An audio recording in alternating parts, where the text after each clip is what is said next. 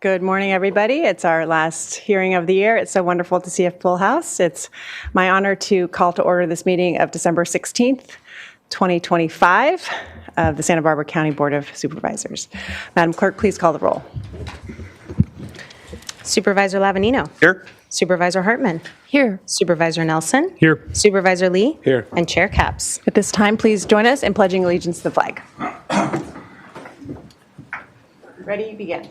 I pledge allegiance to the flag of the United States of America and to the republic for which it stands, one nation, under God, indivisible, with liberty and justice for all.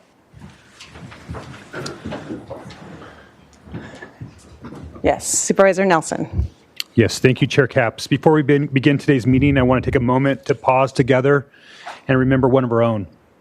Public Works and the entire county family is deeply saddened by the sudden and tragic loss of transportation maintenance leader Nian Gonzalez, who passed away on Wednesday, November 26, 2025.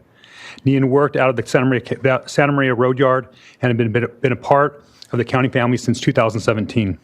In that time, he grew from a maintenance worker to a heavy equipment operator and then to a crew leader, a reflection of his talent, work ethic, and natural leadership. Nian was someone who everyone liked. He was funny, fair, and even-keeled. Nian's team said he was a hands-on leader and was always willing to help. He saw the good in people and treated everyone with respect. Most importantly, Nian was a devoted husband and father. He leaves behind his wife, Lisa, who works at County Fire, and their two young daughters, ages 5 and 10. Our hearts are with them and with everyone who has had the privilege of knowing and working alongside Nian. Let us take a moment of silence to honor Nian's memory and the impact he made on all of us and our community.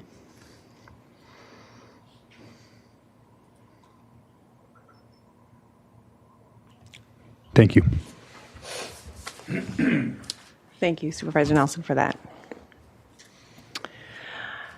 The first item of business is the approval of minutes from our last hearing, December 9th. Can I get a motion, please? So moved. And a second? Thank you, Supervisor Nelson. Supervisor Hartman. All those in favor, please say aye. Aye. Aye. Motion passes. The next item is CEO's report. Good morning, board members. I have two announcements. The first is just congratulating Chief Deputy District Attorney Jennifer Karapetian, who was named Attorney of the Year by Santa Barbara Women Lawyers, recognizing her exceptional contributions to the legal profession and the community. With 15 years of service, she has led some of the county's most complex prosecutions and is widely respected for her leadership, mentorship, and commitment to justice. I think Jennifer is in South County. And so if we could just congratulate Jennifer on this momentous award.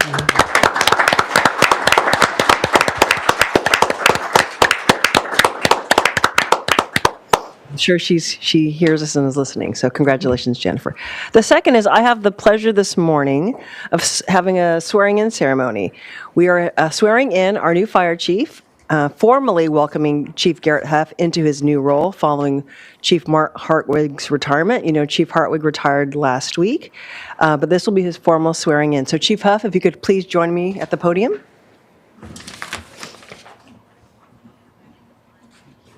So all of you know, is this on? Yes. All of you know Chief Huff started his career with us. Started his career in firefighting in 1999 and came to the county of Santa Barbara in 2005. Over the past 20 years with the county, he's worked his way up the ranks from starting as a firefighter paramedic on an engine to most recently the deputy fire chief. And we are honored to be swearing him in today as fire chief. So, in case you need cheat notes, Chief. I...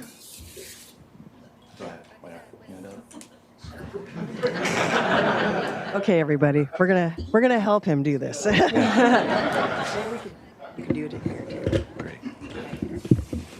I state your name. Garrett Huff, Do solemnly swear do solemnly swear that I will support and defend that I will support and defend the Constitution of the United States the Constitution of the United States and the Constitution of the State of California and the Constitution of the State of California against all enemies, against all enemies, foreign and domestic, foreign and domestic, that I will bear true faith and allegiance that I will bear true faith and allegiance to the Constitution of the United States to the Constitution of the United States and the Constitution of the State of California, and the Constitution of the State of California, that I take this obligation freely that I take this obligation freely without any mental reservation without any mental reservation or purpose of evasion, or purpose of evasion, and that I will well and faithfully and that I will well and faithfully discharge the duties discharge the duties upon which I am about to enter. in which I am about to enter. And I believe your wife is here? Jessica, yes, and my son Carson. Why don't you both come up? If you could do the honors.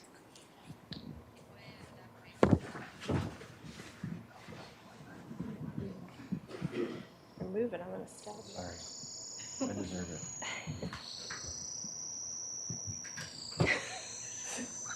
We should have practiced. Okay, there we go. Congratulations, Chief.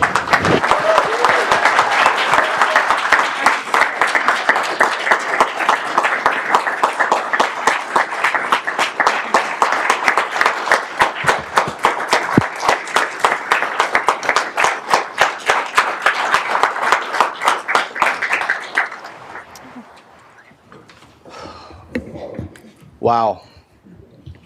First of all, I want to thank my wife Jessica, my son Carson. My other son Calvin couldn't make it today. He had finals that he couldn't get out of, and that was more important. My mom and dad, who supported me as a kid wanting to be a firefighter, and they allowed me to do it. They never pushed back and always encouraged me. My sister's here with her daughter. You all for having the trust and faith in me to hold this important position, and I don't take that lightly at all. And most importantly, also to my fire family here, my friends, mentors, and the community. I couldn't have done this. It takes a village to raise a firefighter, or a fire chief, and I couldn't have done this journey without anybody in this room. So just want to say thank you very much for giving me this opportunity.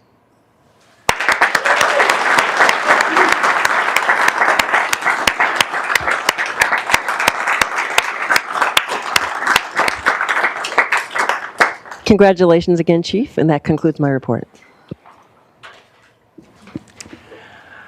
Well, we're thrilled as a board that Chief Huff is taken over. He has such strong support from his colleagues, from his teammates. I'm so glad you're here, and we're just really excited for you to get going and know that great things are ahead. He is perhaps the nicest thing, the best thing you can say about him. He is always cheerful, always positive. He is a great example to follow, and we are going to miss him. But I know that his wife, Stephanie, who is herself a retired California Highway Patrol officer, we are going to miss you. Well done. Thank you, Sheriff. Thank you very much.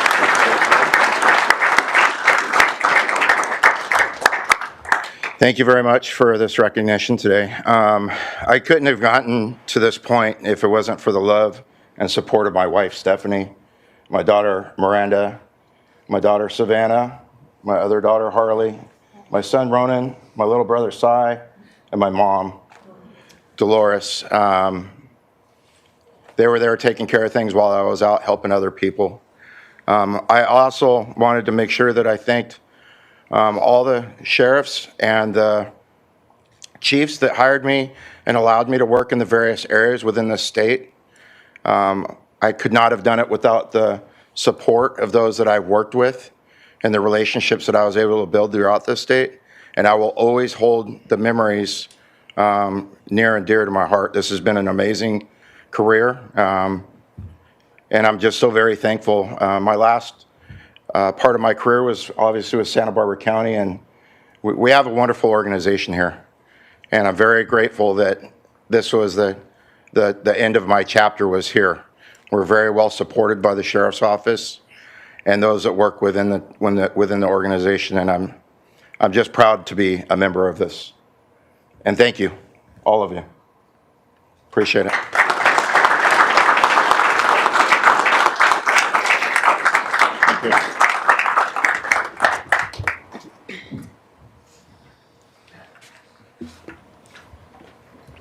Beautiful. Okay, Madam Clerk, next item, please. Chair Capps and members of the board, Administrative item number 2 is sponsored by Supervisor Nelson. It is to adopt a resolution of commendation honoring Angelica Munoz upon her retirement from the probation department after over 22 years of faithful and distinguished service to the citizens of Santa Barbara County. And joining us in person today, we have Angelica Munoz and Deputy Chief Probation Officer Spencer Cross. And I'll go ahead and read the resolution. Whereas Angelica Munoz began her career with the County of Santa Barbara in October 2003 as an extra help juvenile institutions officer assigned to the Santa Maria Juvenile Justice Center. And through her dedication and hard work, she was later promoted to Deputy Probation Officer from 2005 to 2020. Angelica dedicated herself to counseling, encouraging, and positively influencing youth as a juvenile institutions officer, ensuring that the needs of youth were met with diligence and compassion. And whereas Angelica upheld a philosophy of being firm yet fair, instilling in youth the values of accountability and responsibility, and consistently served as a positive role model, holding herself and others to high standards. As a mentor, coach, mother, and teacher, Angelica's influence extended far beyond her official duties, leaving a lasting legacy in the lives of those she served. And whereas in her role as a deputy probation officer, Angelica also demonstrated dedication to serving adult clients in Lompoc and Santa Maria, connecting pretrial clients with vital resources to support their successful reintegration into the community. And whereas Angelica's passion for service was deeply inspired by her father, a participant in the amnesty program formerly known as the Immigration Reform and Control Act of 1986. His example of selfless dedication assisting undocumented community members achieve legal residency laid the foundation for Angelica's own commitment to community service. And whereas as a lifelong resident of Santa Maria, Angelica's knowledge of the region, bilingual skills, and cultural insight allowed her to build authentic, meaningful connections with clients, which played a vital role in the progress and success of those under her care. Now, therefore, be it hereby ordered and resolved that this Board of Supervisors of the County of Santa Barbara does hereby recognize and commends Angelica Munoz for her many years of devoted public service, expresses its heartfelt appreciation for her contributions, and extends its warmest congratulations on her retirement, passed and adopted today.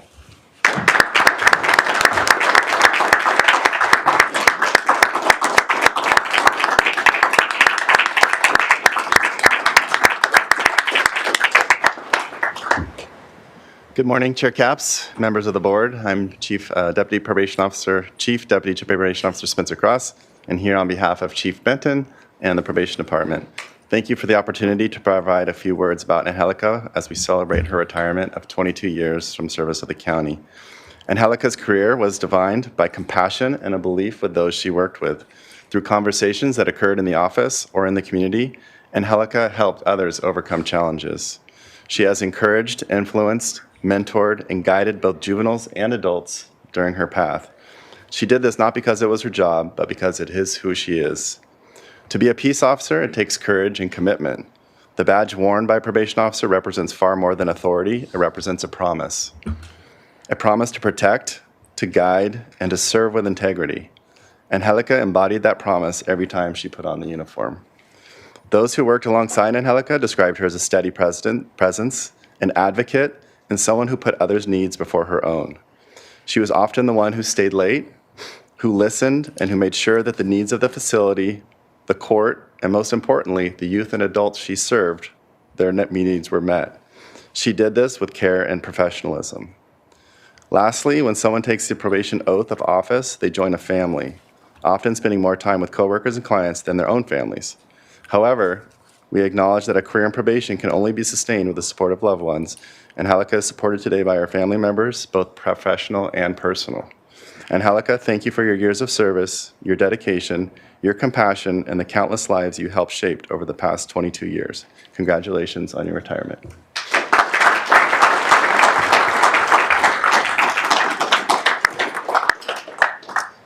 I wrote a little something because otherwise I'll forget what I want to say. But thank you all for being here with me. Let me get to my little speech here. It has truly been a privilege to serve the same community that I grew up in.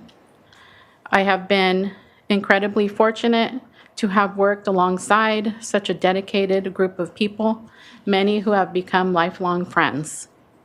My wish for my colleagues is that you continue to be passionate about helping others, The work you do is so important, and it makes a real difference in our community.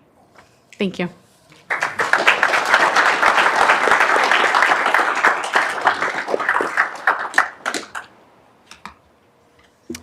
Congratulations. And now we will move on to administrative item number 3. Chair Capps and members of the board, administrative item number 3 is sponsored by Supervisor Nelson. It is to adopt a resolution of commendation honoring Martin J. Wilder upon his retirement from the Public Works Department after 37 years of faithful and dedicated service to the citizens of Santa Barbara County. And joining us in person today, we have Martin Wilder and Chris Sneddon. And I'll go ahead and read the resolution. Whereas Martin J. Wilder began employment with the Public Works Department on September 6, 1988, as a Civil Engineer 1 in the Engineering and Construction Division. He moved to the Transportation Division in 1989, where he designed and managed road and bridge projects, including the US 101 Betaravia Road Interchange Project. He was promoted to Civil Engineer on January 20th, 1992, upon obtaining his professional civil engineering license, number 47981. And whereas Marty promoted to Civil Engineer Manager of the Laguna County Sanitation District on October 19, 1998, and where he designed and managed wastewater improvements, including plant upgrades in 2003 and 2025. Marty recently served a temporary assignment as Deputy Director of Operations with the RRWM Division to oversee improvements at the Dahigas Resource Center and currently acts as Deputy Director of Utilities. And whereas if you've ever wondered what it looked like if a civil engineer ran on espresso and pure civic passion, look no further. With encyclopedic knowledge of sanitation systems, CSAs, and utility districts, Marty's energy has powered more than just infrastructure. It's powered people with his precision, warmth, and a spark to everything he touches. His retirement ends an era, but his legacy will continue. And whereas Marty's years of commitment, knowledge, mentoring, and experience, as well as his exemplary and selfless attitude, will be greatly missed. Marty's wife, Christina, who is also a civil engineer, retiring from the county on the same day, and adult children, Justin, Mary Jo, and Luke, have supported him throughout his career and will continue to do so in retirement. Now, therefore, be it hereby ordered and resolved that this Board of Supervisors of the County of Santa Barbara does hereby acknowledge the resolution of commendation honoring Martin J. Wilder for 37 years of county service, passed and adopted today.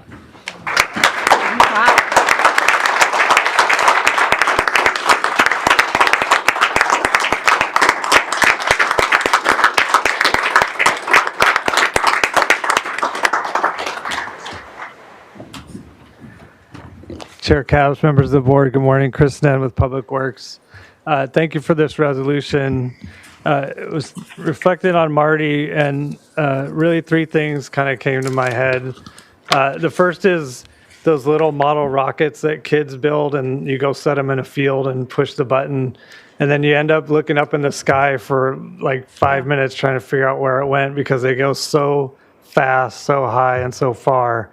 And that kind of encapsulates Marty's approach to things. Once he gets headed off in a direction, he's usually gone, and we're all scrambling around trying to catch up with him and see where he went. And then the other thing I think about is those commercials you see for prescriptions or used car dealerships or whatever, where they have the 10 times speed caveats at the end where they're talking so fast you can't understand them. And sometimes that could be a little bit how meetings feel with Marty, not with the caveats, but he just is so energetic and enthusiastic about what he wants to impart to you and what we're trying to get done. And he loves to use acronyms and technical terms that not very many people understand. Marty's a person you can have a 3-hour meeting with in about 20 minutes. So it's efficient, but it's a lot sometimes.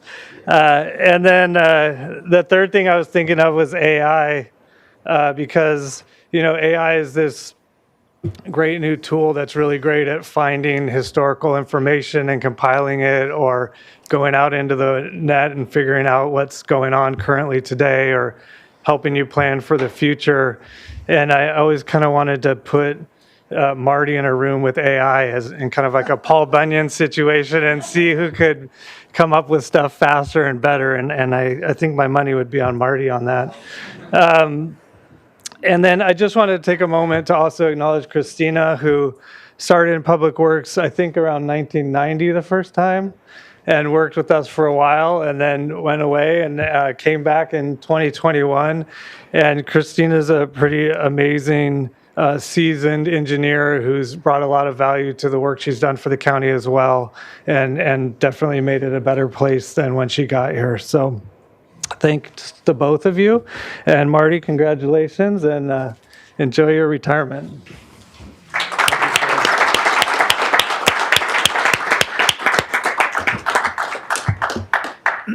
Wow, not used to having the spotlight pointed this way. Good morning, Chair Capps, members of the Board of Supervisors, and Board of Directors of Laguna County Sanitation District. Of course. They say time flies, and it's true. I had no concept of retirement when I began my career with the county in 1988. I just wanted to work hard as an engineer, helping the county and the public in any way I was capable. There's a song by Jimmy Buffett called Quietly Making Noise. I feel that title defines my career. I wasn't seeking fame, power, or self-promotion. I just wanted to get work done.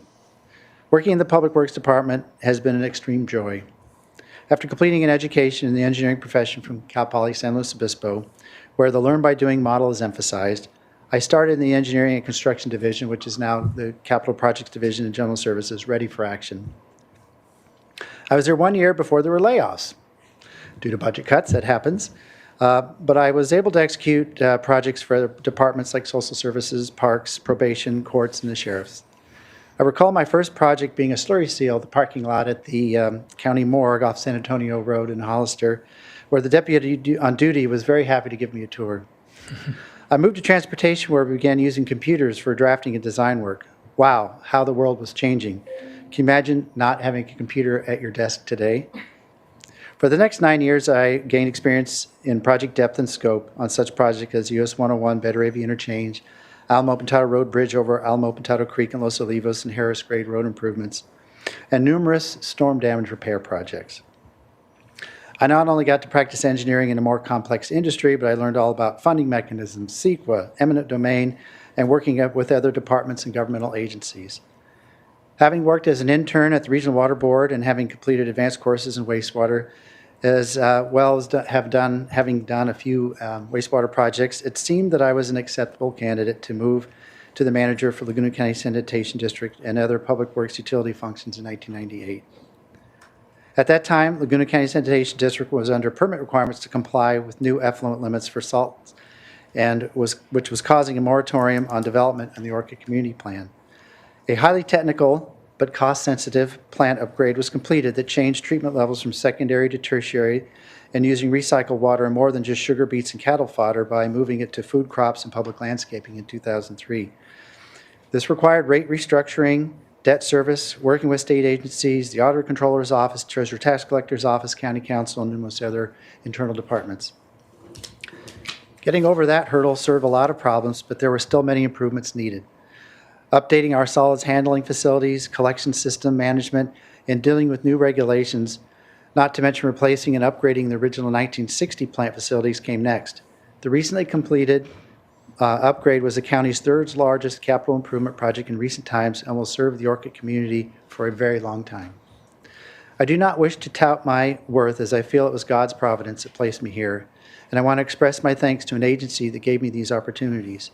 During my career, I've so thoroughly enjoyed learning how things work, what it takes to get things done, and making things better. But more than that, I've been gifted with the opportunity to work with so many individuals in the county that now seem like family.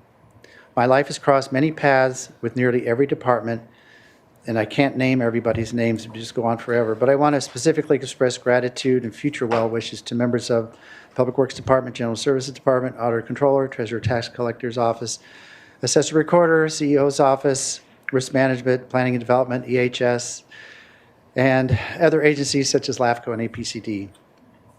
I also wish to thank my family for their support in my career to not just make a living, but also to make a wonderful life. I want to thank my wife, Christina, in particular, who is retiring with me, and she's enjoyed a profession in engineering, a career in the engineering profession and public works as well. We have supported each other in both our personal and professional lives, and you could say we do everything together. After all, like she says, teamwork makes the dream work. With these parting words, I wish the best of luck to you and all the county family to keep on doing your best. Thank you very much.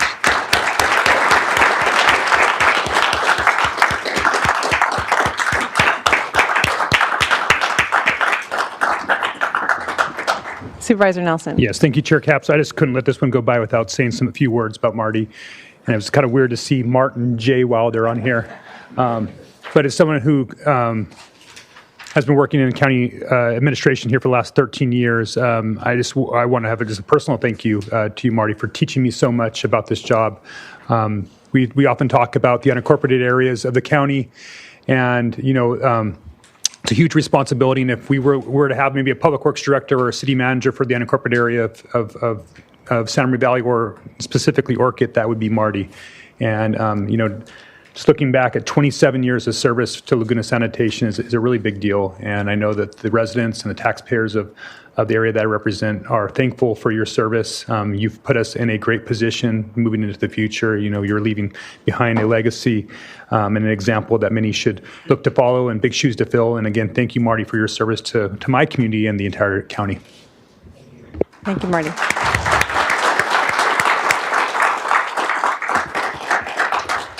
And Marty, if you can do a 3-hour meeting in 20 minutes, I might need to hire you back. So extra help. I might come calling. Anyway, congratulations. Okay, that brings us to the administrative items pulled by the board and the public. I did not get them all down, so I'm going to rely on you, Madam Clerk. Chair Capps and members of the board, administrative item number 13 is from the Community Services Department. It is to consider recommendations regarding the Goleta Beach parking lot pavement rehabilitation phase. 2, project number PRJ 1053, award of construction contract, and this is in the 2nd district. Yeah, I just wanted to, I pulled this because it's, again, more funding, another big ticket item for Goleta Beach, our most popular park and beach park in our wonderful county park system. So Director Armas, if you want to speak to this, I just was there last weekend, and I encourage you, we've had the most incredible December weather lately. Go to our parks. They're just sparkling right now, and Goleta Beach is sparkling, and this will be even better with better parking lots. But the grass looks incredible, and I just wanted to have you speak to the improvements that are coming. Thank you, Chair Capps and members of the board. Jesus Armas with the Community Services Department. Thank you for calling this out. It's a fabulous part of our county and of our community. And I, too, was there just the other day and enjoyed it immensely. The crowds were substantial. Yeah. People were truly enjoying the positive environment, the enormous contributions that the board has approved, and hopefully with your approval today, we'll continue to make those improvements. The lawn looks great. The play area looks great. The Elwood restaurant, of course, has been fabulous, so we have a few more things to do yet, but we're really excited about the progress we're making there and want to express our appreciation to the board for funding these important projects. Thank you very much. Thank you. So just to give some numbers, this is about $10 million total invested in the improvements in Goleta Beach, and that means this is $1.2 million in paving contract for this parking lot, and that helps because 1.5 million people each year go to Goleta Beach Park. Right, and you'll recall that last year the board approved about $2 million to improve the lawn area, the park area, as well as the initial improvements in the parking area. So thank you very much. Yeah, thank you so much. Okay, that's all. With that, I will make a motion to approve staff recommendation. Second. All those in favor, please say aye. Aye. Motion carries. Thank you. So now we'll move on to item 22, which was pulled by the public.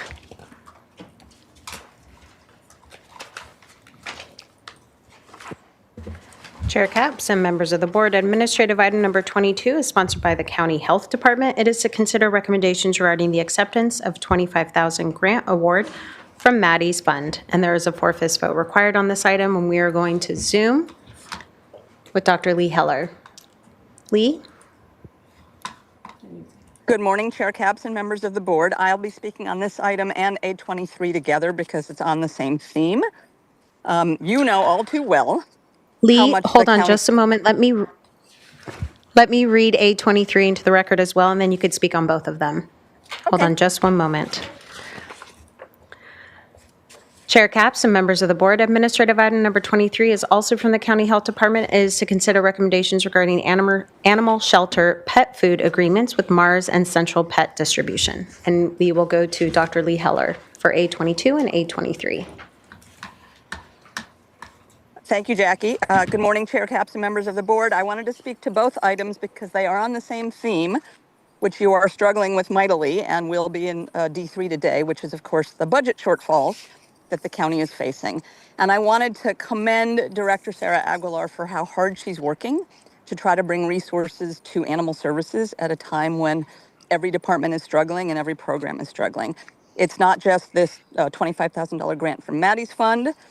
She put together quite a video that she sent to some of the biggest institutional funders out there, doing a kind of Hail Mary plea for major support. She wrote a 5 to 7 year fundraising plan that, well, it is, if she wants to do it in a year, it would take about that long. And she has been just doing everything in her power to find ways to generate revenue at a time when, as you know, revenue is in short supply everywhere, and a lot of government programs cannot just charge for their services. So my appreciation to her, my appreciation to all of you for supporting her efforts, because this is the only way we're going to get through this. Thank you. And that concludes a public comment on both of those items. That's well said. Thank you so much. So can we take a vote on both? Okay, I will move staff recommendation. Second. All those in favor on both items, 22 and 23, please say aye. Aye. Motions carry. Okay, then we will move to item 31, pulled by Supervisor Nelson. Chair Capps and members of the board, administrative item number 31 is from the General Services Department. It is to consider recommendations regarding Haven Energy Battery Energy Storage System Memorandums of Understanding, MOUs. Supervisor Nelson. Yes, I have a few. I guess first of all, we'll be looking for an update from General Services from some of the questions I had last week, and then I have a few more questions based on an update. Supervisor Nelson, through the chair. So yes, continued item from last week. So we had 4 different questions from that. One was confirmation that the grant ends at the end of the calendar year, which yes, it does. Asked about RFP, additional costs, maintenance, disposal, and then additional item about the vendor and bonding and such. So I brought my subject matter expert, Brandon Kaysen, our energy manager. I'll let him speak to those. Supervisor Capps and members of the board, grateful to be here today. I'm Brandon Kaysen with General Services. And this is a unique project, and obviously timing is of the essence. The first question that was brought up last meeting was the expiration of the self-generation incentive program, which is the primary revenue generator for this project, and make it pencil for us. And the California Public Utilities Commission did put out a memorandum saying that this program certainly is going to end at the end of this year. December 30th, 2025 is the final date where applications will be accepted. So it will expire, and as far as I can tell, there's no indication that this program will continue, or really that anything else is going to take its place. I hope I'm wrong on that, but that's what things are looking like at this time. So that's the first one. The second was that I had written down was kind of the maintenance and disposal costs, which are certainly of concern. Through the agreement that is to be drafted, right? We're talking about memorandums and a commitment to work with Haven Energy. In that agreement is an expectation that at the end of the term, at year 10, Haven Energy will be 100% responsible for the removal of that equipment. So if we elect not to adopt it, to take on that equipment, it will be completely in their responsibility to handle that. But based on the best information that I have available to me today, maintenance is roughly between $5,000 and $10,000 a year. And if we were to recycle really the batteries in today's dollars, it would be somewhere around $40,000 to $50,000. Everything that we're seeing is that costs of recycling are coming down quite quickly. And if you look online, you'll find businesses that are being created today with the incentive and the idea that there's going to be a huge source of potential batteries that could be used for other business practices. So I would be extremely surprised if these costs didn't come down 5 to 10 times by the time the contract is up. So that's something to be aware of, and I'm certainly present to those potential future costs, which we'll do a cost benefit analysis at year 9, year 10 to make sure whether that's a good financial decision for us or not. Haven Energy was brought to us by our partners in community services. I have a lot of faith in their ability to assess, who we should or shouldn't be working with. And with that said, I did my own research with this company.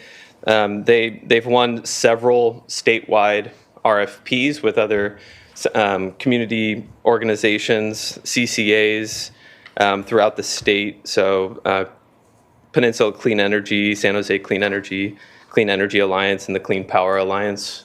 So these are very large organizations that procure a lot of resources, both for distributed energy. And so they have an A+ rating in the Better Business Bureau, and there are many other indications that they are good partners. They're a relatively new company, so we need to pay attention to that and certainly do our due diligence. If these MOUs are approved today, we will go through our own process of looking at their qualifications, reviewing the partners that they have done business with, and ensure that when we do bring these contracts back to you, that we are very confident in their ability to sustain the contract and be partners with us for the next decade. And lastly, there's a lot of other requirements that are needed to raise this capital. They have large institutional backing. They've raised $40 million for projects very recently for battery and solar projects. So there are a lot of green flags as far as I'm concerned. And again, there's a due diligence that's necessary for us between this when we sign the MOUs to when we return with the contracts to ensure that these are our partners that are going to be are viable and going to support us in what we're trying to accomplish. All right, thank you, Mr. Kaysen. Can you just explain to me, and maybe for the board, we're going through and potentially going to award this to them through the 4217 exemption. Can you just kind of maybe explain for the public and my colleagues and myself, what's the difference between an RFQ scenario like we had gone through before versus this tactic, and when do we choose one over the other? Yeah, Supervisor Nelson, through the chair, the Government Code 4217 gives us the ability to enter into contract with partners if and when the project will result in energy and cost savings to the county. So if we cannot show that the project itself will bring more value to us than it will cost, then we cannot use Government Code 4217. So it has been put in place to give us the ability to enter into contracts in that way and really speed up the process ultimately. The RFQ process would be, a public process that anyone can respond to and say, hey, here's the projects that we've done, the team that we would put together, how we would approach this project, and sometimes we include a cost element there to give it a better understanding of what we're looking at. Recently, we've done an RFQ process for the solar projects that were awarded recently. We ended up going through Government Code 4217 to contract with those solar providers. So one does not, necessitate the other, and they could be done simultaneously, as we've seen. The Better Avia projects, Fire Station 12, Foster Road LED lighting projects, all those projects we've used Government Code 4217 to enter into contracts and move forward with those companies. Okay, I guess that was what I was trying to understand, when we use it, when we don't, and under whose discretion do we do that. So a couple of things that I would just maybe have some feedback for the MOU as you guys start to prepare the contract, is making sure that they're bonded for 10 years from now for any cost that might be coming to the county. I also think it might be good to potentially eliminate the prohibition with going with another vendor if this doesn't work out. The way I read that MOU, it kind of nukes these sites for any other vendor in the future if they're not able to materialize a project. It gives them the exclusivity. And so it'd be nice to be able to, if it doesn't work out with Haven, that we still have that option. But the way I read these MOUs, that we're giving that exclusivity to Haven to do that. So those are things I think that could be improved in here. The other concern I have was looking at the this grant that this is kind of built on, the SGIP, is that right? Correct. And the 3 criterias of this grant is I believe it has to be in a high fire zone. It has to have at least 2 or more PSPS events, and it has to be in a disadvantaged community, which neither one of these sites satisfy any of those 3. So I'm kind of curious on, that's the first criteria for this even to move forward. So I'm trying to understand how that's the funding source for this project. Yeah, Supervisor Nelson through the chair. So we've worked with Haven to look at a variety of different sites. There were a number that they determined that qualified for the funds that they're pursuing. Of those, these were 2 that we selected. So surprisingly, the Schwartz building is in a disadvantaged area based on the parameters of the SGIP program. It's surprising to me that that's a disadvantaged area, but lo and behold, it is. And if for some reason Haven goes to pursue this funding, they put in an application and they don't qualify for SGIP, we will not move forward with these projects, plain and simple. If they don't provide more value to us than we will spend, then we don't have an interest in moving forward with these at this time. The exclusivity element, I'll just mention, because Haven has to put together designs and pay for the applications, they wanted some assurances that we're not going to, in the middle of the negotiation process, go find another company to work with because they're putting capital forward just simply for the application. If it doesn't get approved, then they're out that money, and there's nothing that we are required to pay. So if the MOU gets, they back out of the MOU, or we decide that we do not want to move forward with the MOU, then that exclusivity element is null, and we can then move forward and contract these projects with other companies. I wanted to hear from County Council whether the portion of that MOU expires. Supervisor Nelson, I can look at that. I don't know off the top of my head. Okay. Anyway, I guess I have enough concerns that I'm probably not going to vote for this, but I'm sure there's probably 4 other votes, so we might not need to hold it up. Again, I'm concerned whether this qualifies for it in some other parts of this process moving forward. But thank you guys for at least answering my questions. Supervisor Hartman. So Chair Capps, I'll be happy to make the motion. We go forward with staff recommendation.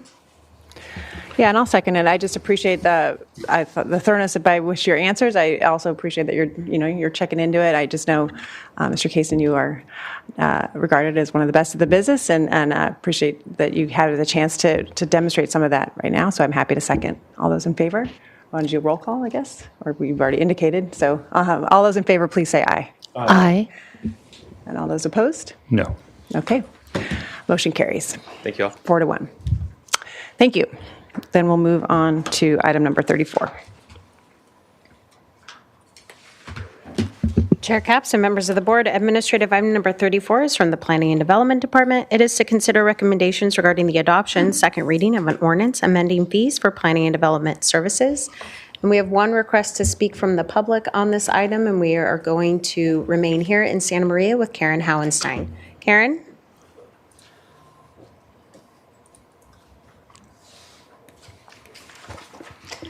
Hello, Board Chair and Supervisors. Karen Howenstein from North County. So Planning and Development is asking for us to approve them to charge more fees or higher fees. I am against this because of my experience with Planning and Development attempting to fraud our entire communities and county with checking CEQA for the development of 5G structures in our county. You can't just chuck CEQA for Verizon, which actually looks horrible. I see what this board did to chuck CEQA in favor of building these Verizon structures. Frequency affects not only wildlife, but human beings. And having absolutely no setbacks for these 5G structures when all of the other communities in California have at least a 500-foot setback Every single one of them has a 500-foot setback. You have 0. This is stuff that should have been taken care of with planning and development. CEQA does apply to specifically one of the sites at Rucker and Purisima Road because it's a wetland. And exactly where they want to put this structure is in the middle of what used to be a pond. So how does CEQA not apply when you're putting it in a sensitive environmental area? I thought that's what CEQA was made for. Why is planning and development ignoring this? They don't deserve to get any more money for not doing their jobs. That's how I feel. Thank you. And that concludes public comment on this item. Okay. Supervisor Nelson. Yes, thank you, Chair Capps. I was just looking for a roll call vote so I could stay consistent with my vote last week. Absolutely. Okay. With that, do we need a motion still on this? Yes. I'll move staff approval, staff recommendation, excuse me. I'll second. Okay. So we'll do a roll call vote. Supervisor Lavanino. Aye. Supervisor Hartman. Aye. Supervisor Nelson. No. Supervisor Lee. Aye. And Chair Capps. Aye. Motion passes 4-1. Okay, that concludes our administrative agenda, about 1/5 of the time of last week, so there we go. We'll move now to general public comment. This is a chance for those who might want to speak about anything not on our agenda today. Madam Clerk. Chair Capps and members of the board, we have 3 requests to speak in general public comment today. We're going to begin with Drew Hart, to be followed by Karen Howenstein. Drew?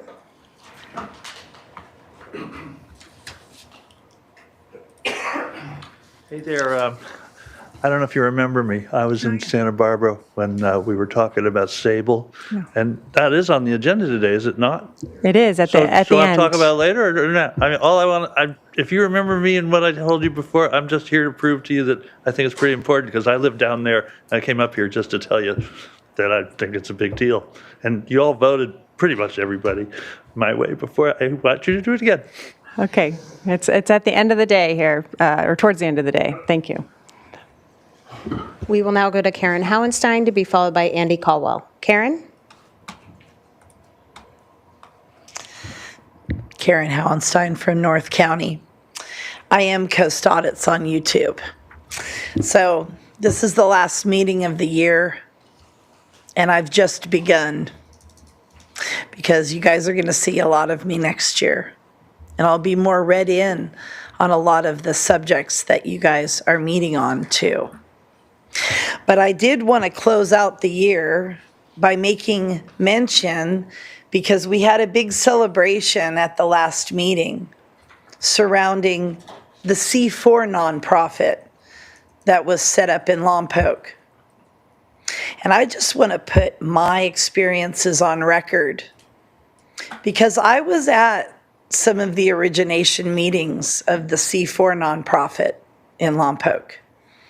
And I remember looking around wondering what was really happening at this grassroots community meeting that was only being arranged and attended by very important Democrats, from the representative offices all the way up to Greg Hart. They had representatives at this grassroots meeting from every single sitting Democrat office. And now I kind of see what you are doing here, because it's good that we're trying to encourage these things in our community, but it's not okay to call a nonprofit one thing when it's really a partisan, liberal creator. Because all of the people that are being encouraged in the community now are being encouraged to be partisan, liberal voices in our community. So we really have to be careful And we have to vet the organizations. You can't bring a nonprofit up here in this venue and give them a bunch of awards when they're so new. I mean, you're acting like this nonprofit's been around forever, and it hasn't. So, we'll see you next year. And we will now go to Andy Caldwell, who is our final speaker in general public comment. Andy? Madam Chair, members of the board, Andy Caldwell representing CoLab. I want to talk to you about two policies that are absolutely destroying the concept of affordability with regard to housing. And the second thing that you guys don't talk about, the function of affordability for housing is a function of our economy, i.e. how many good paying jobs do we have, right? And unfortunately here in the North County, we are mired in poverty. And that is not, as Joe Armendariz used to say, a policy of immaculate conception. All the manufacturing and industry jobs that have been destroyed in the North County amount to thousands of jobs that people with little or no more than a high school education could earn at least in lower middle class or an upper middle class job. One of those policies is 100% cost recovery. What you're doing with that policy is you're balancing your budget on the backs of businesses and taxpayers. How is a $2 million increase in P&D fees going to make housing more affordable? Or the traffic impact fees, how's that going to make anything more affordable? How are restaurants like Supervisor Lee's restaurant, when you every 5 years you raise fees in EHS $1 million because the salaries, benefits, and pensions went up that high? As your consultant said last week, no other county's doing this. You are not balancing your budget. You're jacking up fees on the business community, development community, to make yourselves whole for your own salaries and pensions. You interpret, the law says you can charge reasonable fees. You interpret that as 100% of the fees. I would love to get county council's opinion. Does reasonable fees mean 100% of fees? Because that's what your policy says. The other policy that is destroying things is revenue neutrality. Don't you think that cities are struggling to provide their own constituent services? You're limiting growth by sucking money out of the ability of cities to grow when they're all weighted under RENA. And I looked up other counties. They did not jack their cities like you did Goleta. And of course, right now, Santa Maria is going through this gauntlet, and Lompoc will be going through this gauntlet.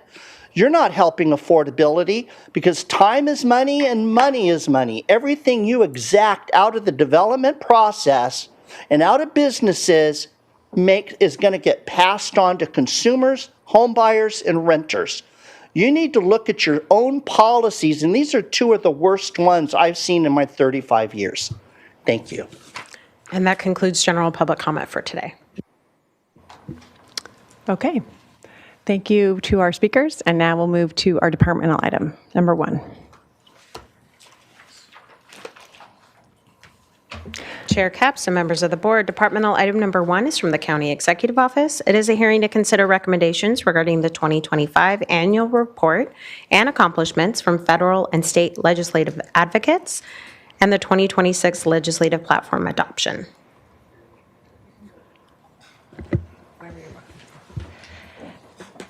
Good morning, Chair Capps, members of the board. Brittany Oderman, Deputy CEO, and I'm here today to introduce you to our federal and state advocates. Many of you have longstanding relationships with them. They're going to be giving us updates on 2025. And then I'll also be presenting an overview of our 2026 legislative platform that we are bringing for your approval today. We're first going to start with our federal highlights. And today we have Don Gilchrist here from Thomas Walters and Associates. Don, would you like to take it away? Thank you very much, Chair Capps and members of the board. Great to see you again. and I appreciate the chance to talk to you about your federal program. I'm Don Gilchrist with Thomas Walters and Associates. I have a couple slides, just a quick overview. The first thing I would say is that this year, a big part of the story has been how the White House has been able to use executive authority to implement so much of President Trump's agenda. This has been difficult at times, and it has really shaped 2025 in our federal process. Early on, there was a comprehensive freeze, a pause, so that the administration could review everything that had any connection to the Biden administration. That isn't that unusual, but throughout the year, this has continued in a very big way, and there's been no hesitation by the White House to pause or cancel or even rewrite programs by executive order, and that's a big part of the story this year. We also had budget reconciliation. That legislation implemented some difficult cuts in programs that are important to the county. This includes the Supplemental Nutrition Assistance Program and the Medicaid program. And as these cuts come online over the next couple of years, it's going to be very difficult for the county and for the people that you serve.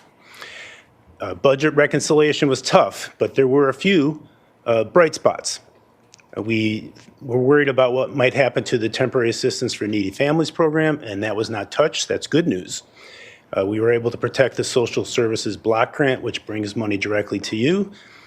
And on housing, there was actually a pretty significant accomplishment in the fact that the low-income housing tax credit was expanded through the legislation. And that's very important for affordable housing efforts in the county. On appropriations, which is always a big part of the story that we talk about, we have a continuing resolution that runs through January 30th, and we have to finish up 9 of the 12 annual bills. It's been a difficult year for that as well, as you just have to think about the government shutdown that we saw in October and November to realize how difficult this has been. But I do see an end to this process could happen by January 30th, where we have legislation enacted to continue programs that are so important to you. It doesn't seem that Congress is interested in implementing the very, very deep cuts that President Trump proposed in his budget earlier in the spring. We're really now trying to resolve differences between the House and the Senate, where the House Republicans would like to still implement some cuts, and the Senate is working on a more bipartisan basis where funding is mostly protected or maybe expanded a little bit. So we're going to continue to work on that. A lot of the funding that is so important to you in the county goes directly to recipients, or maybe sometimes it's allocated through the state and you see some of it that way. But there are some funding streams that come directly to you, and I just highlighted them on the slide as examples. The payments in lieu of taxes program. There are several programs at the Department of Housing and Urban Development that are very important for your efforts in that area. And I do want to say that we know that federal disaster assistance remains a very, very important priority for you. Your staff in the Public Works Department and the Emergency Management Department were very diligent this year in pursuing those reimbursements with some success. And I want to tip the hat to Representative Carbajal, who has provided a lot of assistance on that as well.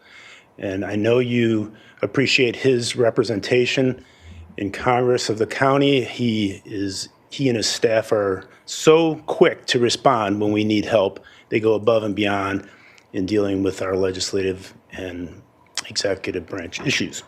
If we could go to the next slide, I just listed some of the details to provide a little bit more specifics.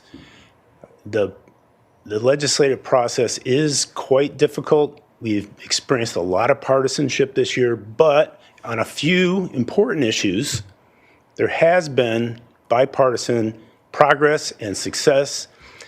Sometimes members are willing to cross the aisle and work together.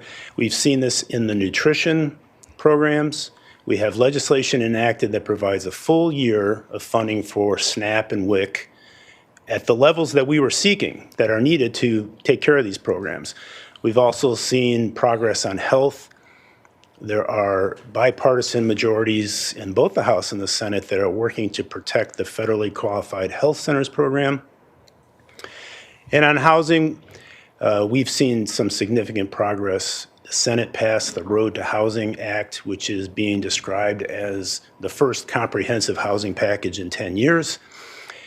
The House side noticed this, and it has prompted them to want to get in on the act. So the House Financial Services Committee is meeting this week to put together its version of this. So I have hopes that we'll see some progress on that housing legislation in January. And on several other important programs, we saw short-term extensions that we're sort of used to seeing that are intended to give Congress more time to work on the multi-year, longer-term authorizations that are needed for so many of these programs. But I'll just pause at this point to say the platform before you has a lot of continuity with last year's, and that's because your priorities and goals are the same. And I look forward to working with you and your staff to implement the platform if and when you adopt it today. Thank you. Any questions or before we proceed at this point? Okay, well, maybe we might have some at the end. Okay. Thank you, Chair. Thank you, Mr. Gilchrist. And now we will transition to some state highlights. And we have here today from Hearst, Brooks, and Espinoza, Jean Hearst, Elizabeth Espinoza, and Josh Gauger. Go ahead. Thank you so much. Good morning, Board, Chair and Board. I'm Elizabeth Espinoza here today with two of my three colleagues. From Hearst, Brooks, Espinoza, we are your state legislative representatives in Sacramento. It's been an honor to work with the board and the CEO's office to help support your advocacy priorities over the last several years. I think one of the things that you are certainly blessed with is a very responsive and engaged legislative delegation. They certainly value the work that counties, broadly speaking, offer to your constituents and communities, but particularly the County of Santa Barbara. And I think that's exceptionally important and helps us, all of us, do our job. I'm just going to do a very brief introduction and then hand it over to Jean and Josh. I think Josh is going to start us with a bit of an overview on the budget situation, which I think we all understand is going to be challenging this year as it has, or next year as it was this year. And then Jean's going to talk a little bit about perspectives and the outlook for 2026. In a moment of personal privilege, I want to thank you particularly because we spent the last 3 weeks shrouded under a heavy blanket of fog. So to come here and experience this beautiful weather in the county of Santa Barbara has been, I think, good for our soul, which we will need in the year ahead. So thank you very much. Josh or Jean, you're going? Yeah, actually, I'm going to go ahead and get started just to give you a little bit of an overview of the 2025 state legislative session. Obviously, one of the large components of our responsibilities in Sacramento is to manage the county response to the 9 months long budget process that we really have because counties have so much such a deep fiscal relationship with the state. And we always say when the state gets a cold, or when the state sneezes, the counties get a cold. So we just wanted to sort of set the stage on the 25-26 current year state budget. And then Josh is going to talk to you a little bit about what we're facing come January. The state identified and closed almost a $12 billion budget shortfall in 25-26. And in doing so, really used a lot of our kind of tried and true budget balancing tools. While there were spending reductions, you'll see the vast majority of the solutions that the legislature and the governor could agree upon were really revenue and internal borrowing and fund shifts. So we are able to borrow from the state's special fund reserves and, of course, internally move things around in order to balance the budget. While we did tap into the state's rainy day fund in the 25-26 budget, we continue to have about $16 billion in reserves. Part of the challenge in addressing the budget this year is that the governor proposed pretty dramatic reductions in the Medi-Cal program. As you know, we've spent a lot of time in California expanding eligibility for Medi-Cal, and obviously those costs have increased very significantly. And I think the governor, in anticipation of a new federal administration, sort of thought it's time to scale that back. The legislature, however, I don't think was ready to take that step. And so the final agreement did not include the governor's very dramatic proposed Medi-Cal reductions. It did, however, include one of the governor's highest priorities, which was kind of streamlining CEQA and including additional exceptions. So the budget agreement did include a pretty substantial CEQA package that sort of scaled back some of the CEQA obligations that exist. One of the things that we did feel was important to point out is that the budget sort of puts a pin in about $500 million for the Housing and Homeless Assistance Program, the HAP program that you all are familiar with, to fund in 26-27. Because of the sort of bureaucracy, for lack of a better term, HAP funding tends to go out later in the fiscal year. And so the governor sort of used that opportunity to skip a year of funding, knowing that counties would be utilizing funding from the prior year. However, we're going to be in 2026 with no HAP funding at some point. So the idea is, can you sort of speed up that $500 million? I think that is sort of yet to be determined if that $500 million even is able to stay at this point. In terms of legislative advocacy, you know that counties are sort of soup to nuts when it comes to policy priorities. Here's a couple of topics that we engaged on your behalf. And as Elizabeth mentioned, we've been really blessed with a very responsive and helpful legislative delegation. They are always interested in what you're doing and what your perspective is on proposals. So we're able to have really helpful and useful conversations with them about changes to bills or concerns about legislation, and they're very responsive. So I just want to echo that for you. We are constantly reporting both to your staff and to the Legislative Program Committee about bills that are moving through the process. I just remind you that as we enter into the second year of a legislative session, many of those will come back to life magically in January. So we'll be back at it on a number of those items as well. I'm going to go ahead and pass it over to Josh for a look at 2026. Good morning, Josh Gauger with Hurstbrooks Espinosa. Just give you a quick look at what we expect forthcoming in 2026. So Jean talked a little bit about the prior year budget negotiations.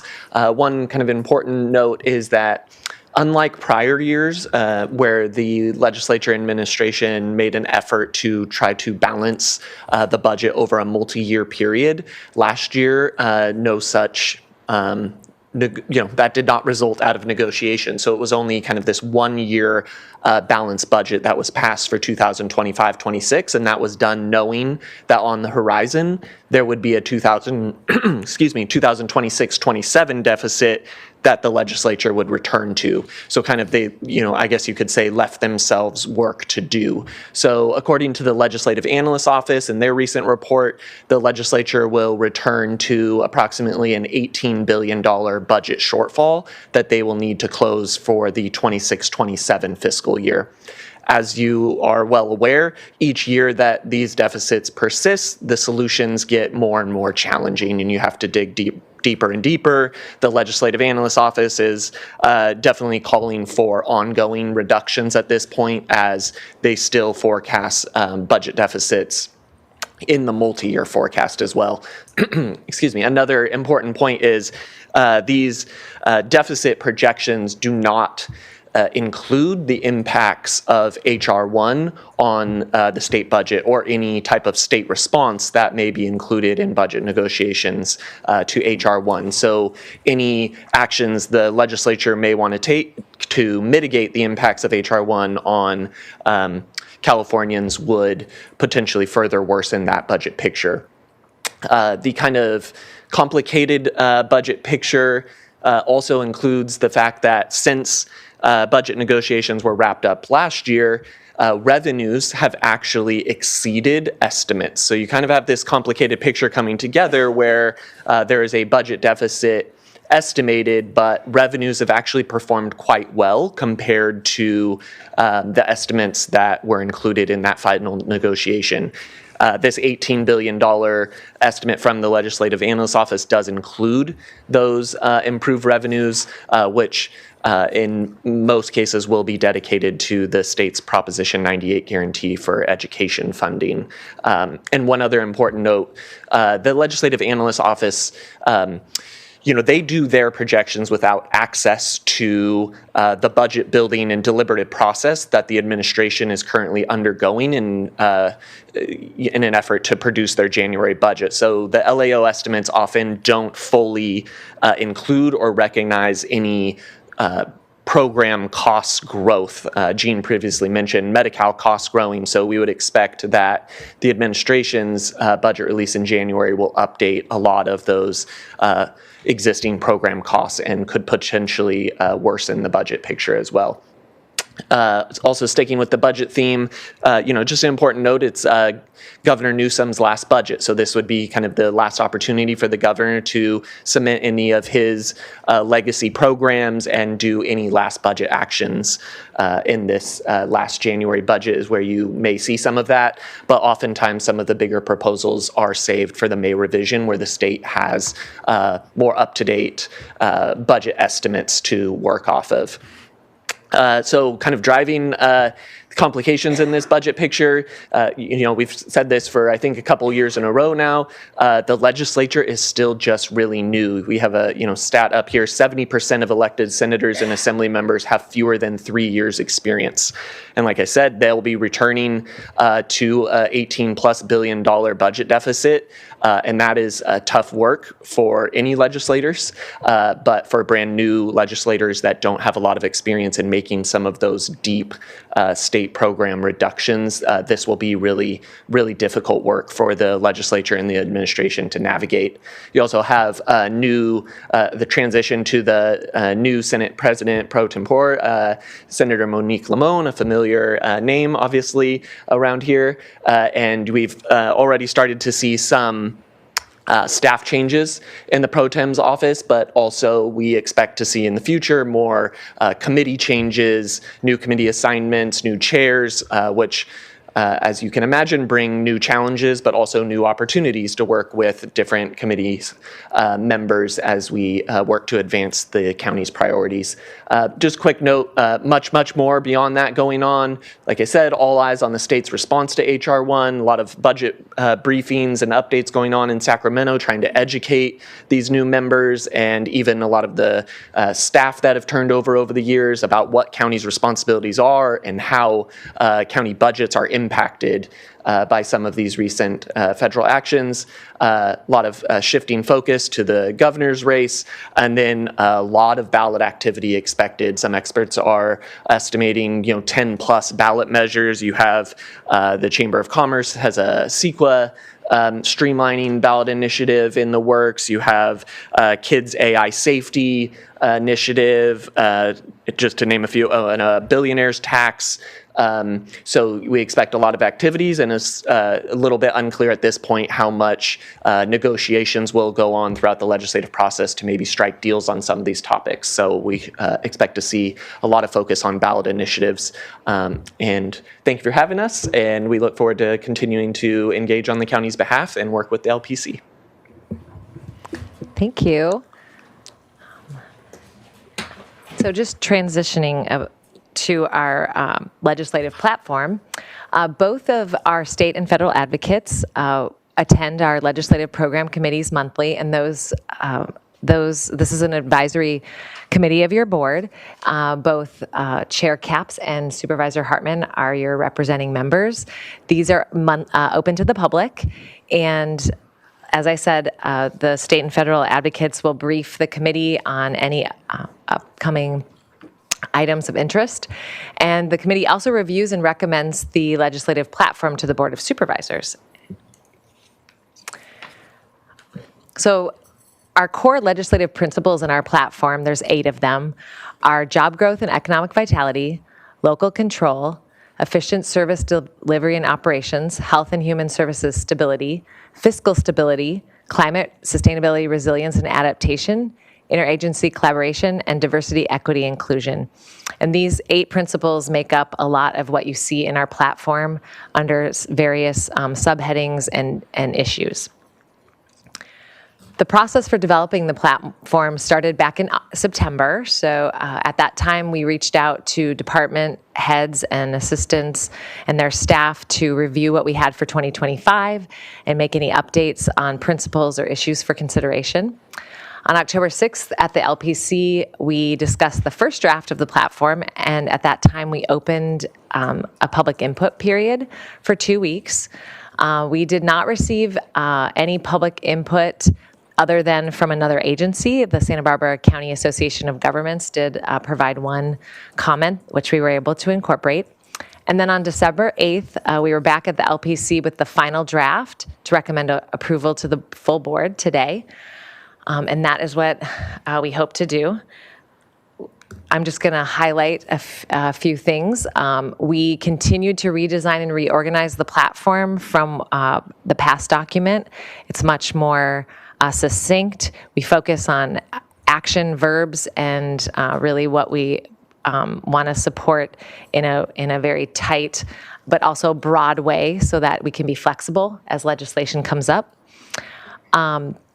And then at LPC, we did receive, at the December 8th meeting, one additional comment to add language regarding offshore extractive activities, and that was able to be added between the December 8th meeting and today. So that is reflected in the copy that you have, and you have 2 copies in the board packet, a red line version that highlights any substantive changes from 2025, and then a clean copy. The new issues I wanted to just to list off here, we did add, because these things came up throughout the year and they were not covered in the platform, we added an issue on food vending, indigent defense services, biodiversity, and water quality. And as you may recall, back in September, we had an addendum to the 2025 platform, and we added some language about immigration. So that is not reflected as changed since that was an amendment in September. So that continues to be in the platform. So our actions today are to receive this update and annual report from our state and federal legislative advocates, adopt our 2026 legislative platform with or without changes as proposed, and of course find our CEQA action. And that concludes my presentation. Thank you. All right, a lot of good stuff on the federal and state level and the work here of our committee. Any, first of all, questions for, I would say, on the federal level, on the state level, anything that the board would like to ask? Maybe it's so much information, it's hard to know where to jump in. Okay, Supervisor Hartman, thank you. Well, I just wanted to elaborate that we have things in our platform so that we can respond quickly to initiatives, but if there are new things, we come back to the board and the board gets an opportunity to discuss those. And just wanted to express my appreciation both to Don Gilchrist, who we've worked with for, I don't know, many years. You know our county well. And our transportation issues well. And HPE, we've been with you now several years, and you've exceeded expectations. We really appreciate your written reports and how you'll go out and do additional research for us and the close relationship you have with our state delegation. So I just express my appreciation, and I think on behalf of the entire board. Yeah, absolutely. I agree with that. There's been so much changing, so many dynamics, especially it feels like this year, and I just appreciate that you all are always at the ready to answer questions and provide more context, so I appreciate that as well. And I guess if there's no, well, let's take public comment first, and we'll see if that gins up any questions here. Chair Capps and members of the board, we have no requests to speak from the public on this item.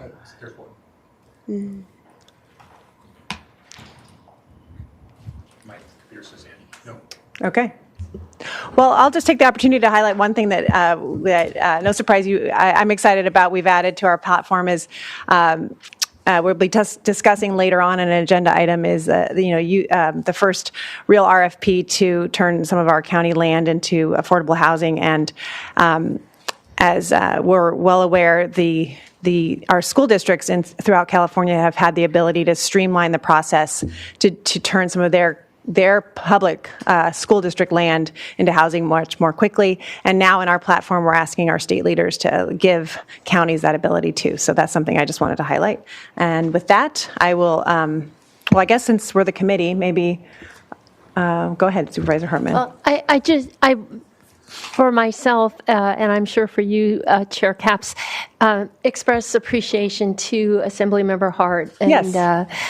Now Senator Pro Tem Monique Limon. They are extremely responsive and eager to guide us. They're always tracking what we're doing here, coming in with suggestions about how they might help us address some issues. So just didn't want the opportunity to go by without acknowledging that.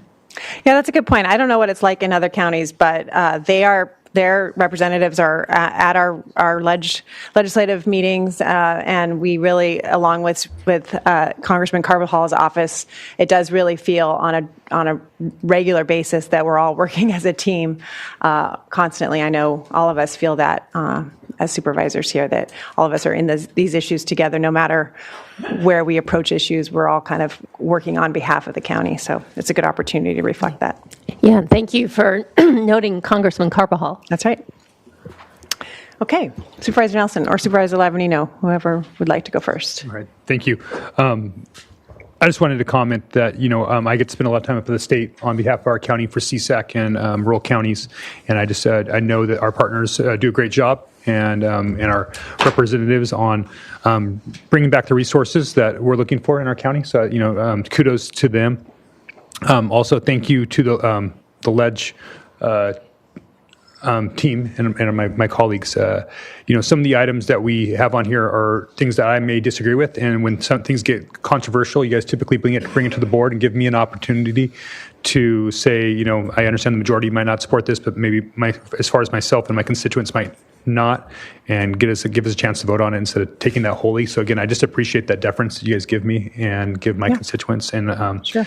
While I might not support everything that's in this Ledge platform, I don't support everything that's in the budget either. But I think most of what is in here is to the great benefit of my constituents and the county as a whole. So I'm intending on supporting this today. Excellent. Okay, Supervisor Lavanio. Yeah, I kind of just wanted to echo Supervisor Nelson. I mean, this is a 15-page document. I just want folks to know I don't agree with every single item in here, but we do have to come up with a Ledge platform that represents the entire county. And if we tried to go through this thing, we would be here for 8, 10, 12 hours trying to figure out exactly the proper wording. So, and I also appreciate that the majority of the controversial items come back to us. Since I sit on NACO, my focus is more federal than state, so I haven't really worked too much with the state our state lobbyists. They do provide a great update. I appreciate those. But just wanted to comment on our federal lobbyist, Mr. Gilchrist. I don't think there's a meeting that we would look to get in Washington, D.C. that we can't get. And that's really what is important. A lot of times people like to focus on that you're going to speak with a senator or you're going to speak with a member of Congress, and those are very important. But what Don's able to do is hook us up with the person that's actually making the recommendation. And we all know how important that is, to get in there to talk to staff that's actually the person that's putting that checklist together that's going to go to the senator or the member of Congress. So, Don, thank you for all your great work. We really appreciate it. And I always feel like our voice is being heard at both places, Sacramento and D.C.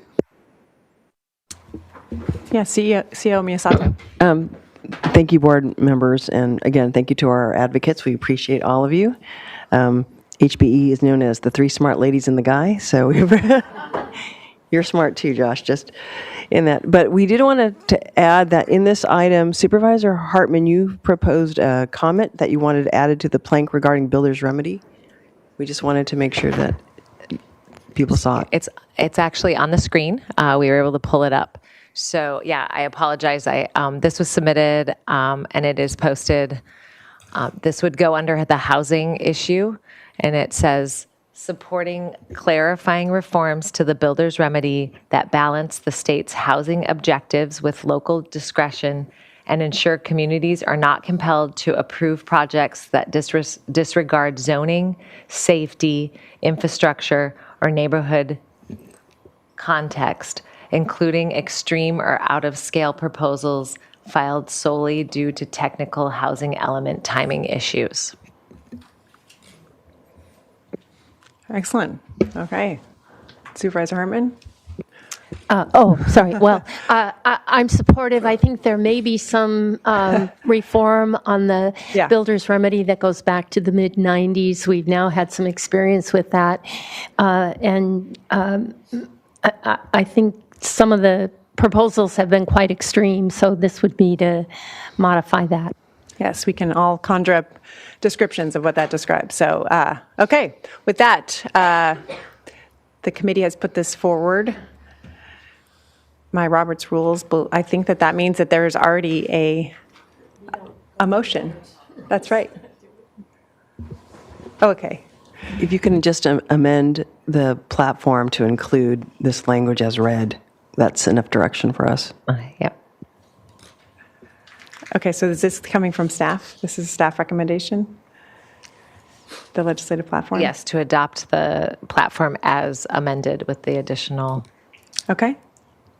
Thank you. I'll make the motion. With the additional builder's remedy. Builder's remedy language. Okay, and I will second. All those in favor, please say aye. Aye. Motion carries. Thank you. Okay, I think we have time. We'll go to the next item before we break for the translation, which is item number 2. Chair Capps and members of the board, departmental item number 2 is from the Community Services Department. It is a hearing to consider recommendations regarding a request for proposals for workforce housing development. This is in the 1st District.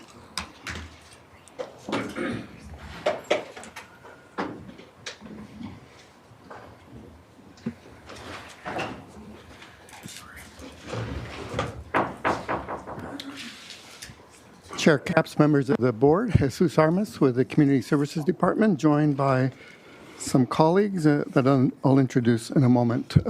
We're excited to be before you. It was just a few months ago that we had a discussion with you about a very extensive study and evaluation of multiple county-owned parcels, from which we received some pretty clear and, I would say, forceful direction to pursue some specific items. And so today we're going to review that with you. Joining me today is Joe Desvonic, our Assistant Director for our Housing and Community Development section, as well as Lucille Boss, our Housing Program Manager. Assisting us today is our P3 consultants, Brailsford and Dunlevy, represented by Al Grazioli. Excuse me, Al, and Tom Leach. As I mentioned, we did come before you with an extensive study. We did identify some priorities for you, and you gave us some direction on how to proceed. We were interested, as we presented to you earlier this year, identifying an opportunity where we could demonstrate proof of concept. And we're here today to demonstrate that indeed we think there's an approach that we can model in future occasions as well. There's some issues that we'll have to resolve and processes that need to be followed. But today, what I'd like to do is invite Joe to begin the presentation, followed by Lucille, and then I'll wrap up a couple of items where we need some board direction. Good morning, Chair Capps, honorable members of the board. I am Joe Dzvonek, the Assistant Director for Santa Barbara County's Housing and Community Development Division that is in the Community Services Department. Today, our CSD team is going to, is this working, by the way? Can you hear me? Okay. Today, our CSD team is going to provide an update on the recent efforts to address the need for workforce housing in Santa Barbara County. In today's update, we will present the following information. First, we will walk everyone through the background of this project, the overall timeline, and where we are on that timeline. Next, staff will present some information that is designed to elicit specific feedback from your board regarding the topics of net zero energy policy and tenant income levels to help us move forward in a way that is best aligned with the board's intentions in those areas. And finally, we will review the recommended actions with your board and move into deliberations so we can receive guidance for our next steps. So let's begin with the background. Earlier this year, and with the board's concurrence, the County of Santa Barbara's Community Services Department formally launched an innovative and comprehensive effort to develop a strategy that aggressively addresses one of the more pressing challenges facing our community, the lack of affordable housing for our workforce. To ensure success for this critical mission, CSD has been working in close coordination with the Planning and Development and General Services Departments, as well as County Council and multiple consultants to determine what tools and pathways are the best fit for our community to deliver meaningful and timely results. You will recall that in April of this year, CSD presented to your board a comprehensive workforce housing study that included a review of national, regional, and local approaches to achieving affordable workforce housing in the scale that's needed by our community, and then discussed those approaches in 9 extensive stakeholder sessions held over a 6-month time period, inviting 70 local organizations to provide input to that effort. And here we are at the end of 2025, and CSD is already implementing the first action directed by your board after presenting that study, and that is to leverage county-owned public land and deliver a financially viable, community-centered housing solution. And we are working to do just that in the heart of downtown Santa Barbara at the current site of the County Probation Building at 117 East Carrillo Street. Following that direction, county staff selected Brailsford and Dunleavy, a nationally recognized planning and development advisory team and program management leader in P3 projects, so that they can provide their assistance to us in evaluating the merits of the proposals once they are received. In advance of releasing a formal request for proposals, the county opted to develop a release of a request for qualifications, or an RFQ, designed to identify the most qualified organizations to be invited to respond to our RFP. We believe this 2-step RFQ then RFP process results in a more thoughtful responses, including clear financial commitments, more fully developed design concepts, and more detailed implementation strategies. Our RFQ was released in October, and we received 15 responses from development teams by our December 2nd deadline.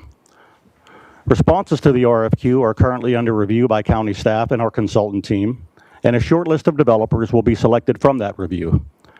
This short list of developers will be issued the final RFP, a draft of which is before your board today. This comprehensive process ensures the county identifies and selects a development partner capable of delivering high-quality, financially feasible housing that aligns with county policies and community values. I will now turn it over to Lucille Boss to discuss the milestones of the project timeline. Thank you, Joe, and good morning, Chair and Supervisors. I'll move on to a review of our next steps. The item before the board today seeks authorization to issue a request for proposals, or RFP, to a short list of qualified developers. We're seeking to advance this site as a first step in a broader initiative to leverage public land through partnerships that create high-quality, affordable workforce housing. The county intends to solicit proposals from experienced development teams who responded to the request for qualifications, including firms, partnerships, nonprofits, and other entities interested in partnering with the county through a P3. Based on the evaluation of the responses to the RFP, county staff and Brailsford and Dunleavy will recommend a developer. All submitted plans and proposals will be presented to the board for consideration and approval. The county is not offering to sell the land, but to contribute the land under a long-term ground lease. Consequently, staff will return with a request that the board adopt a resolution declaring the site exempt surplus land, which will permit the joint occupancy of a building to be constructed on property belonging to the county. Following board approval of a developer, property negotiations will commence. A long-term ground lease with the selected developer will also be subject to board approval. The developer will be expected to provide the planning, financing, design, construction, maintenance, and ongoing operation of the housing development, and we anticipate the project breaking ground by 2028. This project will serve as a model for how the county can collaborate with private and nonprofit development partners to address regional housing needs in a fiscally responsible and community-responsive way. Components of this model will be replicated for both rental and ownership housing for our workforce in the future. As previously noted, the item before the board today seeks authorization to issue an RFP to a short list of qualified developers. A draft RFP was included in your agenda packet today and addresses general requirements and objectives, the scope of work, and a joint occupancy structure. Land use approvals, design review, environmental compliance, and building permits will be processed through county procedures. And the county anticipates coordination with the City of Santa Barbara for design and neighborhood compatibility to support multifamily residential use on the site. Finally, to better ensure staff fully achieves the board's intent for this project, staff seeks direction on the following issues. First, whether the county should voluntarily apply to the project the county's zero net policy regarding construction of public buildings. And second, tenant income levels for this project. I'll turn it back now to Director Armas. So on the first issue, as indicated on the slide, about 10 years ago, the board approved a policy moving the county in the direction of zero net as it relates to county-owned buildings. This is not intended to be a county-owned building. It is, however, on a ground lease, and we thought it important to make certain that we brought it to the board's attention to get direction. Though it says zero net, I think in practical terms, we can view this as moving in the direction of all electric building, so that we would see the appliances be all electric and the HVAC system all electric, essentially conforming with some of the objectives that are outlined in the climate action plan the board approved. Was that August 24, I believe? On the next question, also is an area where we need some board direction. When we presented the initial probation site to you, we did discuss, and the board did indicate that the focus should be on low and moderate income tenants. However, you also heard testimony from a variety of community residents indicating that the missing middle is an area of our population that also needs some attention. As you can see on the slide, the category there has higher incomes, but it also reflective of the housing pressures that are being felt across the economic spectrum of our community. So today we're asking the board to indicate to us whether the RFP should provide allowance for the missing middle or instead continue to focus on the areas of low and moderate income households. This morning, we're asking you to consider three things: to, of course, receive the presentation, to provide direction on the two issues that we've identified, and then make the finding that this project is this effort is not a project per CEQA.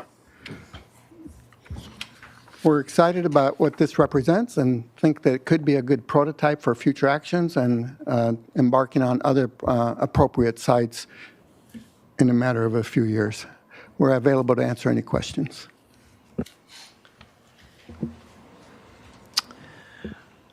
Well, thank you so much. I know how much work has gone into this. Thank you to Joe and Lucille particularly for how much you've labored over this project, and I know it's how much it means to you as well. So with that, any questions from the board? Supervisor Nelson. Yes, thank you, Chair Capps. I just have a few questions to go through. I know when we moved from probation building from this site to another site, we already had a deficit of parking for our county employees. Now we're adding housing there too. Are we having enough parking spots is that part of this RFP as well, that all of these units would have parking? Will there still be parking for county employees on the site when this is complete? It's an issue that still needs to be examined. It's doubtful that we could accommodate employee parking on the site before trying to park the residents of that building. So it's a practical consideration. It's an issue we still need to bring back to the board once we fully vet it. Okay, I think it's been out there for well over a year now as an issue and continues to be a problem for our employees. So that's one of my concerns as we're moving through this. I did hear you say this project would go through county procedures. Yes, the permitting and so I mean that means a lot of different things. So does that mean it goes through planning and development? Does this mean it goes through another pathway? Thank you for the question, and let me be clear, Chair Capps, Supervisor Nelson. The intent here is to make sure our building permits and that whole avenue of development is followed through the county process with consultation with the city as it relates to some of their design standards. That still doesn't answer my question. So, because there's multiple processes. There's a process that when it's a county building, how we go through. There's processes that, a nonprofit can go through. Are they going to go through the building department, Yes. the city of Santa Barbara? No. No. This is going to go through the path for all building and construction-related permits through P&D. It is not, Okay. It's not going through the city. So it's going to go through county P&D? Yes. Okay, that's what I wanted to clarify. And then these income levels. So this is one of my concerns about this process. So if somebody gets a unit, they're making, $200,000 as a family of four, but then one of them gets promoted and their income goes up. What happens to their unit? Supervisor Nelson, through the chair, are you suggesting that those would be county employees? Or anybody, any tenant. I'm just trying to make sure I understand how this all works. Well, there is a process already in our regulations that any individual who is eligible for a restricted unit, if you will, needs to vacate that unit if they no longer meet the income requirements. Okay, so they get promoted or they start to make more money, then they would have to find other housing. Yes. Okay. And I guess the next question is going back to the county employee piece. Is this going to be housing? I know there's been talk about this being available for county employees. Is that the intention of what is part of this RFP at this point? It's not intended to be focused on for county employees. Obviously, county employees could apply, and if they're eligible and if they are in the right spot at the right time, they may be successful in getting a unit, but it is not intended to be focused on county employees. However, as noted in the staff report, we do need to evaluate more carefully what our local preference structure will be, and we're working with county council to examine that more fully, and we'll come back to you with once that evaluation is completed. And then, when you talk about going up to a higher income ratio there, that also means higher rents, right? Correct. So that, because it's a function, income's a function of the rent that they can pay. And that's usually what, 40% of the household income, is that, or no more than 40%? Is that how that all works out? It tends to be in the 30% range. In the 30% range, okay. And of course, we're balancing the economics of a project with the type of units that are provided with the population that we're trying to serve. So we have multiple variables that we're going to try to juggle here. Sure. And then I guess the next part here, what is contemplated as far as building height and unit count? Chair Capps, Supervisor Nelson, we believe that we can realize a minimum of about 60 units. 60? 60. Okay. Contemplate probably something in the range of 4 stories, though the design and the details of the particular structure have not been prepared yet, so we don't know for certain. But that's an approximate working number for our discussion. We think there may be opportunities for the number of units to grow slightly, but not extraordinarily greater than what we've represented. Okay. And then last but not least, our contribution to this, we're contributing potentially land, excess land is what we're going to call it. But we're not putting any additional dollars into this project as far as other taxpayer dollars from the county, or are we funding the building of this project? Can you? Obviously, negotiations could alter our current position, but we are representing to the prospective applicants that the county's contribution is limited to the land. Okay, thank you. So my question, just to build off of the question, I know, just to be clear, it's not on the table now to talk about local preference, but I want to express that my hope is that this would go towards county employees. So that's coming back later. Yes, we need to make, as you know, fair housing comes into play here. Yes. And counties, unlike school districts, as you mentioned a few Yes. moments ago, don't have the same ability to identify priorities for their employees. So it's something we need to look at carefully and see how we can achieve that if that's the board's direction. Yeah, and so just to tie this back, school districts have the ability to build housing on school district land and give it to their employees without breaking any federal laws. But I'm hoping that if legislation allows us, we could do the same, because as we know, a third of our county doesn't live in the county, and also 70% of our county is technically low income. I think we need different labels, because low income is you make $95,000 a year, and that's low income in this county because of how expensive it is to live here. So again, just so you'll bring that back, just to be clear, at Yes, some we will. stage. Yes, Yeah, we because will. I feel really strongly, I know others do too, about local preference, but that's not on the table here today, and that's with county council. Right. Okay, great. Supervisor Lee. Jesus, have you reached out to the City of Santa Barbara Housing Authority or the County Housing Authority about any advice, direction? They're active applicants. Okay. They have expressed interest in partnering with somebody to be considered as the development team. Good. And also, going back to net zero, is net zero, the county's net zero policy consistent with cities' net zero policy? For example, is Santa Maria different from Santa Barbara, Carpinteria, et cetera? The policy that the board adopted about a decade ago limits it to just county-owned facilities. It has no application to policy of a city, whether it's Santa Maria or Carpinteria or Santa Barbara. Those jurisdictions make their own determination on that issue. We do not apply that policy to those cities. Got it. Do you think there's a potential conflict if we do set up policies within cities?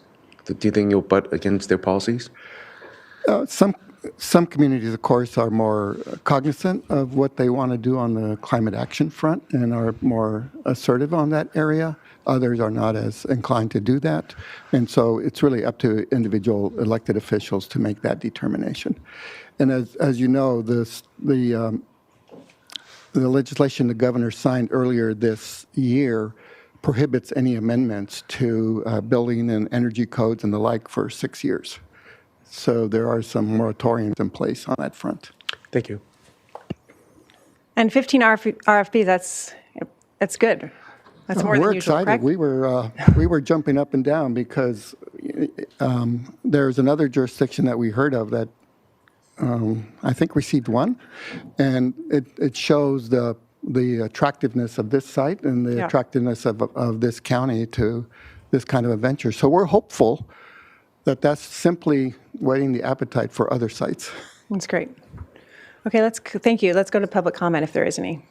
Chair Capps and members of the board, yes, we have 5 requests to speak from the public on this item. We're going to begin here in Santa Maria with Jeannie Sparks, to be followed by Leonard DeCasas. Jeannie?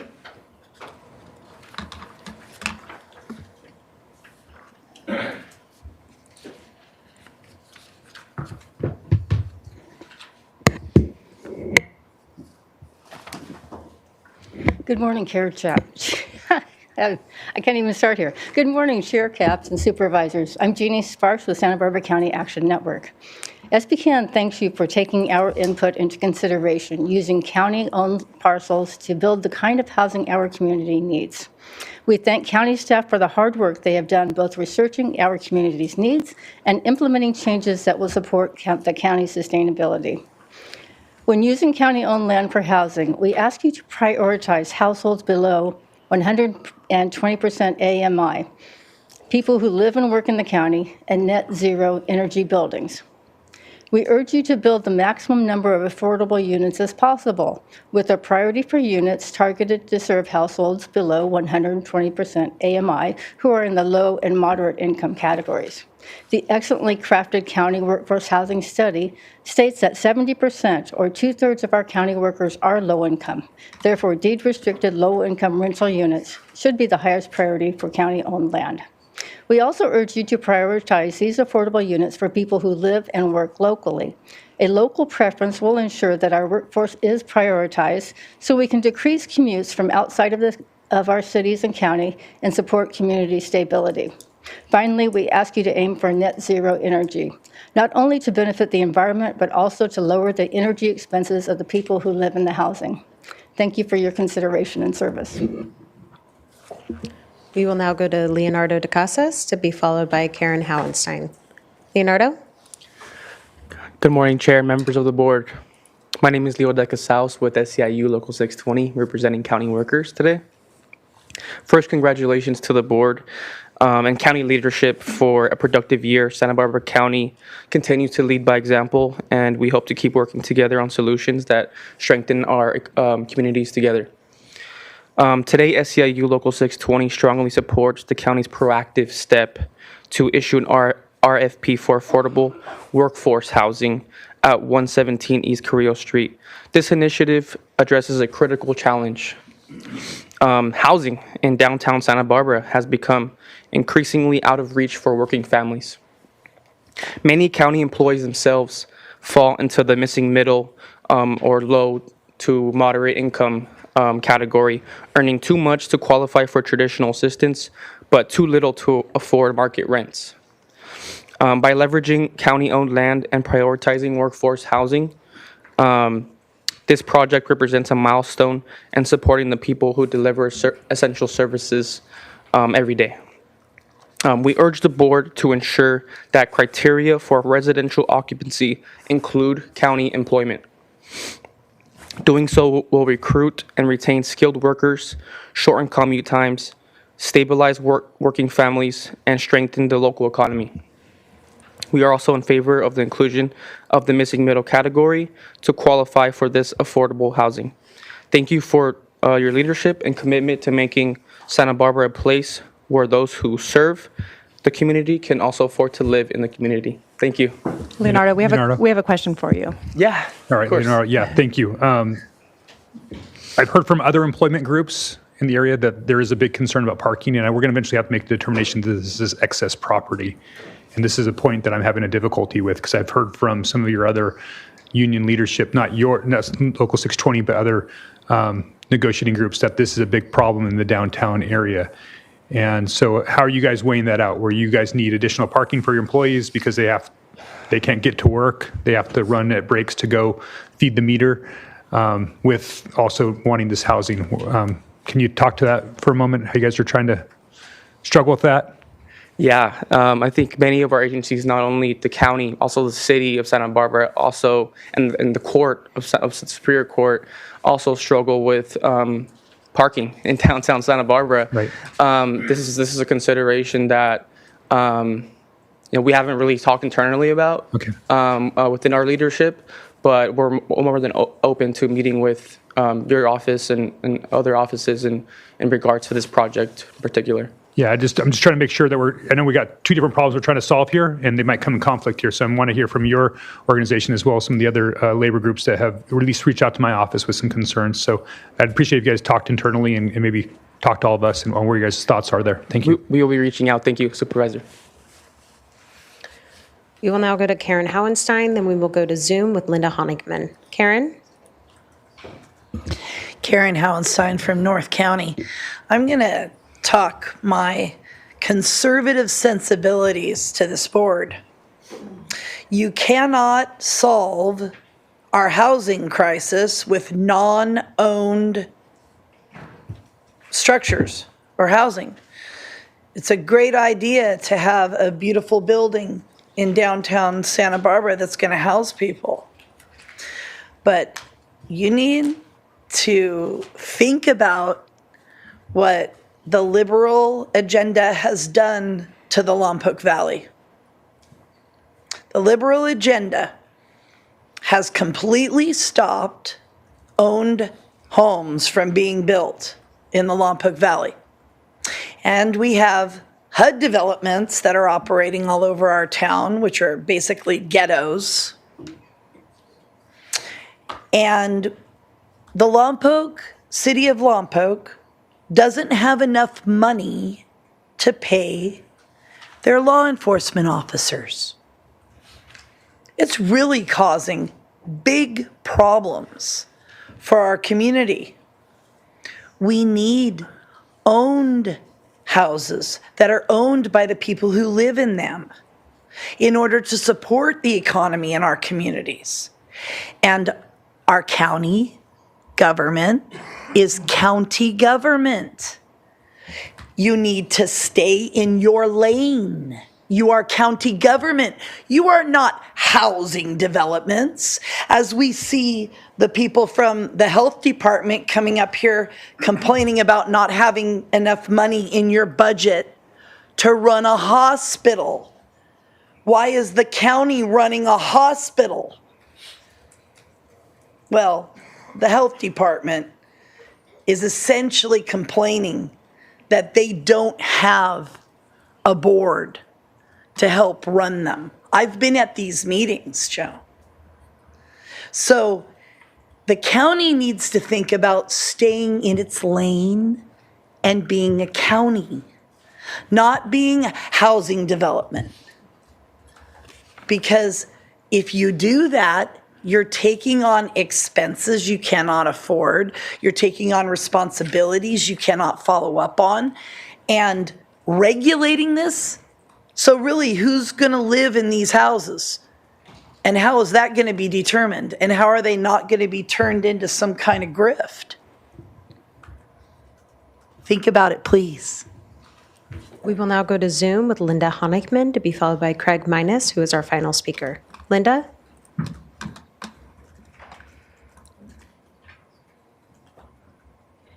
Thank you, Chair Capps and members of the board. I'm Linda Honigman, speaking as a resident of District 2 and an affordable housing and livable neighborhoods advocate.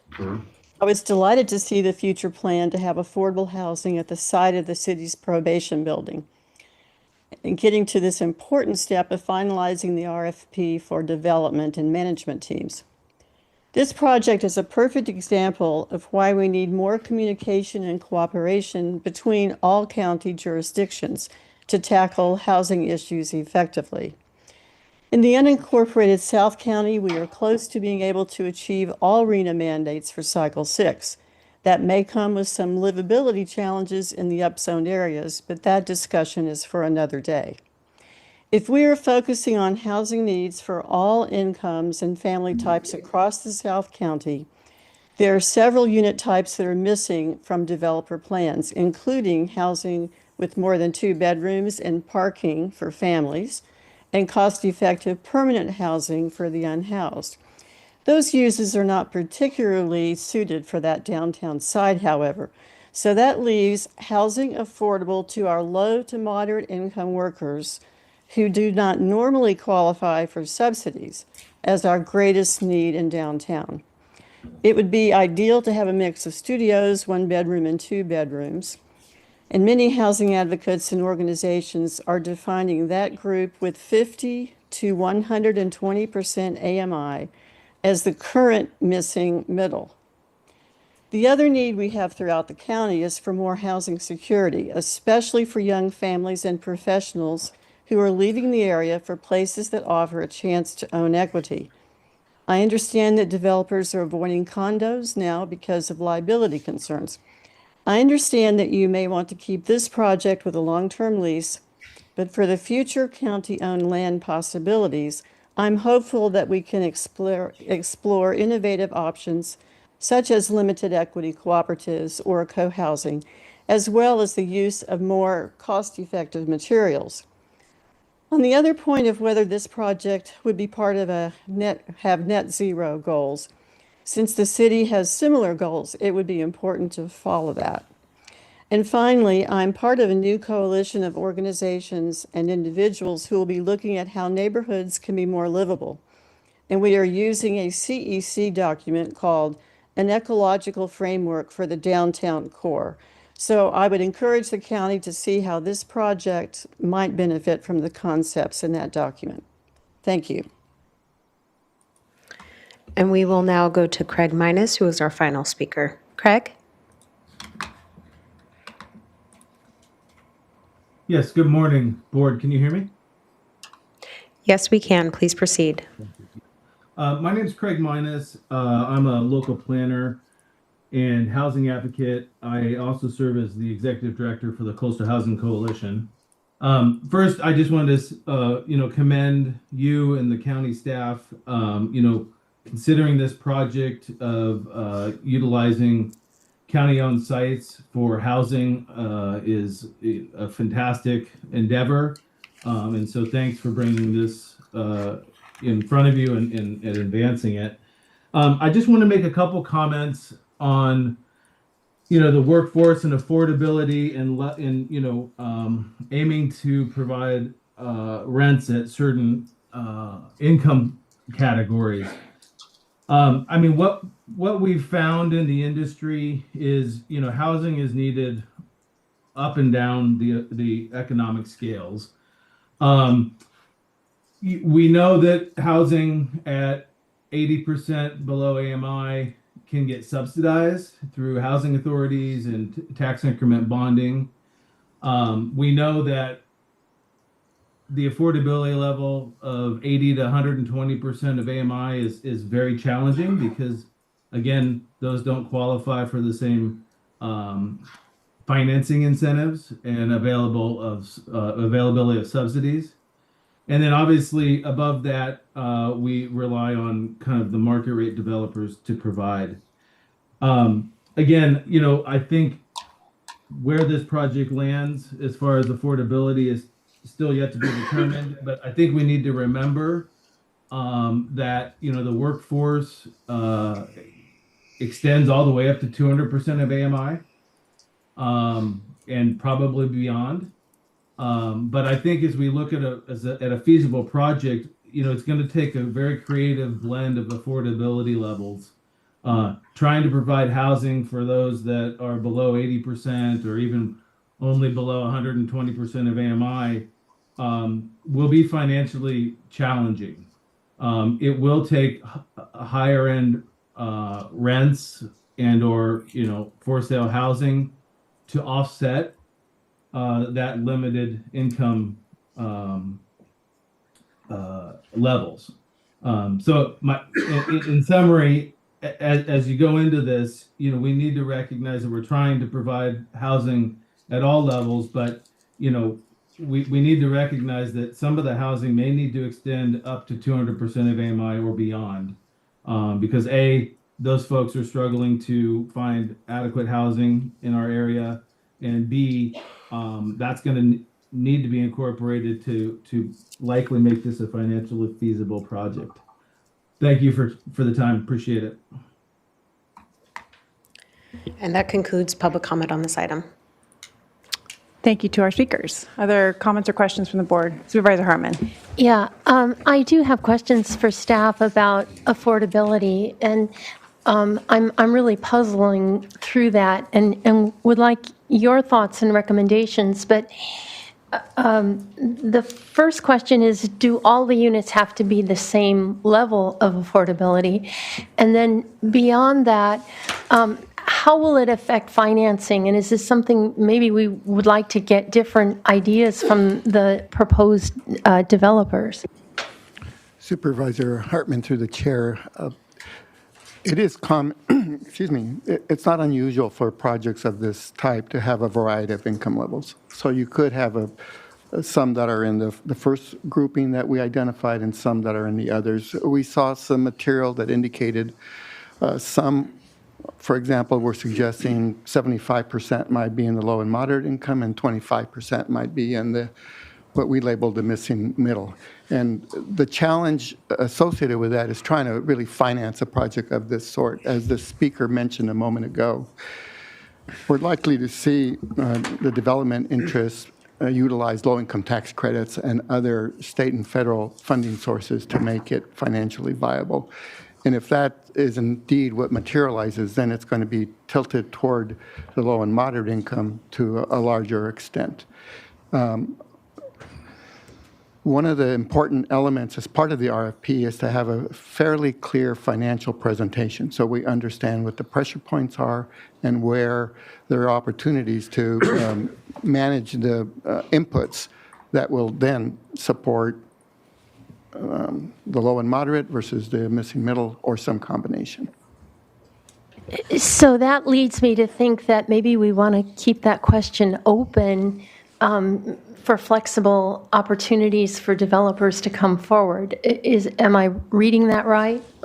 I believe you are, Supervisor Hartman, through the chair. I think what we were most interested in hearing from the board is whether you were open to the upper end, because heretofore we had really emphasized the low and moderate, and we wanted to make certain that we were clear with the responding teams about our receptivity to the full spectrum represented in the report. Well, okay, I have thoughts about that, but I'll, Stay on there.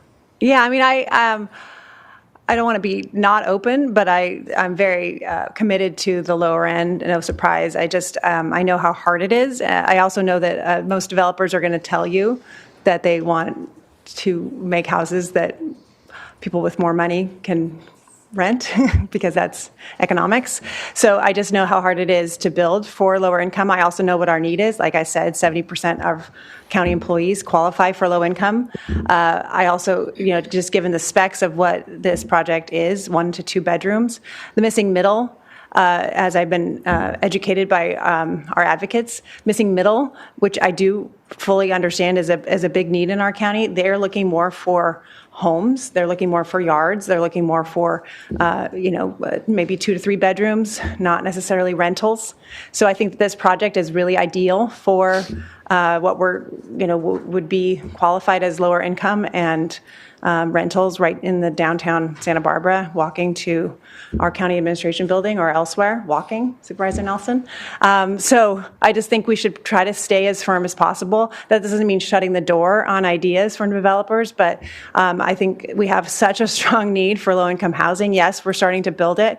No. Have we been building it historically for the last several decades or 3 decades? No. So we have a long way to go. And when we've taken away the cost, the very exorbitant cost of land, we have such an opportunity to keep this reasonable, to keep this low cost. And I think we have to remain committed to that. So that's my thoughts. Supervisor Labanino. Thank you, Madam Chair. My question is about the local preference, and I know we're going to get to that later, but is there a way, I'm kind of on the other end. I want it to be local as a Santa Barbara County resident, and I'm wondering if we can is it legal to make that distinction as opposed to having the person have to be a county employee? Supervisor Lavanino, through the chairs, some programs structure it to the local preferences, individuals who work in the jurisdiction, not necessarily a county employee in this instance. And then secondly, who maybe live here and work here. So you can have tiers that recognize that change. Linking this to our climate action plan, you want to look at opportunities for people who might work in proximity to where they live so that you don't adversely affect greenhouse gas emissions. So there's a way of structuring it. We're going to look at that more carefully and, as you say, come back to you. Okay. I just appreciate the fact that we're discussing it. I think that's a huge first step, and we're going to have a lot of conversations about this in the future, for sure, about who's going to live there. But the first thing is, let's get the thing built, right? Okay. Exactly. Supervisor Nelson. Yes, thank you. And I just wanted to kind of, along the theme of what Chair Capps is bringing up here, I've been hearing for a long time, the difference between North County and South County is the land value, and we've taken the land value out of that. Up here in the North County, we are building market rate housing, and we buy the land, and it qualifies under low income. So the idea that it's impossible is really, I think, a fallacy under those categories. So especially only doing 60 units. I think if you were looking at something else, it might be different. If you're having to go a much taller or some high-rise building, but this is not that. I think you might be seeing those that are just putting a Santa Barbara premium on it or a county premium on it, and I would just ask you to make sure that you hold their feet to the fire there. A couple other just points of questions I had. Do we ever come up with what we think the value of the land is? Do we have a dollar amount that we think that there's a value? We have not evaluated just yet. Okay, it'd be nice to know that at some point. What are we What are we valuing that at? Because I think that there's some comps that I'm sure our real property can look at and give us. I think that's something that we should know and that public should know. Supervisor Nelson, through the chair, that actually will be an important element, particularly if an applicant is seeking to leverage the land for tax credits, because the land will be assigned a value that makes the financials more attractive to fund. So absolutely. Okay, and then the other one is impact fees. So the project pay impact fees. Just was curious. Actually, I haven't thought about that. Okay, well that's put down the list. Okay. And then just the last thing I wanted to just wrap up. I'm going to support moving forward today on this, but I do still want to hold out there my concern about our downtown parking situation. I know that they're two different issues, but they are connected because we're going to have to make a finding of excess land. And I right now, without that being addressed, and I've been bringing it up for well over a year, I'm not going to be able to make that finding. So just want to put that out there that that's something that still needs to be addressed here as we move forward with potentially this project. Thank you. Yeah, just thank you, Supervisor Nelson. I just want to address something you said. I mean, we are doing affordable housing on private projects all over the South Coast. In fact, I have 75% of the housing element projects in my district, and a good chunk of the development that's coming is affordable. I'm very proud of that fact. 35% of a recent project is going to be affordable on private land. So it's happening. I'm just pointing out that if on county property, we better lead by example, and we want to keep the costs down for the county. That's also a huge goal here, as you stated in a question. We don't want the county to be absorbing costs. So we're just looking to make sure that this project is as affordable as possible. So getting those subsidies, doing the financing that does exist on the federal and state level, I think is also a priority. Okay, looks like we have potential agreement here. Supervisor Hartman. Oh, well, I just had a couple of things yet. I strongly favor all electric. I think that it will save money over time. It will create a healthier environment. You don't have to do dual gas and electric. And I just think it's keeping with our principles and the public purpose of reducing GHGs. And I just wanted to remark again that 15 responses to the RFQ is quite amazing. Another large public employer in South County, I think they went through several iterations with nothing. So that's too much fanfare. So that's an extraordinary accomplishment, and I just wanted to underscore that. And then I just wanted to remember, it was Supervisor Doss Williams, who several budget cycles ago, 3 or 4, really was big on workforce housing for county workers. And he was ready to go and get it started. But we said, maybe we need to study this. This is complicated. And so he really called for this study that's kind of created the foundation for this. So good point. I think when Supervisor Lavanino is gone, we're going to remember him, and I think it's important to remember and the things he contributed. And so I just wanted to remember Doss Williams and what he contributed on this very issue about which he was passionate. That's a really good point. And I'm grateful that SEIU spoke up, because we all know that so much of our wages is going towards rents. And, it's supposed to be just a third, but for most people living in this county, it's far more than that. So thanks to SEIU for being here. Okay, with that, let's entertain a motion. Can I ask for clarification? Director Armis. I'm assuming where Supervisor Hartman was going through the chair was to affirm that we do want to make this an all-electric project in the context of the RFP. Yes.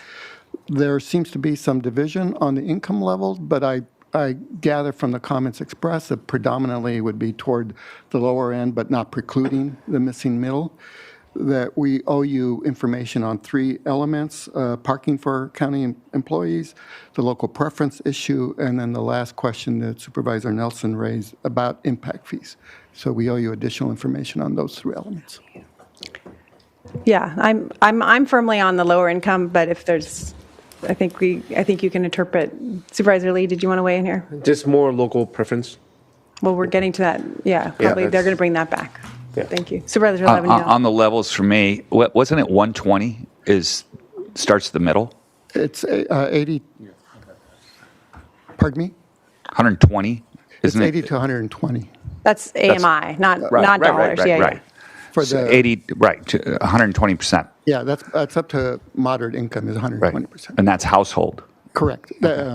Yes, and the examples we provided were for a family of 4.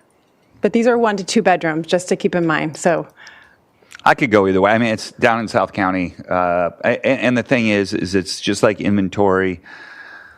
Any inventory is going to create other openings for folks that are in low income. So, if somebody's leaving a smaller place, moving into this, not a smaller place, but a cheaper place or a different place or an apartment, whatever it is, it's going to open up. But it doesn't matter to me. That part of it doesn't matter to me. It's more that it's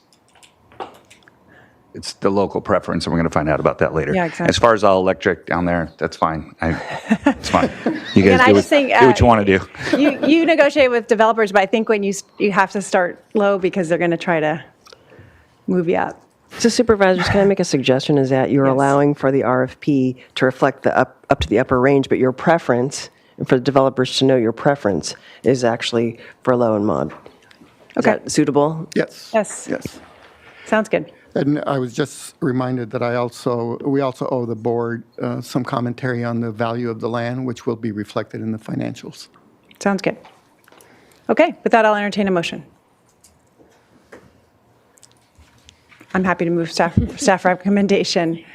That would be A, B, and C as reflected. Yeah, and with the direction that Director Armas noted. Yes. Is that a second? I would second. Okay, we have a motion and a second. All those in favor, please say aye. Aye.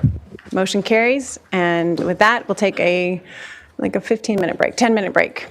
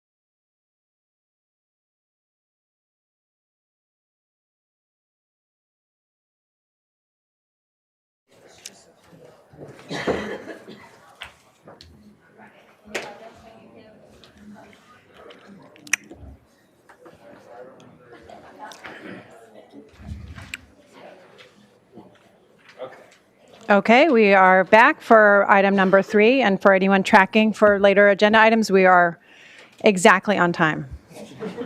11:40. Item number 3, please, Madam Clerk. Chair Capps and members of the board, departmental item number 3 is from the County Executive Office, the Board of Directors, Fire Protection District, the Board of Directors for the Flood Control and Water Conservation District, and the Board of Directors for the Laguna County Sanitation District, and the Board of Directors for the Water Agency. It is a hearing to consider recommendations regarding fiscal years 2026 through 2031, 5-year forecast. Chair Capps and Supervisors, I'm going to lead off this morning, and then I will hand it over to Paul Clementi, our Budget Director. First slide, Paul. So today's report is just going to go over, I'm going to provide some context, and then Paul will dive into the actual forecast, our budget balancing framework, talk about a new budget development policy, and talk about what's next in our process. So a little bit about context. I actually don't need to provide too much because you heard from our legislative advocates today at what's happening at the federal government and the state. But I do want to say that the board deserves a lot of credit because our budget has been stable, although we've been saying it's under pressure. And as you recall, after COVID, property values increased in the county. We received more property tax. And because of the board's prudence, we set that aside. It's like getting a raise and not spending it all. We set that aside because we knew we would be needing it in future years. And so that property tax set aside has been used. And next fiscal years, you'll see in Paul's report, we'll have expended almost all of it. As you know, growth in expenditures have continued to exceed growth in our revenues, and that is why we're under pressure. And as well, we have continuing state mandates, jail settlement that is requiring us to add more beds at the Northern Branch Jail, and that's also adding to our fiscal pressure. And in the context of all of that, we saw this past year that deficits are starting to emerge. And we talked about this the last budget in June, and you saw it in the last several months. Our Health and Human Services budgets are depleting their fund balances. So the question is, what is happening there?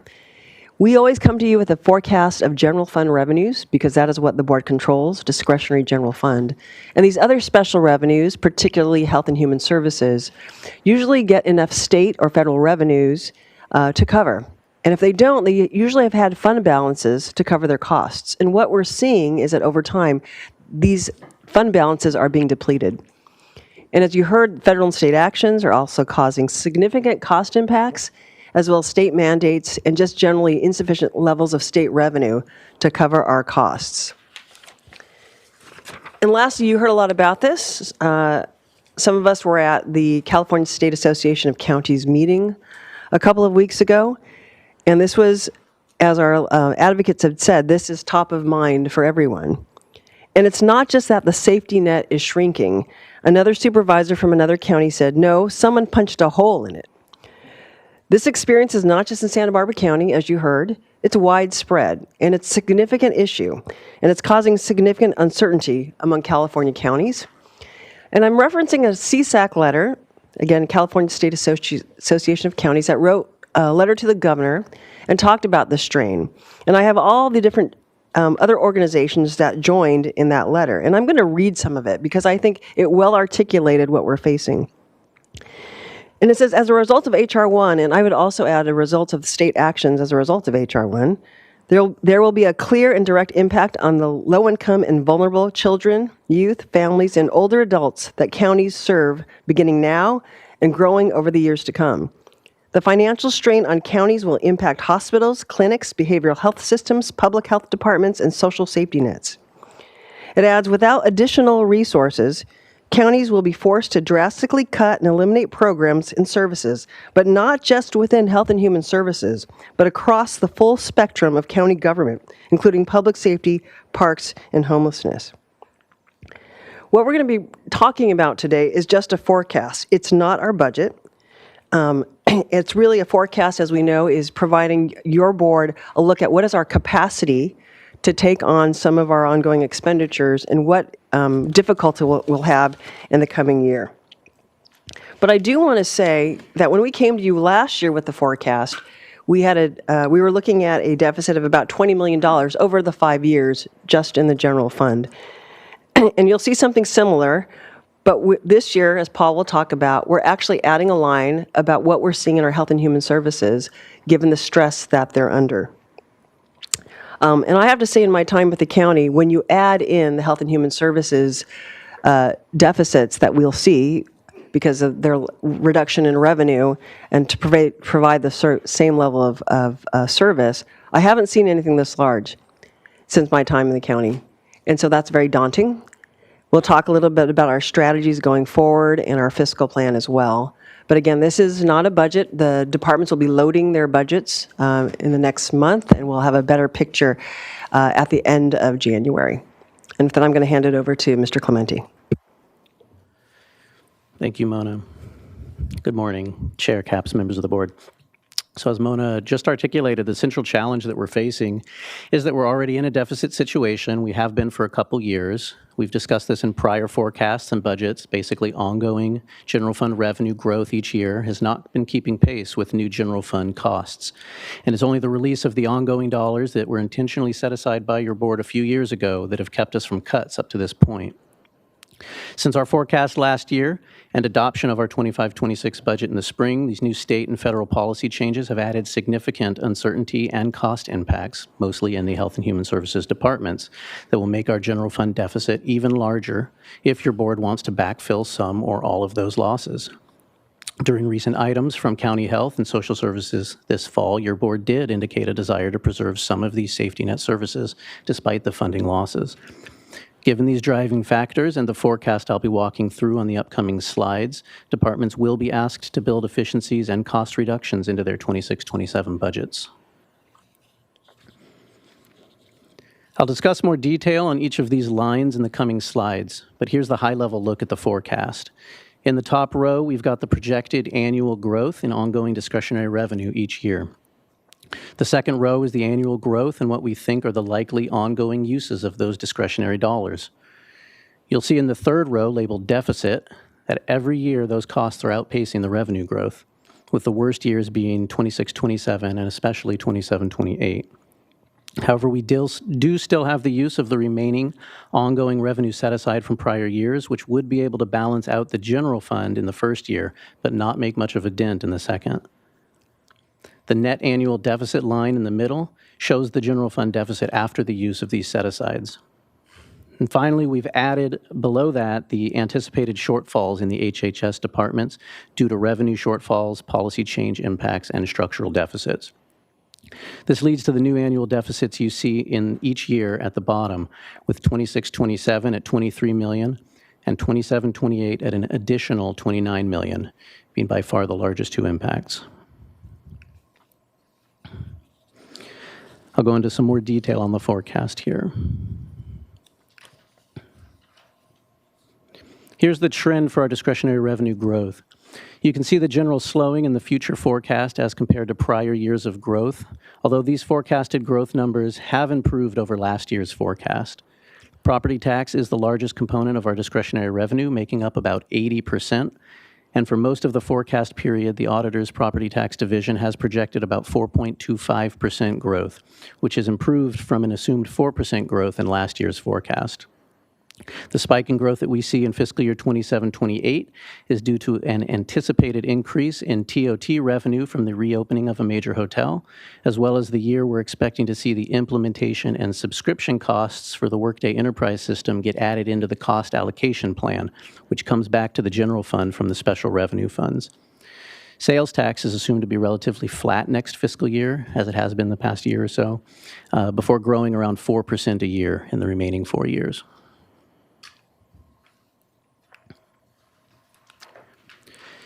Salary and benefits are forecasted to grow at an average annual rate of 4% in the forecast, which is slightly lower than the average budgeted growth in prior years of about 4.8%. Growth is driven by salary increases in blue, with either negotiated or assumed increases of around 3% per year, and assumed status quo staffing level across the period. Pension costs in yellow are anticipated to have fairly low growth in 3 of the 5 years due to the smoothing in of prior year gains. Average pension growth over the forecast period is about 2.7% per year. Health insurance costs in green are only about 10% of the total salary and benefit costs, but is anticipated to grow 12% a year, so it continues to become a larger piece of the overall salary and benefits pie. Total salary and benefit growth equates to $183 million over the 5-year period. This graph is from our most recent SBCERS actuarial report, showing their projections for the next 20 years on cumulative employer contribution rate. We know that there is a large anticipated reduction in employer pension contributions in fiscal year 2031-32 as losses from the Great Recession will be fully offset, which should significantly reduce salary and benefit costs in that year. The actual impact at that time, which is in the 6th year, just outside the forecast period, depends on a variety of factors, including how the pension fund performs each year between now and then, whether the SBCERS board makes any other changes that could impact rates, such as lowering the assumed rate of return, and what happens in the county's payroll between now and then. But if things stay as is, countywide cost reductions could be $80 million or more in that year, with reductions in the general fund that could be at least $30 million. This is something to look forward to and to plan for, but also something that's happening too far out to directly help with the ongoing cost and revenue impacts we're anticipating next year and the year after. This is the detailed table of our base level forecast, which does not include the backfilling of the HHS departments to maintain their current service levels. And just to explain how this table works a little bit, we'll see each column for each fiscal year. This is an ongoing costs and ongoing revenue table. It's incremental, so each year, that is the incremental growth we would expect to see in ongoing revenue, and then incremental growth in costs, with the assumption that each year, because we have to adopt a balanced budget, that those new costs are handled one way or another, either with revenue or with cuts. So the next year that we see, those are new costs added on top, new ongoing costs. So I just want to set the stage there. This is an incremental table. At the top, we see the revenue growth discussed on the earlier slides, with roughly $18 million of growth each year, with the exception of 27-28, which is a bit higher, as well as the release of the remaining $9.5 million in ongoing set-asides. Many of the items on this table have been on slides in previous years.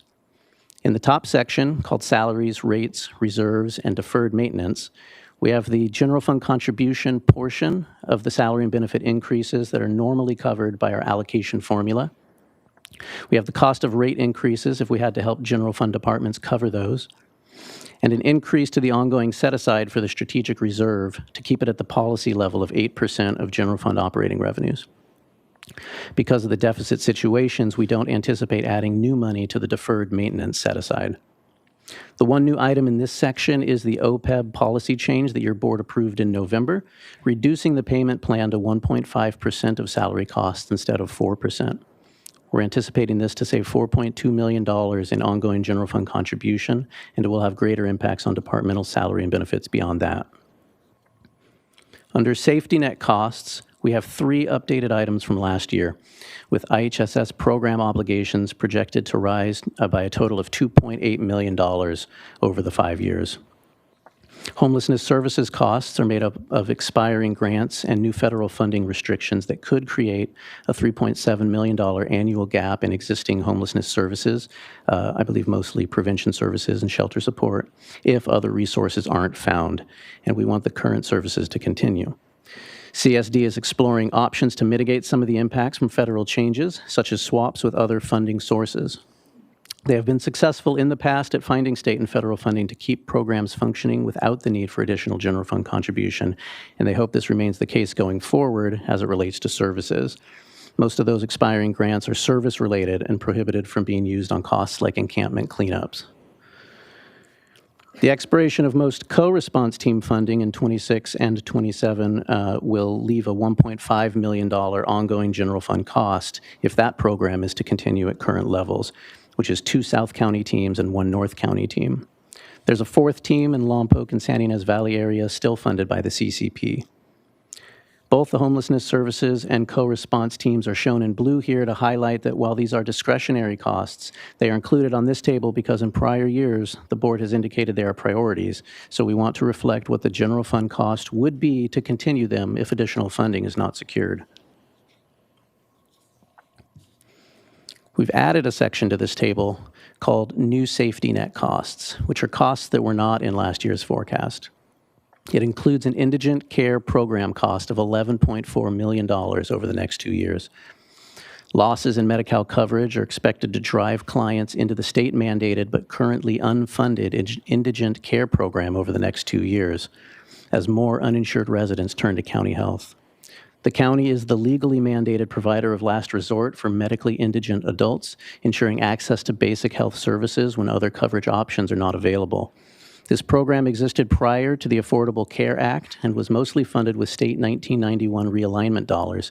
However, after the ACA expanded Medi-Cal coverage, the state's Assembly Bill 85 redirected much of the 1991 realignment dollars into CalWORKs programs. These preliminary estimates by county health are what the program costs of the cost of the program may be, which would fall to the general fund if the state does not provide a new funding source.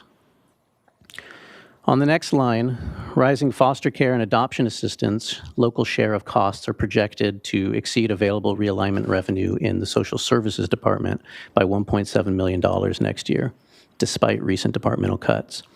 This is driven by increased number of cases over the past few years, an increased number of exceptionally costly cases, and inadequate growth in realignment revenue from the state. Third in this section are the rapidly increasing placement costs in institutions of mental disease, or IMD, which will deplete behavioral wellness's fund balance by 27-28, shifting $10.6 million in ongoing costs to the general fund through fiscal year 2030-31. Annual placements have increased by 127% over the past 4 years to 125 last fiscal year, 24-25, while program costs have increased 62% to $15.9 million annually, and the realignment funding they use towards this has only grown 43%. These 3 new additions I just discussed to the base level forecast were added because they are general fund obligations if other revenues do not materialize, and they add almost $24 million in ongoing costs to this forecast.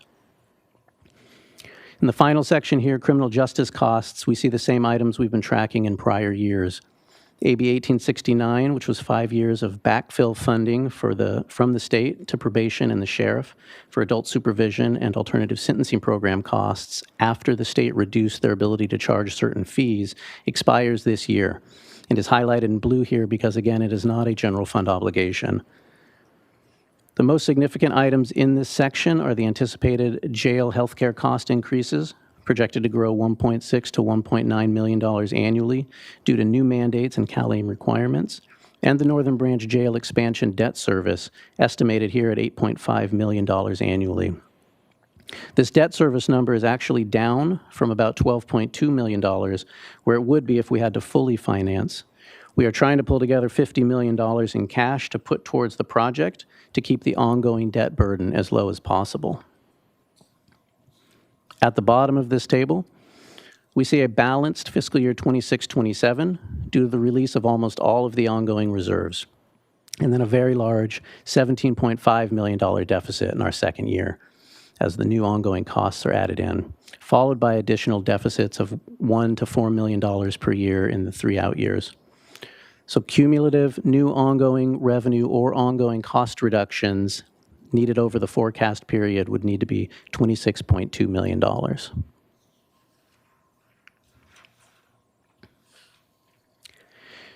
This table contains all of the numbers I just discussed rolled up into the first 6 or 7 rows, and then adds below these the additional issues facing the Health and Human Services departments, and shows what the deficit picture becomes. Covering county health's structural deficit to maintain clinic operations as is would cost an additional $7.3 million over the next 2 years, with the department completely depleting their fund balance in fiscal year 26-27. The lack of adequate growth in realignment revenue to cover adult and children's programs and social services would be $8 million next fiscal year, with almost all of that being in the children's programs.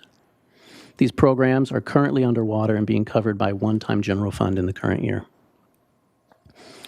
The projected revenue impacts and cost increases from federal H.R. 1 and the state budget are shown in this final dark blue section. H.R. 1 cut CalFresh education funding by $623,000 starting next year. It also increased the state and county shares of CalFresh administration costs, which is anticipated to cost social services an additional $3.9 million over the next 2 years. Behavioral wellness anticipates potentially lost Medi-Cal revenue for acute inpatient services of up to $1.4 million in the next 2 years, and an additional $6.5 million ongoing lost Medi-Cal revenue over the same period for alcohol and drug program services, a large part of which comes from court-mandated substance abuse services. Finally, County Health anticipates lost Medi-Cal revenue of $12.6 million over the forecast period, mostly in fiscal year 26-27, due to both federal changes that will lead to less clients on Medi-Cal, as well as a state change to reimbursement rates for clients with unsatisfactory immigration status, which, starting on July 1st, 2026, will cost County Health $6.7 million annually if they continue to serve their existing client base. All told, these impacts, when added into the base level forecast, will lead to a $23 million deficit next fiscal year and an additional $29 million in fiscal year 27-28. The out years are smaller, but 28-29 is still significant at almost $10 million. The cumulative new ongoing revenue or ongoing cost reductions necessary over the 5 years grows by $40 million over the prior slide to a total of $66 million.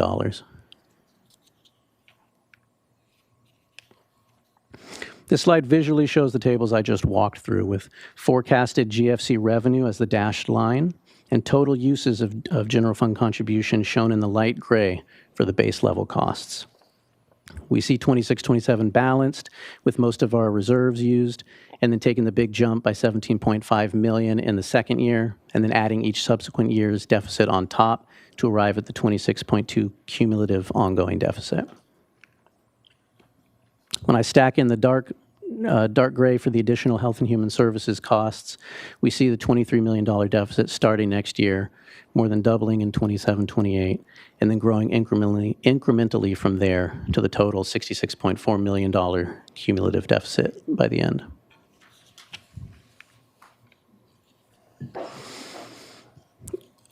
One thing that became obvious to us as we were developing this forecast is really how fluid the situation has been over the past few months. Projections were changing regularly as we worked on this, and there's still a lot that remains unknown. Economic uncertainty could harm or help our revenues. The state's budget is not a good, there's not a good outlook in the state's budget. The Legislative Analyst's Office recently projected an $18 billion shortfall for the state in 26-27, which is $5 billion worse than their previous projections. We also don't know, though, if the state will address some of the impacts to the HHS departments we've been discussing in their upcoming budget. We don't know what other changes might be coming from the current administration at the federal level. And of course, we don't know what other unforeseen costs, such as litigation impacts, might materialize, or how the Health and Human Services numbers will continue to change in the coming months as their estimates are refined.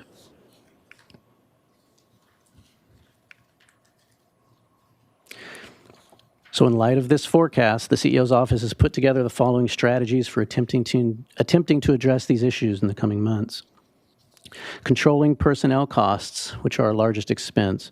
This includes eliminating funded vacancies unless critical to revenue generation, compliance, cost savings, or other critical needs. Taking a harder look at filling vacancies as they arise. Limiting usage of overtime and seeking other labor concessions, which could include things like furloughs and salary freezes. We'll need to look at reducing general fund contribution levels, potentially up to $23 million next year if the goal is to ensure all safety net services remain at current levels. This means holding department GFC flat at adopted 25-26 numbers as a starting point. We've asked all departments to begin developing their budgets with this assumption and review and update the reduction scenarios that they provided to our office earlier this year because they'll likely need to be using them in the months ahead.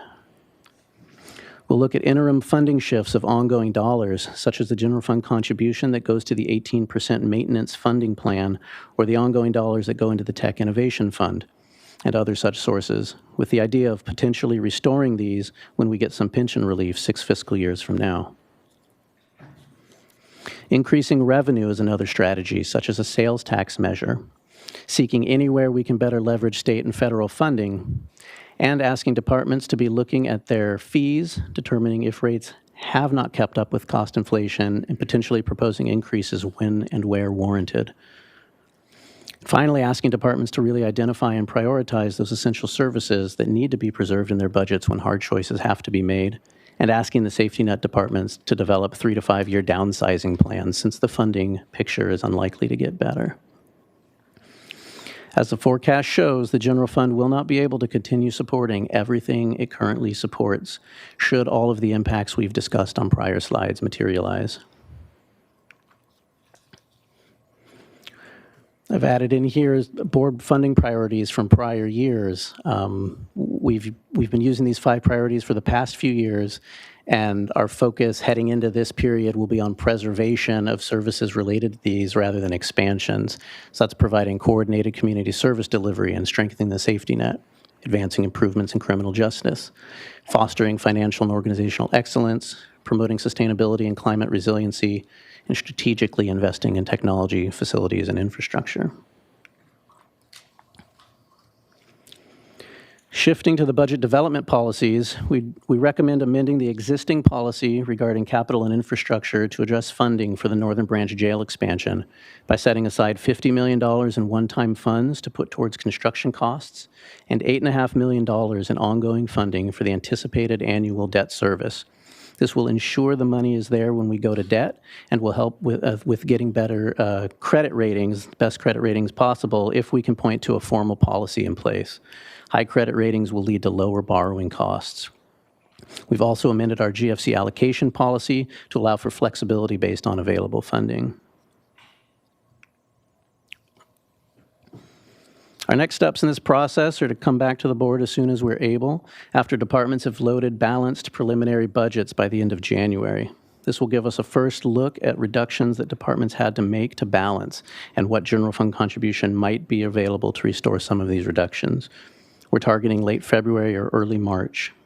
After that, we'll return for the budget workshops in April. And here we see recommended actions A through E. That concludes my report. Thank you, Director Clementi. Questions from the board at this point? Supervisor Lavanino. I have a question. So can we go back to, let's see, is it 15? This is the breakdown of the whole budget. Okay, yeah, it's 15. Yeah. So the homelessness service costs, can we kind of break that down a little bit, that 3.5? What is that now? What team-wise, what do we have? Are we talking about all of our, like Hope Village and those, or are we talking about actual personnel? I want to know what we're doing, what the state's doing, and what's private industry doing. Supervisor Lavanino, through the chair, those dollars are intended to relate to the services that we contract with various providers to deliver.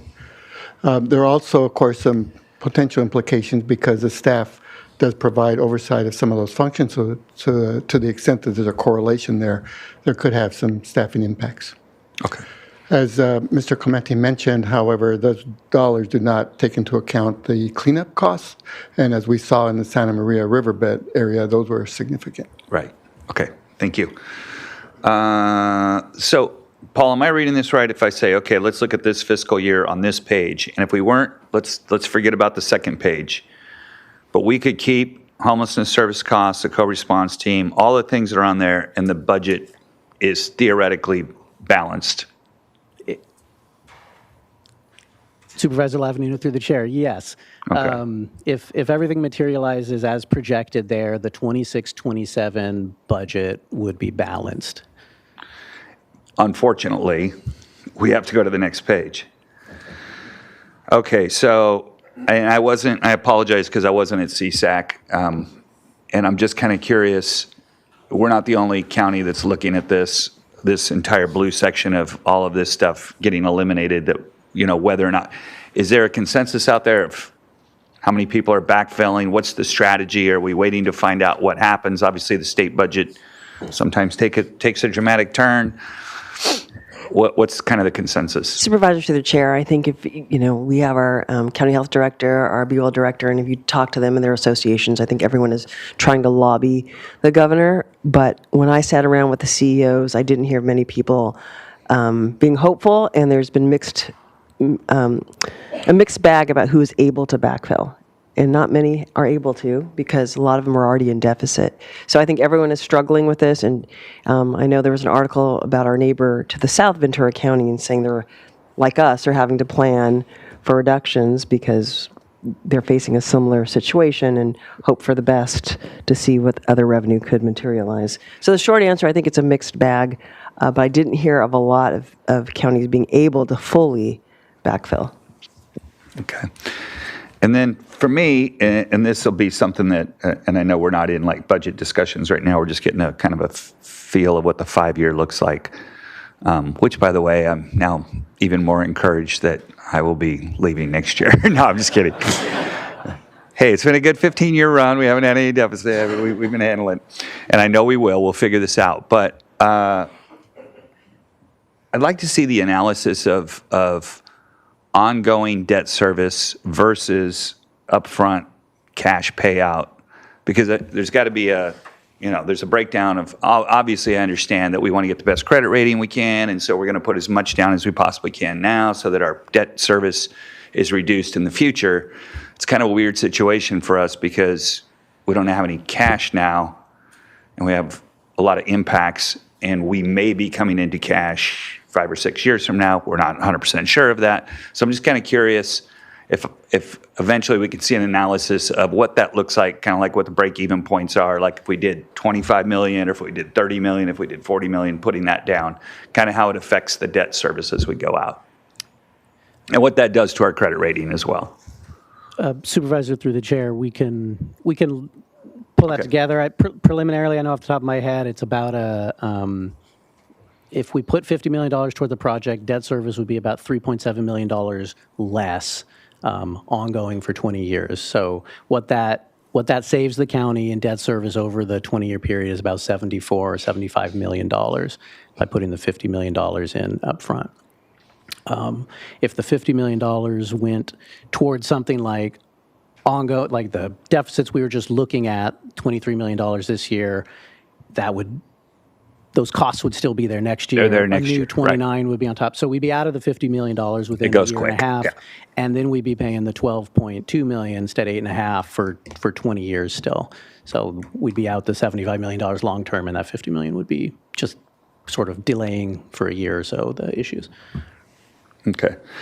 And then I know a lot of the public comment that I read was surrounded, the idea of the jail expansion. And I don't know who can speak to this, but I think it's important for the public to understand why we're in that situation. So this is not just we decided that we would like to have a bigger jail, that we are being mandated that at some point, depending on the scope of that, but... I guess I'm the lucky one to do that. I don't think anyone who believes in criminal justice reform believes that building a bigger jail is the answer. But we have been in litigation for many years now with disability rights. We have a settlement, a court-ordered settlement, that we will build a jail to certain standards. And at some point, we did look at rehabbing the existing South County jail. And given what state it's in, we collectively made a decision, the board made a decision to build new in the Northern Branch Jail, just because the things that people like about the Northern Branch Jail could be replicated, like the direct supervision and the more efficiency for staff and for the inmates and all of that. And so because of that, the board had a very challenging discussion about what does that mean, how many beds would we need, and I think General Services is working on designs for 1.5, we call it 1.5 pods, that's not the exact right phrasing anymore. But they're working towards that and going to bring something back to the board. We're still having conversations with the Sheriff's Office because we also are improving part of the South County Jail with the Inmate Reception Center, I think of 128 beds. And there's conversations about, is that all that will be needed in the South County? And there's there's disagreement about what will the jail population be into the future, and no one has a crystal ball to see that. But we're trying to be strategic about the funding that we have. And if, we are in this legal settlement that we have to comply with, and we've talked about what other options there are, and there are not many. We've been in the settlement for quite a long time. I don't know how long we've been in there, Rachel. Quite a long time. Longer than Rachel. Longer than Rachel, yes. It was Mike Gazzoni. We can blame Mike Gazzoni. Yeah. But quite a long time. And so it's very painful, and anyone who looks at our budget, it's painful to our budget staff when we're looking at this, but I think it's an obligation. We've tried to figure out other ways to get out of it, and we can't. And Right. so that's kind of the truth of it, and I wish there were, but that's where we ended up. Okay. And there's no more postponing it. This is something we've put off for a very long time, and so at some point we have to pull the ripcord. Last question I had was just about if I could get just a question about on that children's social services programs. It's $7.5 million. Is that what exactly are those? Is that child welfare? Is that see. Supervisor Lafferty, through the chair, I would ask the department to come up and break down the specifics of what's in that 7.5. Thanks. And Supervisor Levenino, through the chair, I'd be happy to break it down if Paul could give me. If you knew what it was. What it was. It's just a line item that says children's social services programs and it's $7.5 million. Give me a hint. For the add-on. I'll tell you the details. Realignment revenue shortfall. Oh, so that's just the deficit area related to. So that would be the 2011 and 1991 realignment shortfalls compared to the costs of running the program. Well, what services are inside those programs, I guess, is what I'm asking. So that would be everything from foster care investigations, foster care overseeing, dealing with the older kids and permanency planning, adoptions, dealing with adoption processes, and so all the components of child welfare. All child welfare investigations, all that kind of stuff. And, we, as I said to the board a few months ago, we used to try to do a lot in prevention with voluntary family maintenance, so it's not technically within the court system, but the families that are willing to engage with us for services to keep them from going into the court system. At the last time I was before the board addressing that component, I said we've shifted to only dealing with families that would qualify to be in the court system as a cost savings measure, which then lessens our prevention efforts. So that those would be the high-level examples of what's in there. Thank you. Could I just, Director Nielsen? Oh, well, I remember you talking to me about the complexity of cases and how much it can cost per month for a single child. Could you just talk about that again? Yeah, certainly, Supervisor Hartman through the chair. So we do have, high-level kids within our system. I think we have approximately 460, 470 children in the system at any given point in time, and regularly have 12 to 20 of those that are very high needs that require placements that can cost literally 70, 80, $100,000 a year, and some more, depending upon the level of care they need, the amount of supervision they need, if they're self-harming or harming others, in addition to the psychiatric treatment that they would need, besides just the physical safety and placement.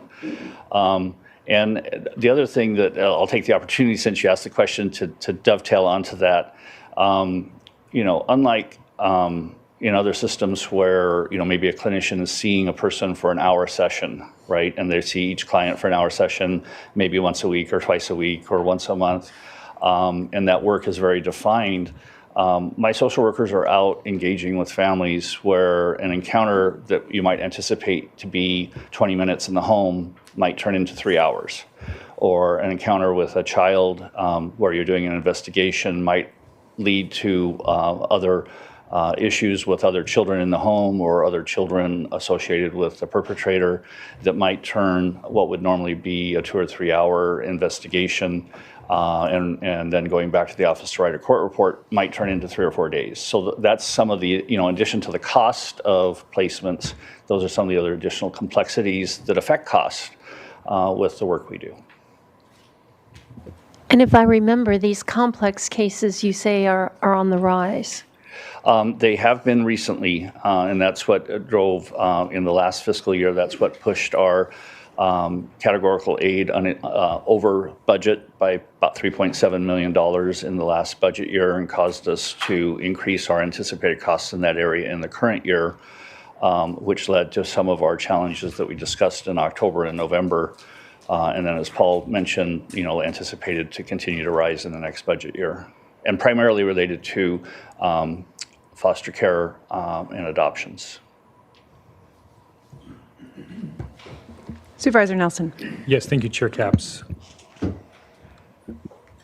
Couple thoughts here. One, I mean, the indigent care program is something that we're still kind of to be determined. I mean, that's a big number there. It's a state mandate that they pay for that. Obviously, doesn't mean that they will, and I think that's something that a lot of counties are definitely looking at.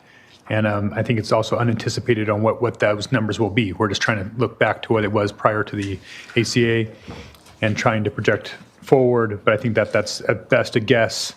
But I do think it's something that is obviously a fluid number with that, and is partly driving some of these decisions. I guess I don't have a question there, just a statement. The other portion here, we're focusing strictly on the general fund, but there's a lot of other funds, categorical funds, realignment funds, settlement funds that, they have to be spent on these certain areas, but at what point do we get into the prioritization within those departments and saying, yeah, these are the things that we want those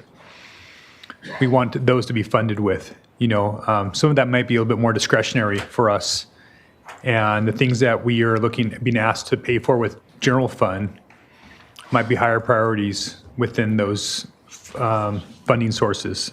MHSA, there's things out there that I think we should be looking at first. So, as we start to go from this 5-year forecast into budget development, I mean, that's something I'm really going to keep pressing on, is making sure that those dollars are being first spent on the high priorities for our board. The other thing that I want to see us look at too is, there's a lot of things that we do that we don't have to do. There's a lot of subsidies that we provide for cities, whether it's libraries, law enforcement, animal services. Those are things that I think we really need to take a second look at going into next year on these as we have to make cuts. These are things that are nice to have, but when we're looking at having to lay off child welfare workers, it's going to be hard for me to justify some of these subsidies that we're providing, especially for the cities and other programs that are not county mandated to do.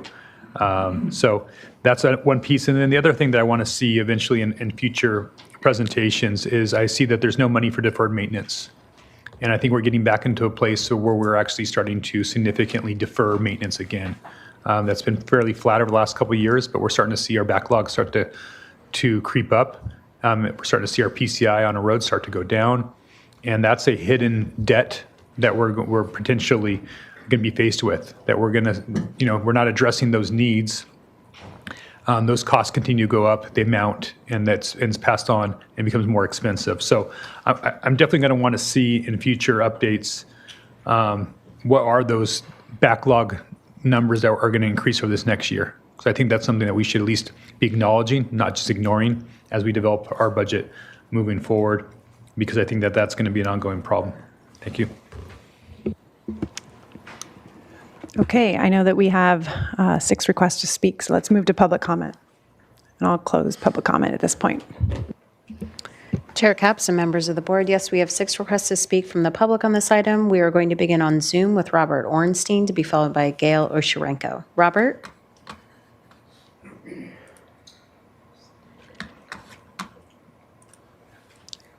Is it possible for me to defer to the last speaker, please? Yes, go we after can the return last to you. speaker. Can I do that? Yes, of course, Robert. Thank you so Yes, we kindly. will return to you momentarily. We will begin with Gail Osharenko to be followed by Lawanda Lyons-Pruitt. Gail?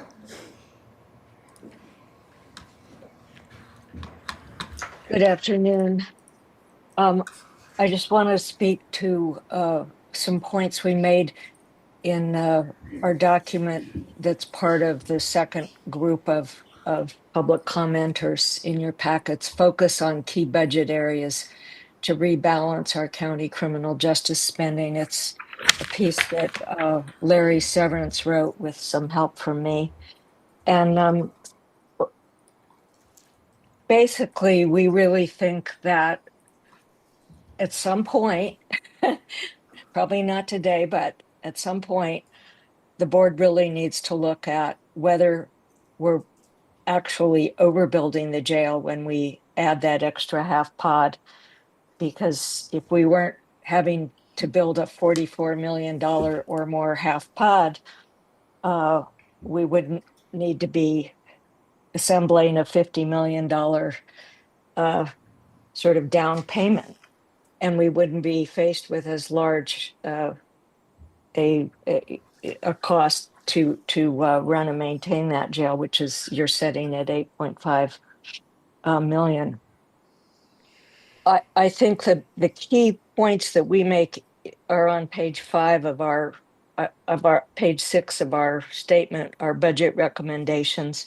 It's really important to reduce the sheriff's custodial operation budget, get that in line. And we really do believe that it's possible to reduce the numbers in the jail by, it's hard to say the numbers, but it could be 150, 200 people from what it is now. So we recognize we need one pod, we need the 256 beds, we don't need the extra 128. We could defer building out everything that you've already approved in April. We do need to hire more experienced investigators for the public defender in order to move all of their clients. They have a huge number of clients.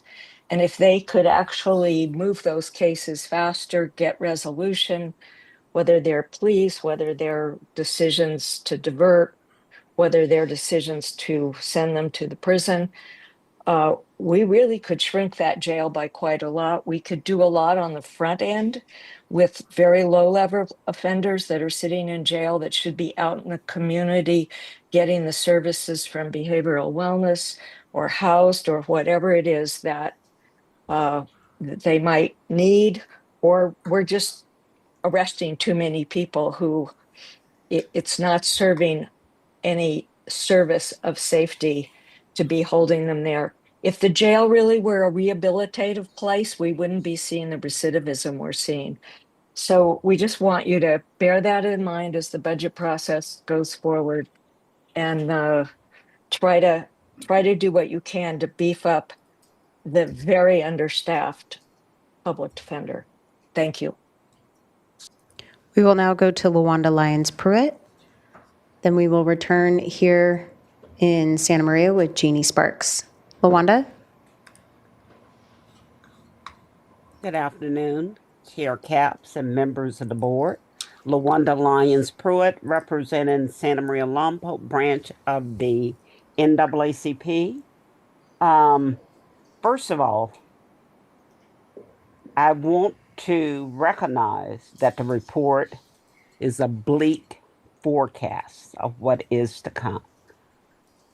But I also think that you have a responsibility to us, the taxpayers. I get my property tax bill, it went up this year. You should not drastically cut and eliminate programs to build housing units on the backs of taxpayers so that we do not have the resources and the things that we need to live a decent life in our community. So with that said, we ask again that you revisit your decision to add the 1.5 housing units to the North County Branch Jail. We understand the Murray lawsuit, but there is no reason to overbill. We believe that with an estimated cost of between 44 million and 55 million, that is money that you can use to fund the programs that would be eliminated. We also asked, I didn't hear anywhere in the criminal justice report, and it seems to happen yearly, and I'm calling it out, the sheriff's overtime budget, where you all of a sudden you're surprised. I didn't hear anything about that. And I asked that that be clearly before us so that we know what the overtime budget is. If he's going to have overtime, he should tell us what it is. We're taxpayers and we want to know. I thank you for your time and have a good day. Thank you. We will now return to Santa Maria with Jeannie Sparks. Then we will go to Santa Barbara with Maureen Earls. Jeannie? Good afternoon, Chair Caps and Supervisors. I'm Jeannie Sparks with Santa Barbara County Action Network. SBCAN agrees with CLUE Santa Barbara and the League of Women Voters of Santa Barbara in their December 15th letter to you and the actions they encourage you to take. We urge you to reduce the jail expansion to only one pod and to increase programs and practices that reduce the jail population. CLUE and the League of Women Voters have closely studied this issue and used data from the Community Corrections Partnership Jail Data Analysis Report to support their conclusions. They show that reducing the planned expansion of 1.5 pods down to only one pod would save about $44 million in construction costs, as well as $3 million a year in debt service and about $4 million a year in operating expenses. They estimate that implementing the jail population reduction recommendations of the analysis would reduce the housing needs by 1/2 pod and would cost about $7 million a year, which could come from reallocating the funds budgeted for the 1/2 pod. We encourage you to implement CLUE's and the League of Women Voters recommendations detailed in their December 15th letter.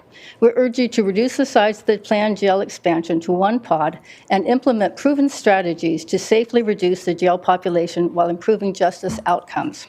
Thank you for your consideration and your service. We will now go to Santa Barbara with Maureen Earls. Then we will go back to Zoom with Robert Ornstein. Maureen? Good afternoon, Chair, Supervisor Capps, and members of the board. Today, the CEO's budget letter asks you to review priorities and provide direction. It includes costs for a 1.5 unit North Branch Jail expansion, $165 million in capital expenses, with approximately $8.5 million in annual debt service. This does not include the added eventual operating costs of an additional jail. You approved this expansion before directing the Community Corrections Partnership to analyze the jail population and recommend reductions. You now have that report. The report data compel you to reconsider the size of the expansion. The analysis shows we can reduce the jail daily population by up to a potential 128 people or more, eliminating the need for the extra half jail housing unit. That would save $44 million in construction costs and reduce long-term debt and operating costs by millions each year. I would like to add that the lawsuit states that they prefer that we reduce the jail population or improve the jail by community alternatives rather than adding more jail beds. So today we ask you to act on the jail data report you requested. Please direct the CEO to compare costs of a 1.5 jail versus a 1-unit expansion, reassess the number of jail beds needed, and require ongoing board reporting on measurable jail population potential reductions, and also with reallocated funding for report recommendations like the alternative community health programs and the increased public defender staffing. The budget is a choice. You can lock in decades of unnecessary jail costs, or you can invest in solutions that reduce harm to the impacted community and reduce costs and reflect our county's values. Please let the data guide this decision. I'm Maureen Earls, representing CLUE. Thank you. We will now return to Zoom with Robert Ornstein. Robert? Can you hear me, please? Yes, we can. Please proceed. Okay, thank you. We've heard from the CEO and Director Clementi that the safety net is shrinking. Questions arise from that. Can these impacts be mitigated? What mitigation of negative impacts may be possible? And how to best identify those possible mitigations as an alternative to downsizing current safety net services. On page 2 of the letter submitted yesterday by CLUE, based on the approved plan of 1.5 pods, 384 beds, and the numbers contained in the 5-year projection, the combined construction, operating, debt service, and one-time $50 million cash contribution would be $385 million. The combined construction, operating, and debt service and one-time $50 million cash contribution for a single 256-bed pod would be $284.4 million.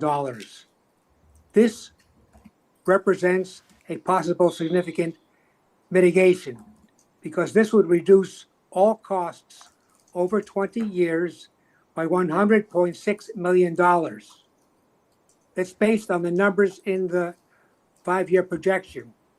Reducing the costs of expansion to 384 beds and making it 1/3 less will free up approximately 26% of the current projected costs for the additional 0.5 pod. These saved funds would then become available to be allocated to other vital county services. This is something clearly worth very seriously considering, and we're banking on you doing this and doing this in depth. Thank you. And that concludes public comment on this item. Thank you so much to our speakers. Do we have other questions from the board?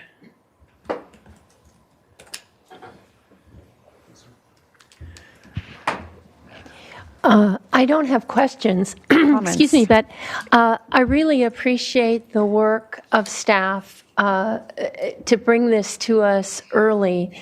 This is a very sobering picture for our future, and it's something we're really needing to grapple with. It's something that I think the county as a whole needs to understand, and the public we serve need to understand, because it looks like we have some very, very painful choices ahead unless something magical happens, which I don't expect. So, so again, thank you for laying it out for all the what's going on with, the costs rising faster than we're being reimbursed by the state, by the effects of H.R. 1, by other policy issues that are ahead, by our exhausted fund balance. I hadn't fully realized that we were, in a sense, in a structural deficit a few years before this, and we're spending down our fund balance. So we're really in a situation where we have to make some very difficult choices. And I think of all our county departments, and we need all of these things. I mean, we can't get rid of departments. We have to keep the programs alive. And what's most concerning to me is that if we have to downsize, we lose knowledge, we lose people, we lose so much that can never be retrieved, can never be reconstituted. And it is an opportunity to think how we can be more efficient, how we can be more effective. But with so many mandates and so much, there's not a lot of wiggle room that we have. Our CEO tells us, well, we can do, we may not do things as quickly, but a lot of these things we still have to do. So it's sobering. I hope people have watched this. I hope that it gets out in press releases. I think it's important that our community understands the significant issues that we're facing and weigh in and help us navigate what the highest priorities are. So again, thank you for bringing this early. I know it took a lot of effort, but I think it's really critical that we understand this and, don't come initially to terms with it in April. Supervisor Nelson. Yes, thank you, Chair Capps. I think, the sobering realization is that there's going to be cuts somewhere. And I think that's probably the message that people need to understand here is I think we've been able to hold them off for a period of time, but looking to the future, it may be in this year, maybe next year, maybe the year after, but they are coming at some point. We cannot continue to do what we've been doing. Our budget just does not, can't square that way. So I think that's the realization here. I'm looking forward to, I guess I'm not looking forward to, but we're going to have that discussion where what are the things that are our highest priorities here in the county, and we're going to have to right size. I know some people call it downsizing. I think it's right sizing. And, also the other piece of this equation is we do need to be looking at the revenue side. What are we doing in the county to increase revenue? And that doesn't mean more taxes. I know a lot of people like to go right to more taxes, but I think that there's an opportunity for us to try to create simpler development processes. Obviously our decisions around oil and gas is moving in the wrong direction towards more revenue, but I know there's some that might believe that might cost us elsewhere. But those are things that we have, these decisions have consequences. And I think we need to make sure that we are looking at those things. I think our CEO's office and us as a board need to be thinking outside the box on how can we bring in additional revenue into our county so that we can hopefully fill some of these gaps in the futures to be able to deliver the level of services that our constituents expect. So. Supervisor Ladino. Thank you, Madam Chair. And I know we're not going to go through our entire list of what our priorities are. It would be kind of strange at this point because all we're seeing is negatives. But I do want to say that the most sobering thing to me was the cuts to children's welfare. And I know all five of us are strongly committed. The whole reason why I think the county exists is to provide a lot of the reason why the county exists is to protect people in their most dire circumstances. And, there'll be a lot of things on the chopping block for me before it comes to child welfare. So I know it's a big price tag, and I hope the state steps up and does what they need to do. But I just want that out there as well. Yeah, and I'll just add that when in times of crunch and downsizing, it's tempting for people to sort of go at each other a little bit, and I'm sure we felt the pressure of nonprofits coming to us wanting money, and it's that awkward, horrible feeling of that we don't have it, and so I know a lot of the departments are already. They do outreach on a regular basis, but I just hope we can really step it up and our offices can be of help. I know County Health already is committed to this task force, as we've talked about with the Immigrant Rights Coalition, and we just need to come together and work more, with the safety net, this downsizing or right sizing, however you want to phrase it. We just have to be smarter because the dollars that do exist on the state and federal level, they need to go further. And so the more that we're not, that we're breaking down those silos and working with our community partners, even though they have their hand out, making sure that the dollars that do exist get into the hands of the people that need it most, and that those people that might be afraid to go to the places to get those dollars. So I'm just offering up again to be part of those solutions and help with that outreach. Okay, I think we'll take a motion then to receive this daunting report on our 5-year budget forecast. So moved. Second. So that would be to approve staff recommendation. All those in favor, please say aye. Aye. Aye. Motion carries. Thank you so much to our budget team. We have a short closed session, but we do have a closed session. County Council, would you please give us a preview? Thank you, Madam Chair, members of the board. The board is scheduled for one item of existing litigation. It's Lazaro versus Santa Barbara County Sheriff's Office, and it's a Santa Barbara Superior Court case. And the time estimate is 30 minutes, all inclusive, including lunch. Okay. So what would you suggest, Madam Clerk? Oh, you want to do that first? I'm sorry, I thought we wanted to. Okay. I'm getting suggestion that we might want to do departmental item number 4 first and keep the budget items together. Any opinion? Let's do it. Supervisor Lee says let's do it. Okay, so we're going to scratch that. We're going to move to departmental item number 4 before closed session. Chair Capps and members of the board, departmental item number 4 is from the County Executive Office. It is a hearing to consider recommendations regarding fiscal year 2025 through 2026 first quarter budget status report. Thank you, Chair Capps, members of the board. With me is Katrina Fernandez, our principal analyst. She'll be presenting the quarter 1 update, and we'll both be here to answer any questions.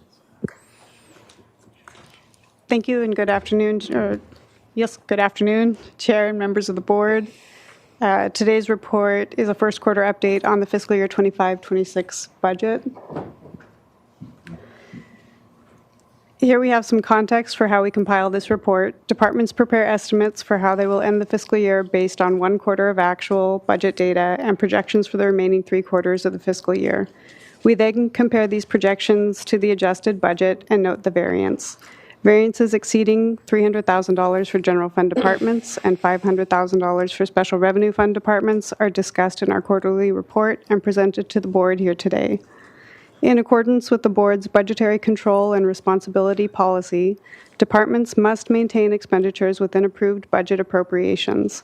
If expenditures are projected to exceed appropriations, the policy lays out a progressive course of actions that include reduced spending, the release of available fund balance, and as a very last resort, if the prior 2 methods cannot effectively balance the budget, the department must make a formal request to the board for general fund support. As of quarter 1, the general fund is projected to end the year in a $6.5 million positive position. Most departments are projecting slight positive balances, with the 5 departments noted on this graph exceeding the reportable threshold of $300,000. The 3 departments in blue to the right exceed that threshold to the good, and the 2 departments in the red on the left exceed the threshold to the bad. We will discuss all of these departments more specifically in the next few slides. As a reminder, unspent general fund dollars at year end are put towards one-time projects in the coming year, such as the Northern Branch Jail expansion.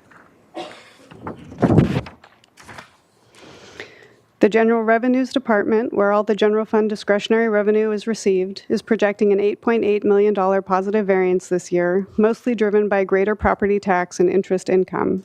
The county is currently seeing higher assessed value growth than anticipated when developing this year's budget. And interest rates remain high through the first quarter of the fiscal year, but this revenue source can be volatile, so we continue to budget cautiously.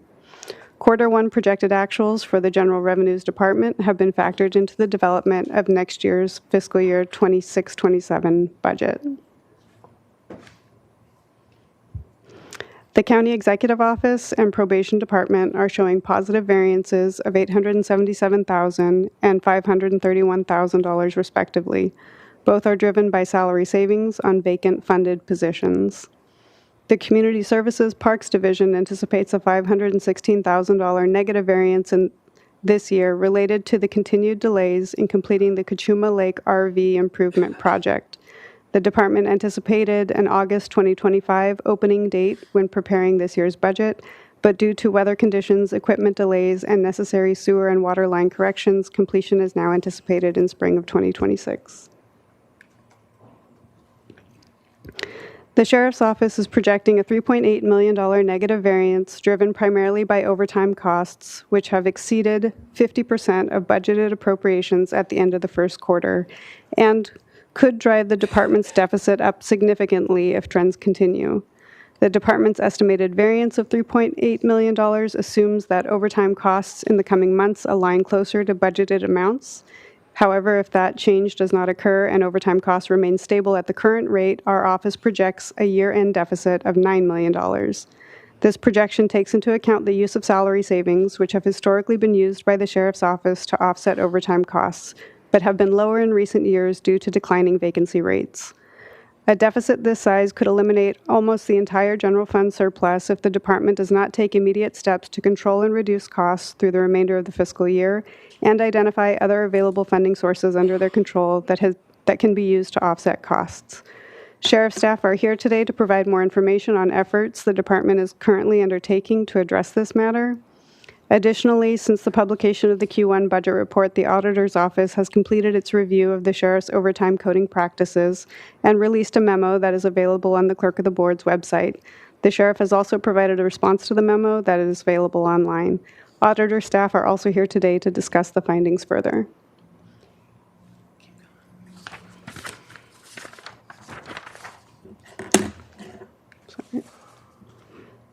Outside of the general fund, the county has two special revenue funds that are projected to exceed the reportable variance threshold of $500,000.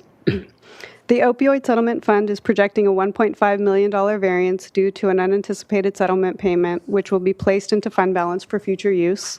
Opioid settlement funding currently supports medication-assisted treatment in the jails, homelessness outreach services, community partner grants, and sober living recovery beds.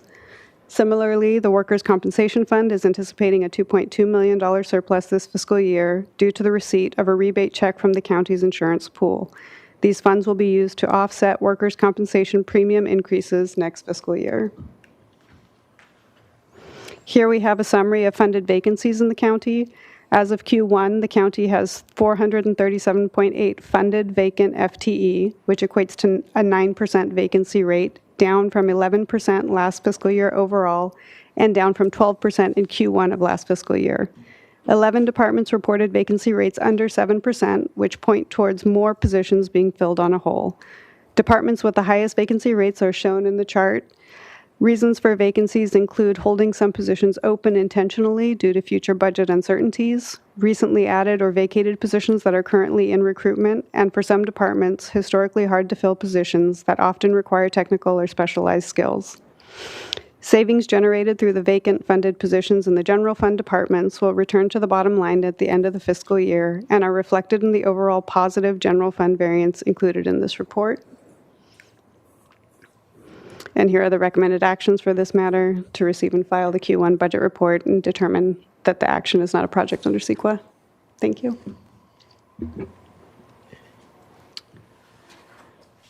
Okay, thank you. Questions from the board?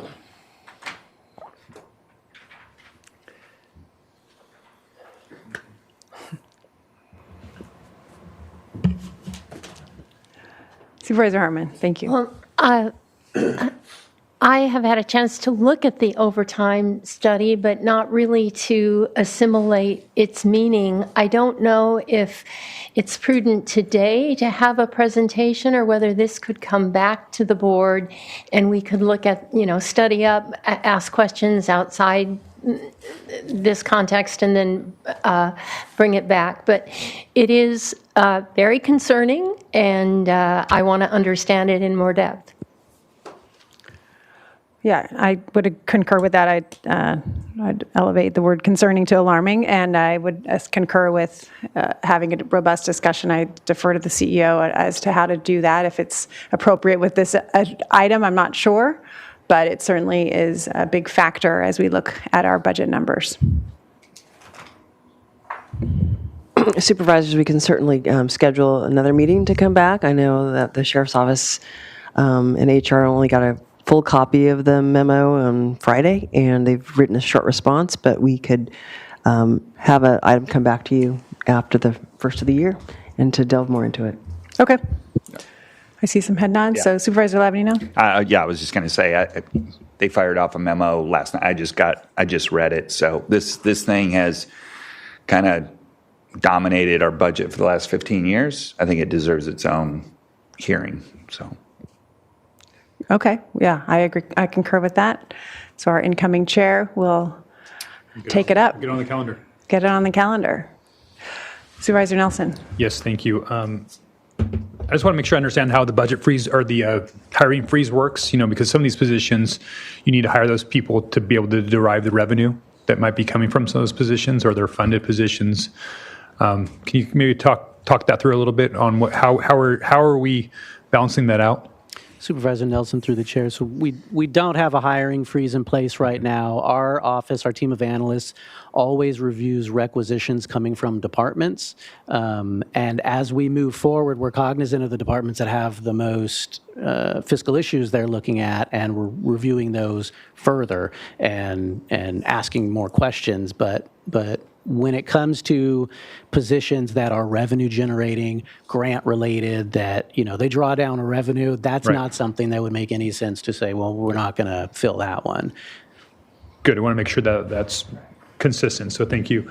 And then, the opioid settlement dollars, when those came in, we funded programs and positions that were needed. But, or at some point when we're getting this, kind of going back to the last discussion with the 5-year forecast, is looking at saying, okay, what are those things that we when we expanded programs because we had additional funding, seems like we got to need to contract a little bit and look at some of those funding sources like opioid settlement dollars and seeing what are our essentials that we have to have and what can be paid for with those types of dollars. I obviously know that they're limited according to that settlement, but again, that's just another example of some of these other dollars out there that we should be taking a deeper dive into and making sure that we're maybe really challenging on why are we doing this? Was this a nice to have versus a have to have? And obviously these dollars are fungible, so we should be able to try to move things around accordingly, especially when general fund dollars are involved. Supervisor, we agree. We appreciate that comment. And I think as Katrina mentioned, a lot of this is actually going to jail medical.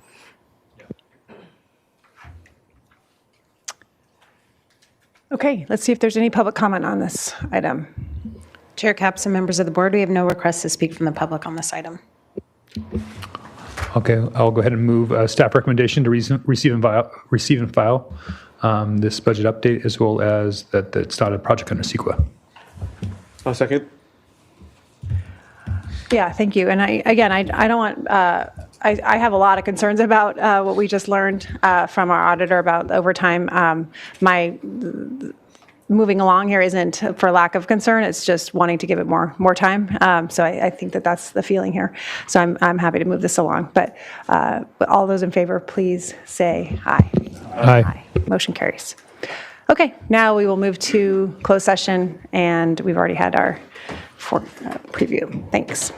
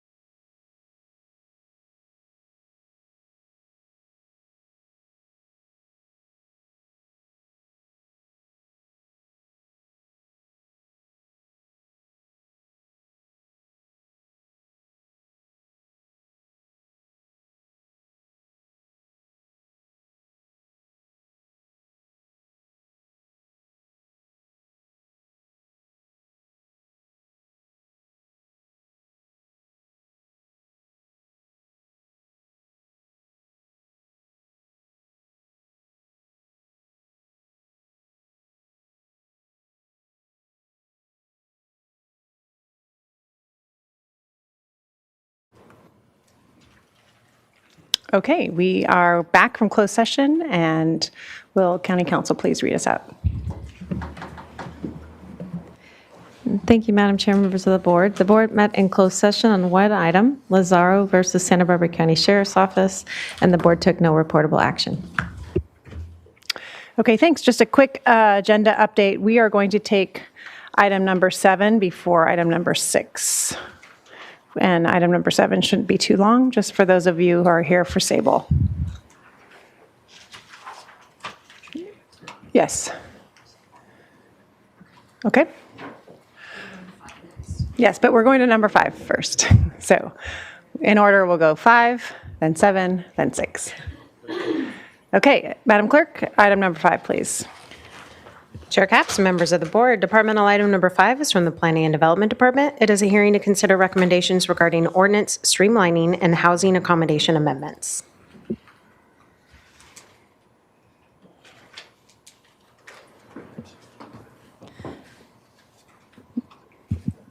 Good afternoon, Madam Chair, members of the board. Today we're before the board with a package that has 2 distinct components to it. And you can go to the next slide, Ben. Thank you. Actually, I want to pause for a minute. I know we'd like to be as efficient as possible, but I want to make sure you know who is with us today. No, that's great. We have Ben Singer, who is the planner that's been working on the project. We have Martha Miller, who's our consultant, who's been helping us with the project, and then, of course, Alex Tuttle, Deputy Director. Great. So I'm going to do a brief introduction, and then we're going to turn over to Ms. Miller, and she will do the bulk of the presentation. So we do have this broken up into 2 sections. The first component is streamlining efforts. These are efforts to clean up our code and remove redundancies, solve some issues that we know have been coming up over and over, and we've had complaints about them either through the public or comments that we've received from board members. And that component has been part of a larger streamlining effort that we embarked on about 2 years ago, year and a half ago, 2 years ago, I would say. This is the second phase of that larger effort. We are going to be doing another phase of streamlining that we will come back to the board with next year. So this is a program that had 3 steps in it, this streamlining. So this is, as I said, the second phase. The first one we did was lighting and signs and eliminating our shopping center zone district, which was really problematic. The other part of today is addressing the changes that we said we would make as part of the housing element. It was program 16 in the housing element, and it indicated that the county would look at our residential and commercial zone districts and make sure that we were facilitating the higher density housing that we had to accommodate as part of the RENA allocation. So we increased our allowed densities up to 30 to 40 units per acre, which we really hadn't done in the past. So this is a way to make sure that we can facilitate housing in some of those zone districts. So those are the 2 components. We are going to go over the streamlining component first, and then we're going to go over the changes to the residential and commercial zone districts second. The format of this meeting is more like a workshop because we know there's a lot to digest, and so we are going to do the presentation for the first part.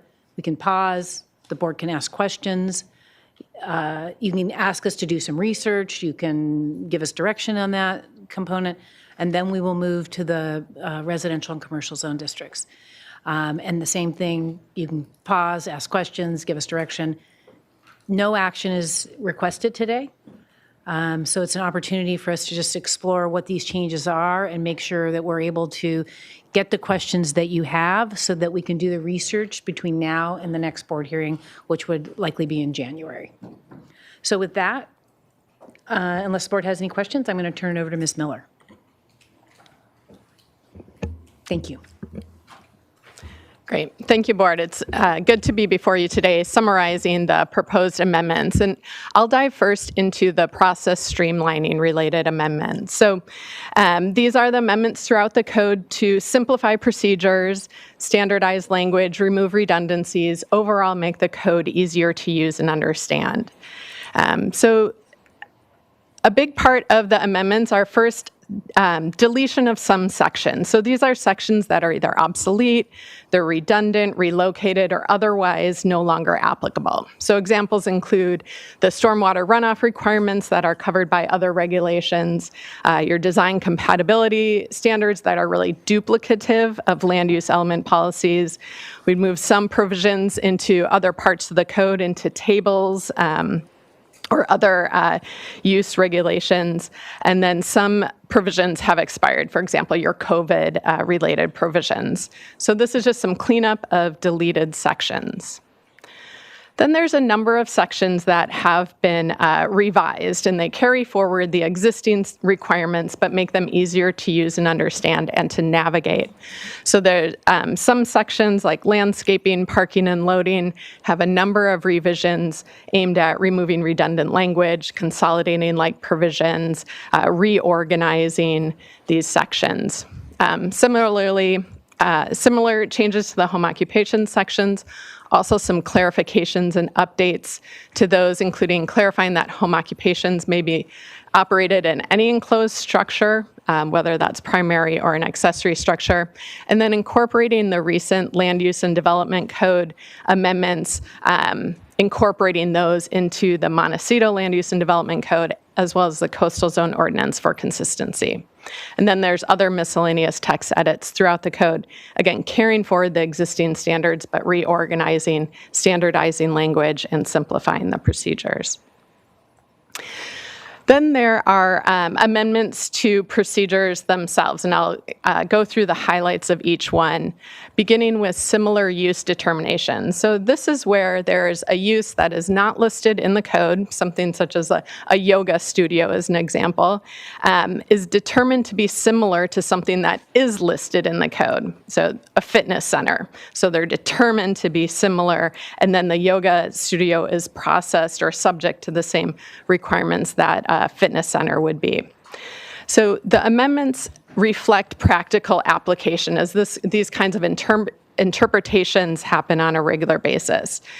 So they're allowed in all districts. The decision maker is downshifted right now, identified as the Planning Commission, to the director. The director's determination can be appealed. There's also public notice and hearing of the project should that project move forward. Amendments also include just a general provision where upon applicant request, the director may refer an application to the Planning Commission for decision. And this is just allowing the potential for an earlier Planning Commission hearing for maybe controversial projects where it looks like it's headed to an appeal and the just kind of a faster track to that public hearing. Next, for minor conditional use permits, for these, incorporating an option for a waived hearing. So this is an option that you have now currently for certain coastal development permits as well as modifications. There's still public notice, but there's only a public hearing held if one is requested. So if there's concerns or someone wants to provide input, then a hearing would be provided. For development plans, one of the amendments is to allow director review of small projects. So in all zones. So this is the case in many zones where the director is the review authority for development plans up to a certain amount, 5,000 square feet or 10,000 square feet in some zones. Again, that's the case for many zones. There are some zones, however, that any development requires Planning Commission approval. The development plan would go through to the Planning Commission, and that's for any development. So this is just having an exception for structures and additions less than 1,000 square feet. Still require a development plan, but the decision maker would be the director rather than the Planning Commission. Also in development plans, revisions to reflect practical application, right now there's a preliminary and a final development plan. Typically, these are processed concurrently. That's practice, how it's done, so the amendments reflect that practice and kind of clean that process up.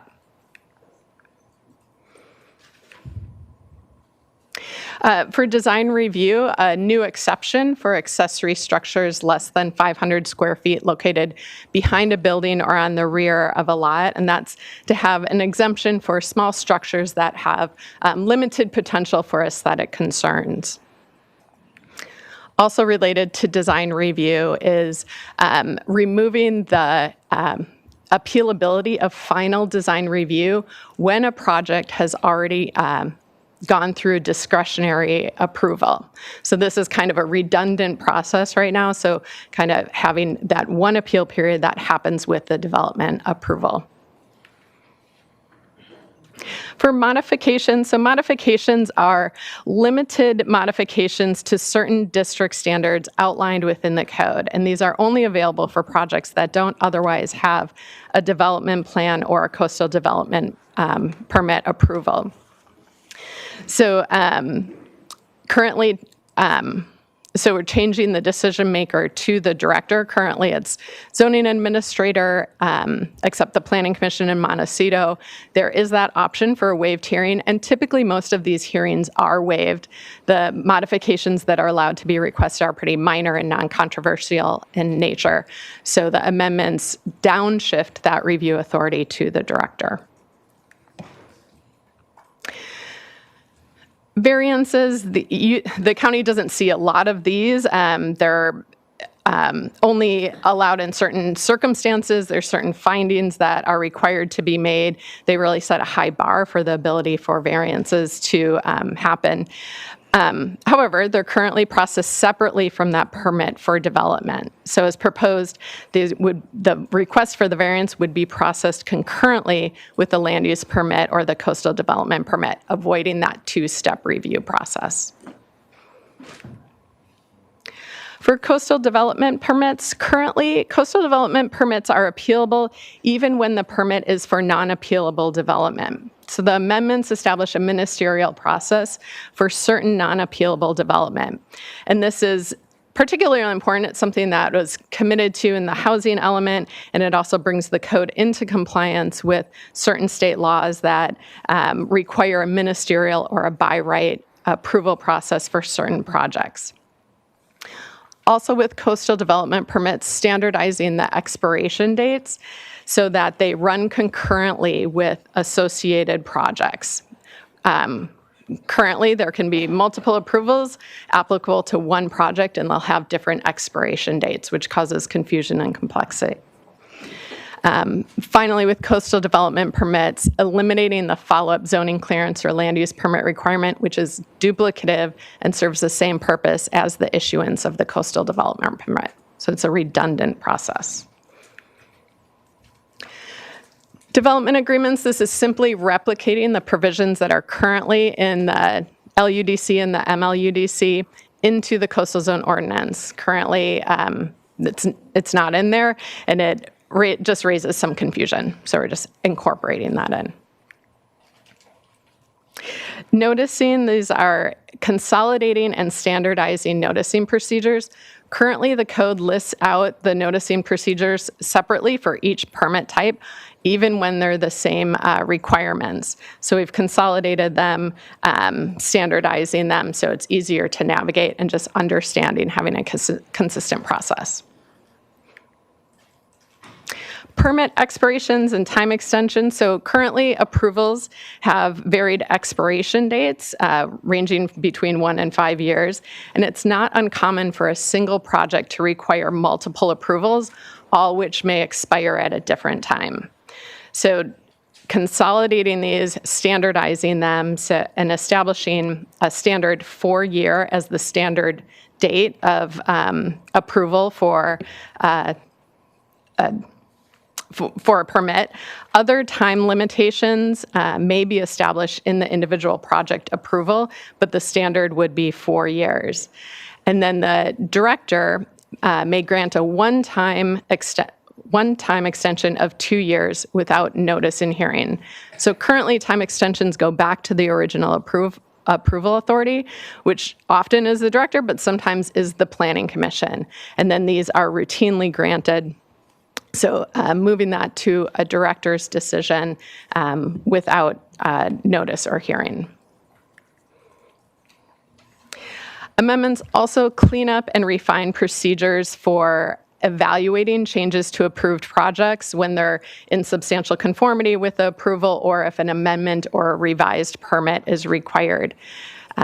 Specifying procedures for how minor changes to design review is considered, consolidating redundant procedures that are throughout the coastal zone ordinance, clarifying time limits, establishing a zoning clearance as the follow-up permit to substantial conformity determinations, which are those determinations that these changes are minor in nature and really follow the original approval. And so changing that to zoning clearance rather than land use permit, which are appealable and require public notice. And along with that, refining the guidelines that set the framework for being able, or for making that determination, evaluating whether a change is within substantial conformance with that original approval or not. So those guidelines are up on the screen. That really sets the framework, looking at things that as health and safety impacts, limited square footage additions if there is one. Changes have to be consistent with the comprehensive plan, development code, within a certain height limitation, and then doesn't result in significant intensification. So this, again, provides that framework for when a change can be determined whether it's within substantial conformity. So that's a summary of the process-related improvements. I'm going to pause here to see if there's any clarifications. Yeah. I just wanted to add to Ms. Miller's presentation that the goal of these changes really is to simplify the process for the applicants and try and downshift decision makers where it makes sense so that they aren't going to hearings unnecessarily or going through a process unnecessarily, like, for instance, substantial conformity determinations. Many times we can find that it's, a very minor change. We use our guidelines, and then they have to get a follow-up permit that's appealable, and sometimes they get appealed and these applicants get stuck. And they pay, they have to pay for their consultants and whatnot to be a part of that process. If it's minor enough to qualify for an SCD, we think that follow-on permit should be a zoning clearance, which is not appealable. So that's the spirit of these changes. And it's sort of along the lines of what we talked about last week when we were talking about our fees for the department that the board approved today. Those fees have increased, but this effort is meant to minimize process where it makes the most sense. And with that, I'm happy to open up for any questions. Do we have questions? Yeah, Supervisor Nelson. Yes, thank you. Can you go to slide 7? Start there. I've got some questions.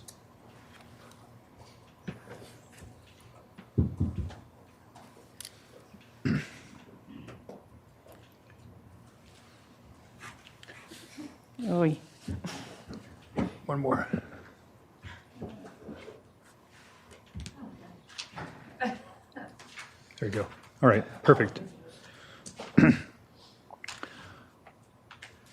Again, I actually wanted to start off by saying that I think a lot of these are some really great improvements. So I wanted to start off in congratulating you there. I think that there's some opportunities here. I'm also just kind of thinking through some of these processes. One of them is that director's deferral.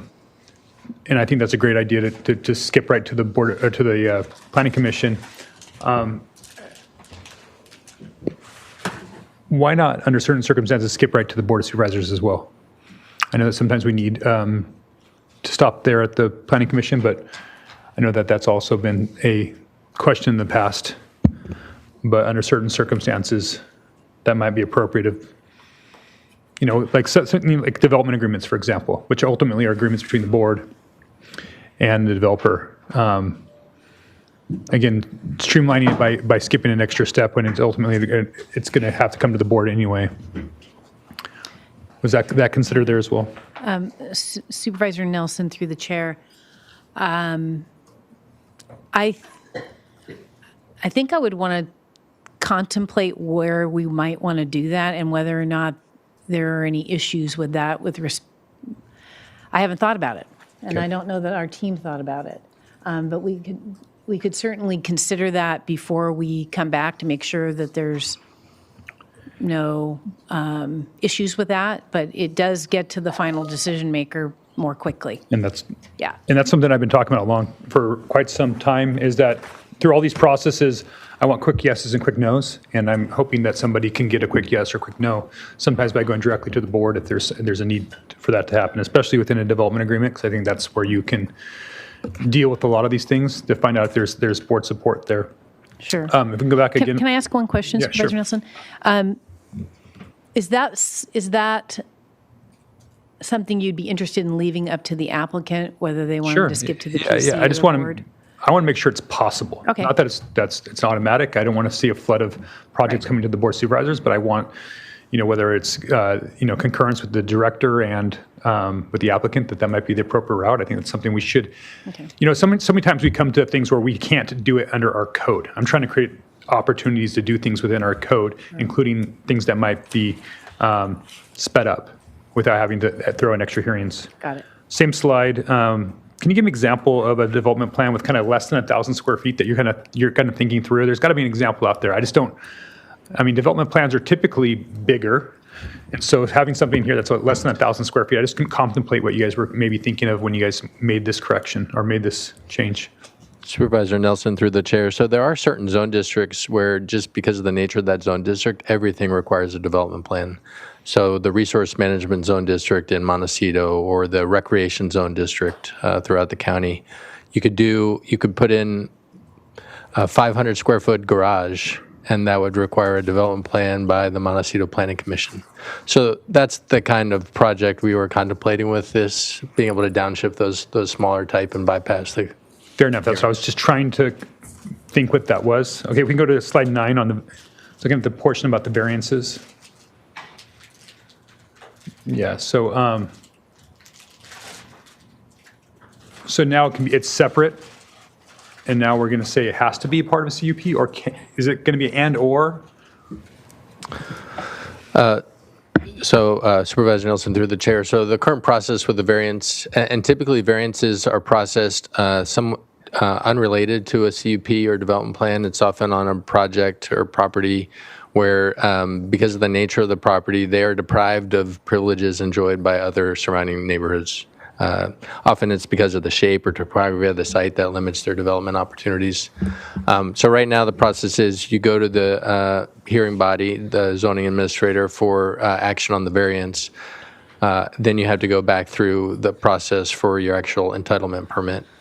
So this is just taking the entitlement and the variance together at the same time, at the same decision. So the problem with that, though, is that if you can't get through the variance, your entitlement doesn't mean anything. So, that's why this might actually cause more work, because if you can't get over the hurdle of the variance, your entitlement, why do you want to go get a complete application for entitlement if you can't, at the very end, you get held up by the variance?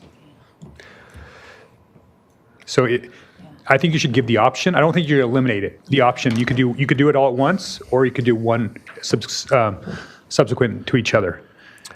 That's fair, and that's something we could look at, is breaking that out. We, like Ms. Miller said, we don't process a lot of variances. The findings are pretty difficult. It's a pretty high bar, but we certainly wouldn't want to create a situation where we force someone to go through that whole process if they're going to be getting a no at the end of it. Exactly, and that's what I'm concerned about. If you can't, and then they use the variance as a reason why that they can't come to a yes, is because, hey, well, we're not going to be able to meet your variance, so we're not going to prove your entitlement. And so again, getting over that hurdle from the first place could take that off the table. And I frankly think would be better in the streamlining factor is actually lowering the bar on variances. It's something that, if you want to really talk about streamlining here, because you're right, it is a high bar now, and we don't use it very often. For the state. But more variances are better for the creativity of projects. And so I want to actually see more variances in our code and want to see more of them come forward, because I think, we sit up here and you guys go to planning commission hearings and you guys think about all the different ways to try to make projects work. But ultimately, sometimes projects, we can't contemplate everything. And they run up against a code and go, oh yeah, can't do that because the code has it here, but really never contemplated options that maybe could be, resolved with a variance. And I really encourage them and would like to see some of the streamlining. You guys maybe come back with some options of lowering the bar on variances in the future. Supervisor Nelson through the chair, just to add to that. So there's currently in our ordinance, there's sort of 3 paths for modifying code requirements. One is if you are processing a CUP or a development plan, there's a built-in allowance for the decision maker to modify certain zone standards, landscape requirements, open space, height, setback, et cetera, through that CUP or through that development plan. But not our general plan changes, right? A lot of variances are general plan issues because we embed it so much in our county into the general plan. Well, no, variance, you can't do a variance of a policy. So these are all zone standards or ordinance standards for you can't, that is correct. You can't do a variance or a modification to a policy. But I was going to mention that the variances are actually set forth by state law. It's a sort of a state findings that have to be made. So we can certainly confer with county council. I'm not sure we have much discretion there to modify those standards, but what we have done in recognition of that is a number of decades ago, we established this modification, uppercase M modification process, which gives property owners the ability to modify certain standards like height, setbacks, et cetera, parking requirements through that modification as an alternative to the variance, because the variance findings are so challenging to make. But those are also policy changes though, right? No, Supervisor Nelson through the chair. So the modifications just change the zoning regulations for a particular project. That's a policy. Yeah. So I may be using the wrong term for the same thing, because I want to be able to, I think we're the policymakers, and I think we should be able to change policies on projects that make sense for that project. And so that's what I'm trying to find ways to make projects fit that, don't always fit. I mean, there's a lot of things out there, we tried to do with the Ag Enterprise Ordinance where we had a lot of things that we thought this could, work towards, but then when we got down to it, there was many things that we didn't contemplate. And we need to have a process that doesn't wrap somebody up for years and years, or for somebody to get back a 40-page letter that cost them $20,000 to tell them why they can't do something, right? And so that's what I'm trying to get rid of, and by making sure there's a process to do that. And that's why I saw variance, and I'm like, hey, there's an opportunity there for us. Maybe I'm using the wrong term, but I think that's part of what I'm trying to get to on this board, is where we can be the decision makers, where we can impact those policies so that we can say, yes, that's a great idea. That's a great project. Yeah, our code doesn't necessarily fit it, but we shouldn't be a slave to that. We should be able to have as much flexibility up here. We're all elected by the people of this county to make those types of decisions. And so many times we're hamstrung up here on this board, and you guys are staff. Meanwhile, it has complete board support, but we can't get past it. So I'm trying to make sure that we have pathways to be able to get that accomplished. And that's what I was hoping with the variance term, but maybe there's another way to doing it. And maybe when you guys bring this back, you guys can think of some other ways to get things through. Again, I know I've been encouraging development agreements as well, because that's an opportunity. But maybe we have different tiers of development agreements to get things through a process, kind of grease the rails, if you will, on a project that might have some some hair on it, but it might have good support from policymakers. Yeah. Supervisor Nelson through the chair, we'll certainly look at what you're talking about. I understand what you're saying. And I do think development agreements are a really good tool for sort of what you're trying to get at. These other tools that we have are sort of minor, like the modification tool is minor, and we've had it for decades. And it's useful. It's very useful for applicants that are sort of stuck because they can't meet a setback or something along those lines. But we'll look into those things and circle back with you. And then I will just stop at this next one. Go to slide 12 for a moment. The substantial conformity determination piece here, I think we should be using this more often as well. And I'm a little concerned about the 10% or 1,000 square feet, that might hamstring your ability to make a substantial conformity determination. Is that, because that actually, I think you might actually have more power right now. Supervisor Nelson, through the chair, I actually don't. Okay. These are the standards that we currently have. Which ones are new? Supervisor Nelson, through the chair, these are mostly these current standards. These are kind of as they're proposed, so they have minor changes to them. And there's one existing standard that we're proposing to take out that I can't remember off the top of my head, but like the 10% or 1,000 square feet is the current. Is the current. Yeah. Okay, so we highlighted those as just examples. But it is the board's decision whether you want to change that in our guidelines. If the board felt they wanted to increase that percentage or that square footage, we could certainly take that direction today and bring that back in January. again, we're looking for more tools to try to make projects work. And so, substantial conformity of a small project, that might be more than enough. But if it's a larger project, shopping center or something like that, where you start to move things around, that's a very small threshold. Maybe 10% without the 1,000 square foot might be best. I don't know what the right answer is there, but that's what I was trying to make sure that you have the tools to make substantial conformity determinations. A lot of what I'm hearing with this is a lot of discretion on the planning director.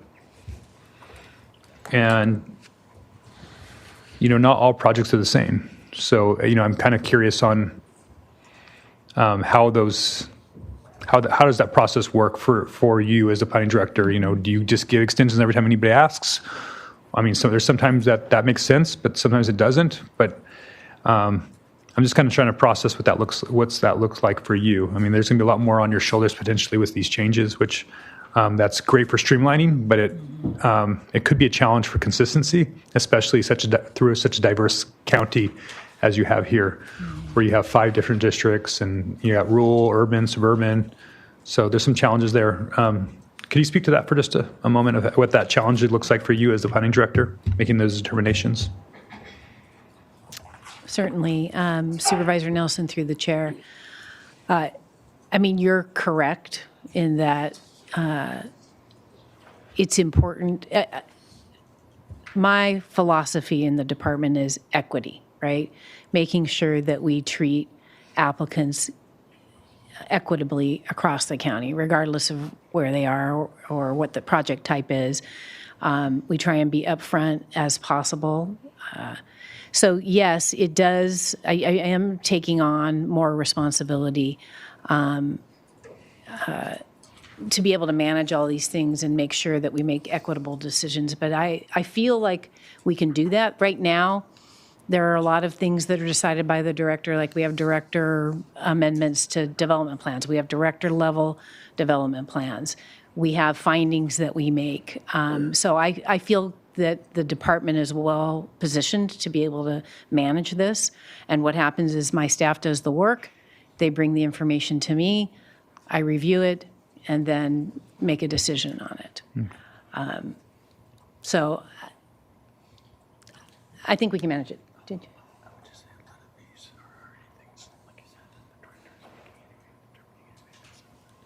Oh, yeah. So Alex just reminded me that there are a number of things that we already have at the director level. Sure. Yeah. So I'm comfortable with it. I would not be bringing it to the board if I didn't think we could manage the process in an equitable way across the county. All right. Thank you. Other questions or comments at this point? Well, thank you. I really appreciate this, and I like that you call this kind of workshop.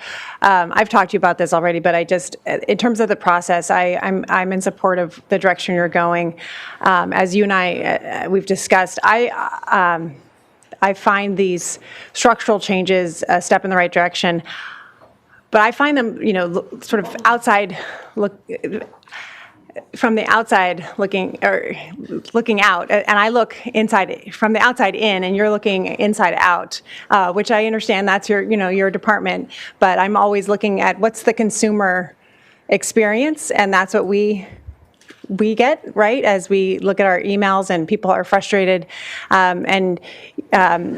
And of course, we only hear about things that don't work, and I take that with a grain of salt.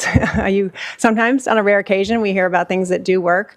But your department is a really vital interaction with people as they're paying their fees and trying to get their permits and build on their properties. And so I just encourage, as we're moving forward, that as we're looking at processes, to have more of a consumer-facing reforms, and I know that that's still potential. And I know Ventura County just did a big overhaul led by Supervisor LaVere of their permit reform, and it had much more of an emphasis on consumer and what it looks like. They did a permit navigator so that there's one point of contact, and that means less back and forth. And so I just encourage you, we've talked about this, the grand jury actually identified that as something when they did their South Coast housing crisis report, that we have, again, I know we don't have any funds for this, doesn't need to be an additional hire, but just what could that look like? Is it a hub?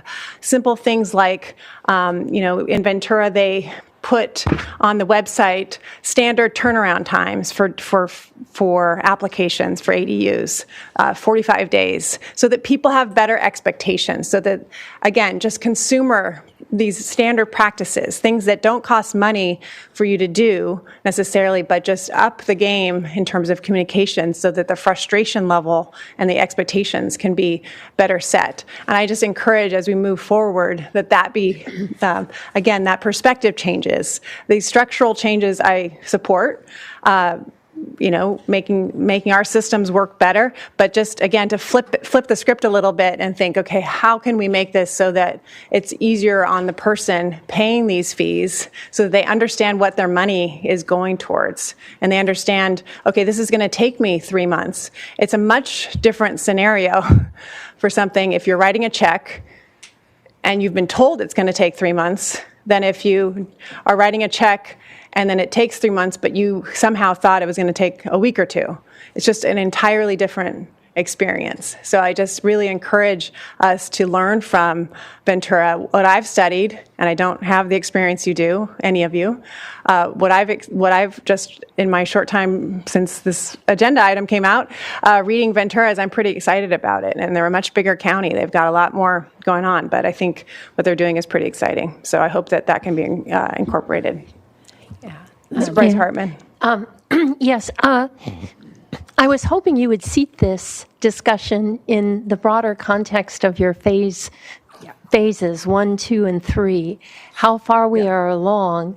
And really, this goes back to when Director Plowman was interviewed for this position, and the board raised these issues and said, we hope that you can look at our ordinances and make this more user-friendly. I hadn't realized how far the progress had been made, and I hope you would talk about that now and in relation to Ventura. Supervisor Hartman and Supervisor Capps, I thank you for teeing that up for me. I tried to explain that a little bit at the beginning, but maybe I wasn't effective at it. But we, based on what the board had directed and asked me as I was coming in to change, we ended up developing a package of streamlining efforts that would be done in 3 phases. And the board gave the long-range planning division a supervising planner and consultant dollars. Martha Miller is part of those consultant dollars to implement these 3 steps. We have finished the first step. This is the second step, and we are developing the third step, which is more about ministerial permits, making more truly ministerial permits that are non-appealable. And we're going to bring that third and final phase back to the board next year for direction and then action later in the year. So that's a major effort that we have undertaken, and we're getting into those final stages of it, which is really exciting, I think, for the department. The other thing I wanted to mention, and I haven't talked about this with the board yet, but this is giving me the opportunity to give the board a heads up about it, is the department is doing some reorganizing. And I'm in the final stages of interviewing a candidate for that reorganization, but we're going to be taking our building counter and our planning counter and merging them into what we call our customer service division. And we will have a new deputy over that. I gave up some positions to make this happen. And that division is really going to be focused on the customer experience. So we will have people that will be able to run issues down for applicants when they have questions. We're going to be overhauling our website. We're going to have cross-training at our counters so that when you come in to ask a question and there's somebody from building there, they can answer enough to get you going or send you to the right person that can answer questions if it may be a planning-related question. So there's a number of things that we're working to achieve with this, but it really is focused on customer service. And we've been working on this for, I think, the last 6 months. And we hope to have it up and running in January, February. And Ventura? And Ventura, so we've looked at Ventura's programs, and they're doing a lot of the things that we've been doing in this package, this whole series of items that we've been bringing back to the board. So they've been better at advertising what they're doing than we have, which is something we need to learn from. But we're going to be working with Kelsey Butita to help get the word out about the changes that we're making in the code and the new division that we're going to be creating. Good, but I mean, it's also advertising. I mean, it's explaining it to our constituents, and those are our customers, and those are the people that are paying for the work that's getting done, and for them to have a level of assurance that things are moving fast. I mean, I really appreciate what Supervisor Nelson said. It's just about getting an answer. Sometimes even getting a no is a relief. And that's often when our offices, and that's sometimes when we intervene and not intervene, but just try to get an answer. Even when it's a no, sometimes there's a relief on the other end of, just because finally they can stop trying to, trying to wait. And so I just encourage that side of the equation of the customer facing, because that's what's paying for all of the work. Yep, understood. Okay, let's see if there's any public comment on this item. Looks like there's a few. Oh, we have another section, two more sections. Okay, we'll keep going. Okay, I'll jump into the second category of amendments, and those are to implement housing element programs that have specific direction and timeline for the county to take. So revising development standards to enable achievement of allowed densities, and then to modernize the multifamily and commercial zone standards. So they include a number of amendments to district regulations, and I'll go through a summary of each one, highlighting the substantive changes. There are also a number of amendments related to standardization, simplification of standards, kind of along the same vein of like being clear of what the requirements are, and removal of redundant and obsolete requirements. So there is a lot of cleanup. The volume of the amendments is great, but I'll, again, touch on the substantive changes. So beginning with the residential zones, and your DR and your PRD zones are the county's primary zones for providing areas for multifamily or multi-unit residential development. Particularly the areas within these that allow 20 units per acre or more. So these zones, though, accommodate a wide range of densities, anywhere from 0.1 units per acre up to 40 units per acre, depending on location. So the current development standards, though, for these zones really focus or accommodate that lower density scale. And that makes sense because prior to your recent housing element rezones, this really made up the majority, the 99.5% of your residentially zoned areas. So with the rezoning of the properties, increased density allowances, again, up to 40 units per acre, sometimes the standards can be a barrier to achieving that density. So a couple of overall, the amendments, again, simplify, standardize the language. They also reduce the required front setback requirement from 20 feet to 10 feet and increase the height allowance from 35 feet to 45 feet in the areas that allow higher density development, so density of 20 units per acre or more. And these areas are areas that are either already developed, part of the housing element rezones, and or had pending projects at one point. Overall, the maximum site coverage limitation of 30% is proposed to be eliminated. Number of reasons. One, again, to accommodate those allowed densities, but also the cumulative effect of other standards that you have with setbacks, parking, and so on really serve to limit site coverage. And then one example to kind of help you understand what these changes look like or will look like in practice is that the new DR standards that we're proposing are quite similar to the multifamily residential Orchid zone district. It's a pretty limited zone in Orchid. The Bradley Garden Apartments, which you may be familiar with, is developed in that zone. So those changes that we just discussed for DR, a front setback coming down to 10 feet, the MRO zone has a front setback of 10 feet. The height limit going up to 45 feet in the MRO zone. When you're near the street, you have a height limit of 40 feet, and then once you're 100 feet from that road, it goes up to 50 feet. So on average, it comes out to about the same 45 we're proposing for DR. Similarly, the MRO zone does not have a site coverage limitation, so that 30% that we're proposing to eliminate is similar here. One difference is that the MRO zone requires 25% of the net space or net site area be reserved for open space, but as we'll get to in just a second, we are proposing kind of a redefinition of open space for the DR zone.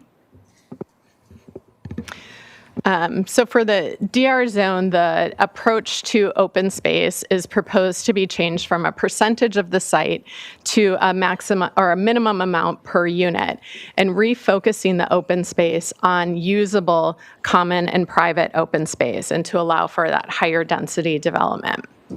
So currently, 40% of the net site area is required to be in open space. And again, it's reflective of a lower density development pattern. It's also kind of an outdated approach that really groups multiple objectives into one standard. Amenity space, environmental protection, aesthetic, compatibility. And it treats unconstrained sites the same way that it treats constrained sites. So if you have a no-build area, a creek, a habitat protection area, or steep slopes, those all qualify towards that 40% of open space. But on an unconstrained site, say it's completely flat, there's no habitat, you're still required to provide 40% in open space. So again, it treats those unconstrained and constrained sites similarly. So changing the focus to the open space requirement to amenity space, a certain amount per unit scaled to higher density development, and also having configuration requirements to make sure that it's usable as amenity space. So if there's constraints on a site, if there's a no-build area, if there's a creek, if it's habitat, those still need to be protected. They just don't qualify towards the open space. So just for the sake of illustration, the middle image shows what qualifies today as open space. So anything not covered by a building or hard surface. So even the creek or a narrow setback, if it's landscaped, counts even if it isn't usable. And this is about a 25 unit per acre, just prototype sample development. The image on the right shows what would qualify as open space under the proposed amendments. So a creek would still be protected, the setbacks are still landscaped, there's building separation, those just don't qualify towards open space. So the area in the dark green, in this case, it provides probably more than the minimum amount of open space required. We're just showing what would qualify, what meets those configuration standards. As you increase density and allow 35, 40 units per acre, add more buildings on the site to house those units, the associated parking, the sites get more and more constrained, and then there's less area available to be retained as open space. So again, the focus is on having the usability, it's an amenity space, getting the quality spaces, some examples of what you see here. And another, just by way of an example, this site plan was not built out, but just for the sake of illustration, this is an example project of where the current 40% requirement was met in a large part due to separating off one of the parcels and having that just a large lot, single unit development. And then the area that was proposed to be developed really reflects the kind of maximizing what could be built and would meet the current standards. So it's still not up to 40 units per acre. This is about 27 units per acre, provided approximately 100 square feet of open space. But you can start to see as you get in different configurations of properties, different site characteristics, accommodating all of the requirements can get to be difficult. And that's what the housing element programs really are targeting, amending the standards to allow the maximum densities to be achieved. As we move into the other zones, amendments again are to overall simplify, standardize, make them easier to use and understand. Also modernizing the standards to facilitate housing in commercial areas consistent with the housing element. First, the neighborhood and limited commercial zones. These are very similar. They're typically neighborhood serving commercial near residential or other developed areas. One main difference is in the C1 zone, single-family residential is allowed as a primary use. Just a little bit of difference. But for these areas, modernizing the standards, so one, including a commonly used metric for calculating density. The current metric of 2 bedrooms per 1,000 square feet of commercial development is an odd standard, and it's really hard to use that standard. It's so unique. So translating that or using a more common metric.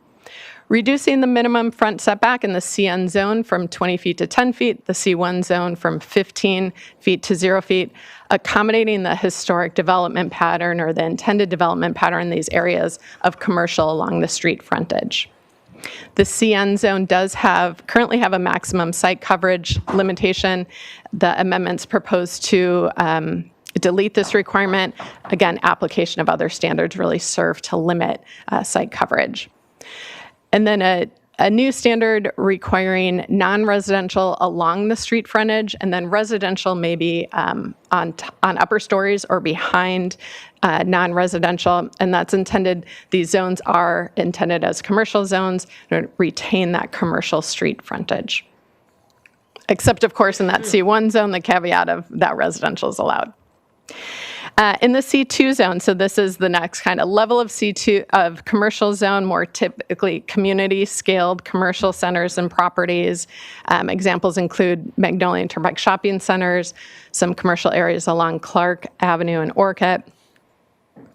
The standards here, again, simplifying, standardizing language, again, using a more common metric for density, 30 units per acre to reflecting kind of the larger scale of these areas. There currently is a limitation on residential development where residential uses may not exceed 50% of the total floor area. Any mixed-use development in the zone requires discretionary approval. The amendments include allowance or for the decision makers to increase, I think that should say 75%. Oh, sorry. Okay, increase to go above that 50% to up to 75% where certain findings are made that there is adequate commercial in the area that really retains that commercial nature of the area. And there were just some questions of what this may look like. Again, totally hypothetical, illustrative, just to picture how existing commercial center could accommodate some residential development and with that.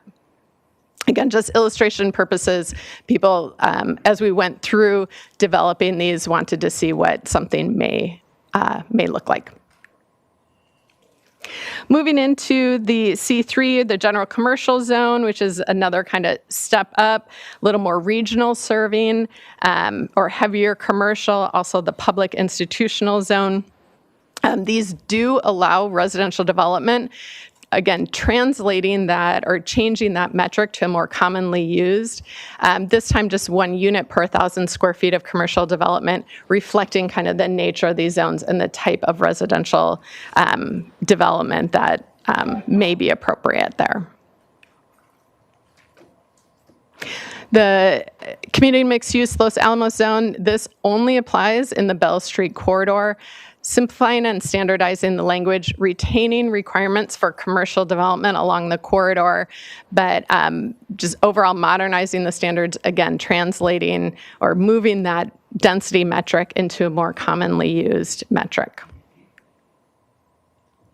The mixed use zone, this is also only in one area in the county where 154 meets 101. Simplifying the standards, removing redundancies, really introducing in many cases objective standards that can be implemented. For example, right now the density is just as allowed by the Planning Commission. We're assigning a measurable criteria to that, 40 units per acre, increasing the maximum allowed height to accommodate that density, having some measurable building location requirements to ensure that there is commercial along the street frontage, activating the street, translating required open space, again, currently just a common open space, having a unit, square footage per unit, a more measurable criteria. That's also consistent with other zones. Some other, again, objective measurable criteria for having an active street frontage and clarifying and limiting where residential uses may be located on the ground floor. In Old Town Orchid, there's both base and overlay zones that apply here. So one of the big changes is actually having some consistency between those. There's a lot of redundancy, duplication, a lot of confusing as you went back and forth between the standards. So really simplifying those, removing standards for densities that aren't even allowed in that area, and then some other cleanups, getting rid of the minimum open space requirement based on the allowed density and the existing small lot development pattern. It's really going to see typically 1, maybe 3 residential units. So it's a different development pattern that will be retained, and that open space requirement didn't really fit that context. Also eliminating the maximum site coverage limitation. Again, there's other standards that limit it and retain that established development pattern. And then finally, some amendments to the mixed-use San Ynez Valley Overlay Zone. This is just applicable to C1 and C2 properties in San Ynez Community Plan, clarifying language, standardizing it, and kind of using a different approach to limiting residential uses. Right now, it's 66% of the total gross floor area. Instead, simplifying that standard, just saying that commercial dwelling units may only be allowed on upper stories, because the focus is really, again, commercial at the street frontage. So maybe I can pass it if there's any clarification or. I think I just wanted to add one thing, is that in all of the zone districts that we talked about today, except for Los Alamos, these mixed-use projects require a discretionary permit. So they require a minor CUP that can then be appealed on and so that may give the board some greater context as to when these kinds of projects might come through and what kind of permit would be required. In Los Alamos, mixed use is an allowed use with a permit. So that's the one area where those permits currently are appealable also, but they are made at the staff level, those decisions. We're happy to take any questions. We have some differing recommendations from the Planning Commission, which we could run through, or we could take questions now and then follow up, whatever the board's preference is. Any questions on this section? Supervisor Nelson. Yes, thank you, Chair Capps. So on the slide 14, I want to make sure I understand this right. It says, so DR zones and equivalent PRD D zones that are primarily zones for multi-unit residential developments, allowing up to 40 units per acre on housing element rezoned sites. Okay, so but some of the housing rezoned sites have less than that, right? So this does not increase that, or does increase it? Okay, so the zoning stays the zoning. We're not changing any densities as far as current units per acre that exist. Maybe the bedrooms per acre at this, we'll talk about that here in a second. But as far as like if there's something through the rezone process that was 20 to 25, that doesn't change? Supervisor Nelson, through the chair, that's correct. Okay, thank you. That's helpful. I just wanted to make sure I got that point of clarification. Let's go to slide 16 on the open space requirements, because I understand the issue about constrained sites and what it might look like, and some things that could be counted as creeks and all the different things that go into this. But and I don't think 40% is the right number, but I'm not sure what we have here proposed is the right number either. I just did some of the back of the napkin math, and right now, a 1 acre site would have to provide 17,424 square feet of open space. That's 40%. If you did 20 units per acre, under these new rules, all you have to do is provide 1,200 square feet. So you've gone down to about less than 10% of what's currently required. And only 300 of that square feet actually needs to be public. So you get to count the balconies, right, of the apartments as part of that open space? Supervisor Nelson, through the chair, yeah, a balcony could count as private open space for that. So 900 of that square feet could just be taken up by balconies, and only leaving you with 300 public open space area on a 1 acre, which is 1.3% of the entire project. Which, so again, I think 40% is too high. Yeah. I do. I agree with that, and I think maybe even what you guys proposed might work in certain areas that are along urban corridors. But this is going to be really problematic in other parts of more of our suburban areas and rural areas in our county that have this type of zoning. So I don't know what the right number is, but I think this is one that needs to go back to the drawing board and have some more thought going into it. I think you guys were trying to imagine different options and trying to create as much flexibility, and I respect that, and I do appreciate that. But I do know, I want to look at it, what's the worst case scenario, and some of the worst case scenarios here are pretty bleak, and end up having a level of urbanization that is not consistent with a lot of our unincorporated areas.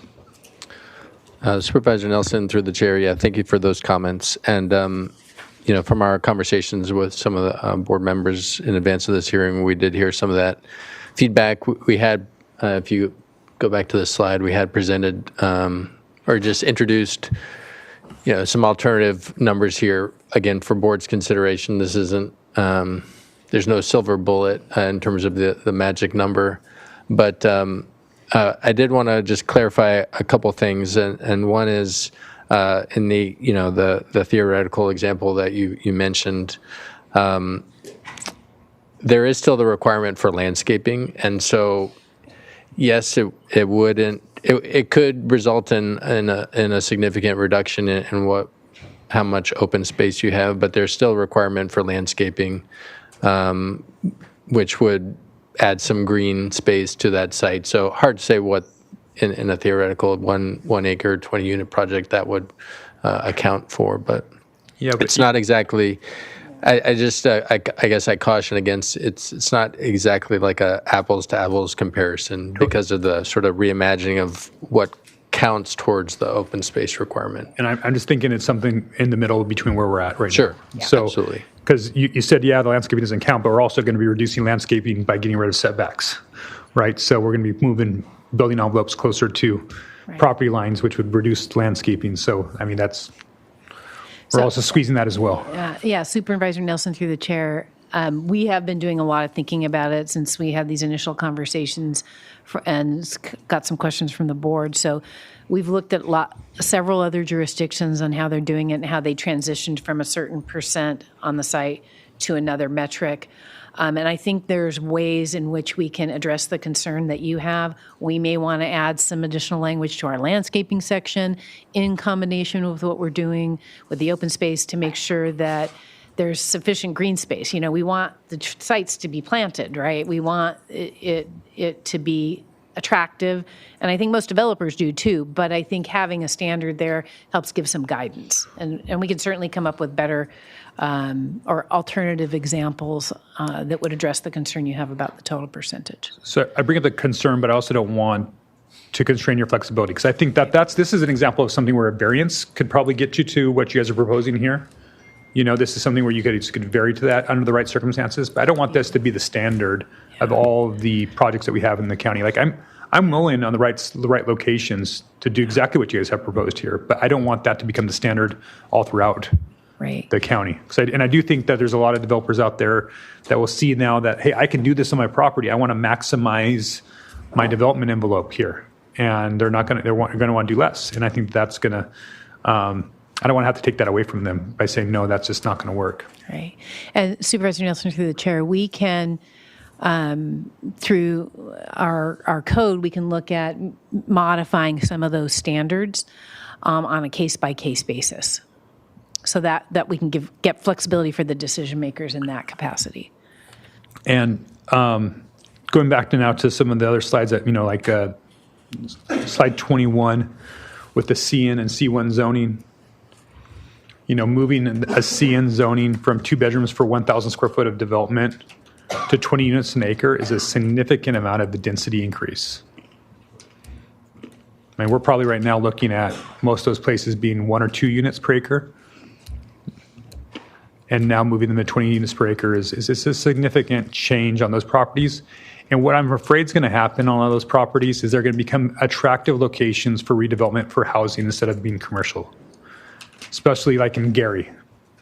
That's a spot there that, now you've allowed 20 units to the acre in the community of Gary, and that's pretty significant. You also think about the Los Olivos grocery store right there. That becomes a very attractive location for redevelopment for housing, and then you lose the grocery store. You lose some of these things that are really important for the communities. So I know what you guys are trying to do, but I think that there's some consequences, especially in the North County where we have a lack of commercial, especially in the Valley, and Los Alamos where we have lack of commercial opportunities here, and that we need more of those. I know residential is a goal of this county to try to get more residential units, but I don't want that to happen at the expense of commercial locations. And so, again, I don't know what the right number is there. I know 2 bedrooms per 1,000 square foot is kind of an antiquated way of doing things. Totally get that. They could be really big bedrooms, right? You could do lots of different ways to mess around with that.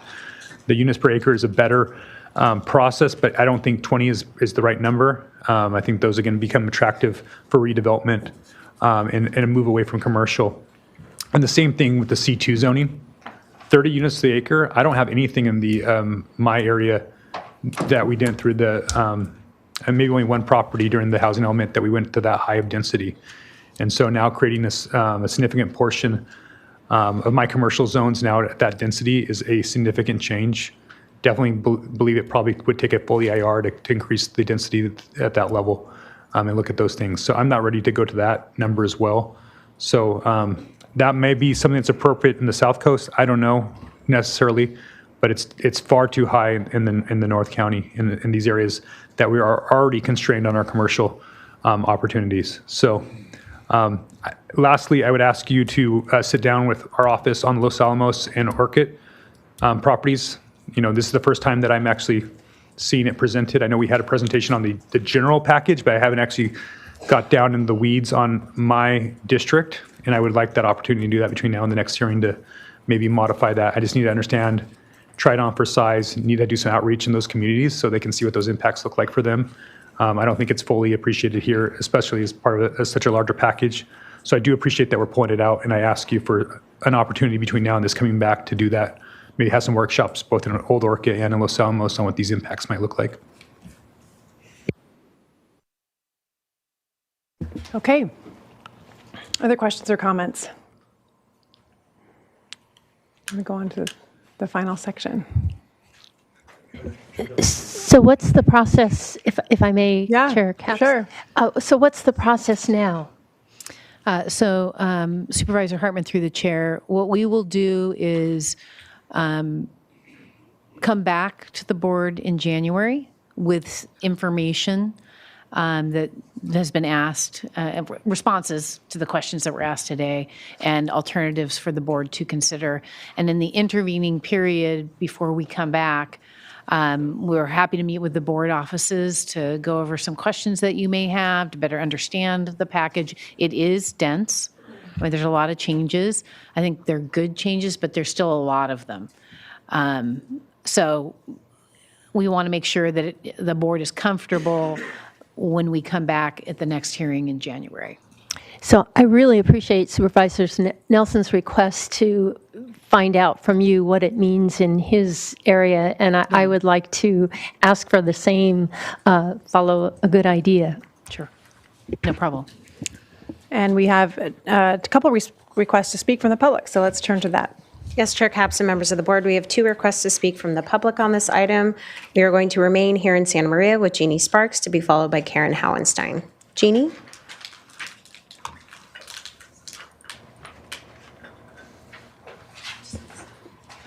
Hello again, Supervisors. I'm Jeannie Sparks with Santa Barbara County Action Network. Santa Barbara County Action Network thanks you for your work on state bills that have recently been passed. We paid close attention to bills in this last legislative session, which granted a sweeping waiver on CEQA with no additional requirements or no requirement for or guarantee of inclusionary affordability in return.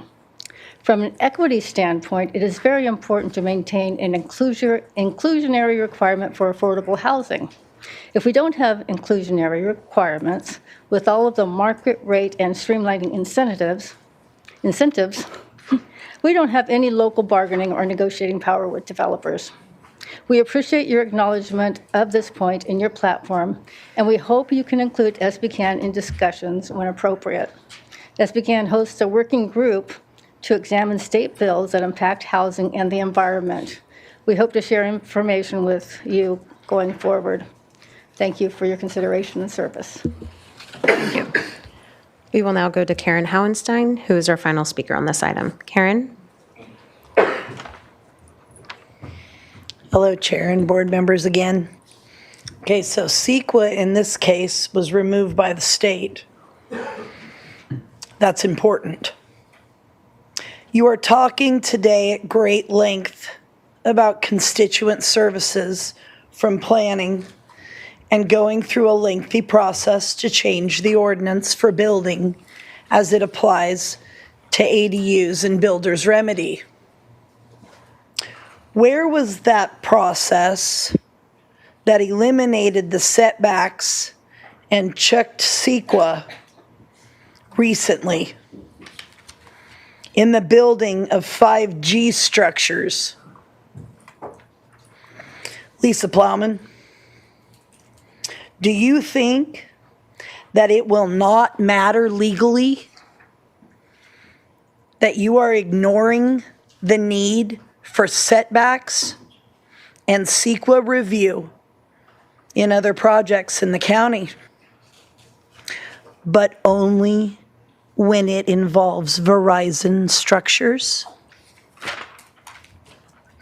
We're watching very closely what you're doing. And that concludes public comment on this item. Okay, so thank you for adjusting and that you're just receiving or just sharing information at this point. We'll bring it back. I just am double checking that we don't even take a vote then. Madam Chair, we're hoping to continue it to a date certain. We are looking at the last meeting in January, and I wanted to know if we had capacity on the agenda for that, the 27th. We would look to move it to the 27th. If we could do a date certain, that would be great. Okay, would that be a motion then to continue it to the 27th? Yeah, I'll go ahead and make a motion to continue to January 27th, January 2026, January 27th, 2026. I'll second. Okay. All those in favor, please say aye. Aye. Motion carries. Thanks. Okay, so just for everyone's awareness, we're going to move to item 7, which shouldn't be too long, and then we're moving back to item 6. Thank you. Let me get my guy there. Do you want? Are we all set? Do we need a? Give me 2 seconds. Okay. Do you need a 3-minute break? Okay, just a quick bio break.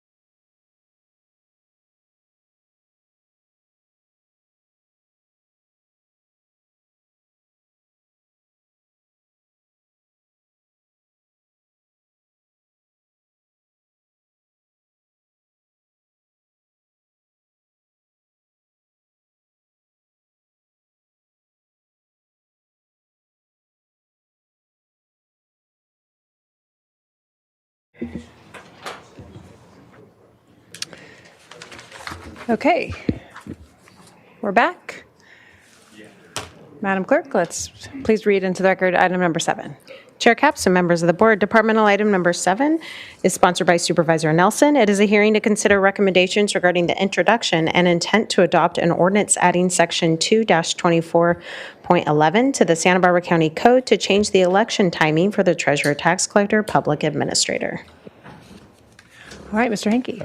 Thanks, Chair. Aaron Hankey, Chief of Staff for Supervisor Bob Nelson, and we are going to start the presentation and shift it over to Supervisor Nelson for the beginning. All right. All right, thank you, my colleagues. I know it's a little unusual for me to present from the dais, but I thought it was appropriate here. You know, one of the roles of a supervisor is a legislator, and so it's actually an honor sometimes to bring forth changes to our code. And so today I'm bringing forward for discussion the change of election timing for the treasurer, tax collector, public administrator. If we go ahead and go to the next slide. In 2022, Assembly Bill 759 was passed by the Assembly and the Senate and eventually signed by the governor, extending the term of the sheriff and district attorney to an additional 2 years so that the elections in the future could be held on presidential cycles. I believe the intention of that was to get greater participation of the public in those offices, in those elections. Along with the passage of that bill included a provision in Section B-2 of Section 1300 of the Election Code, giving the power to boards of supervisors to also do that same for the other elected officials.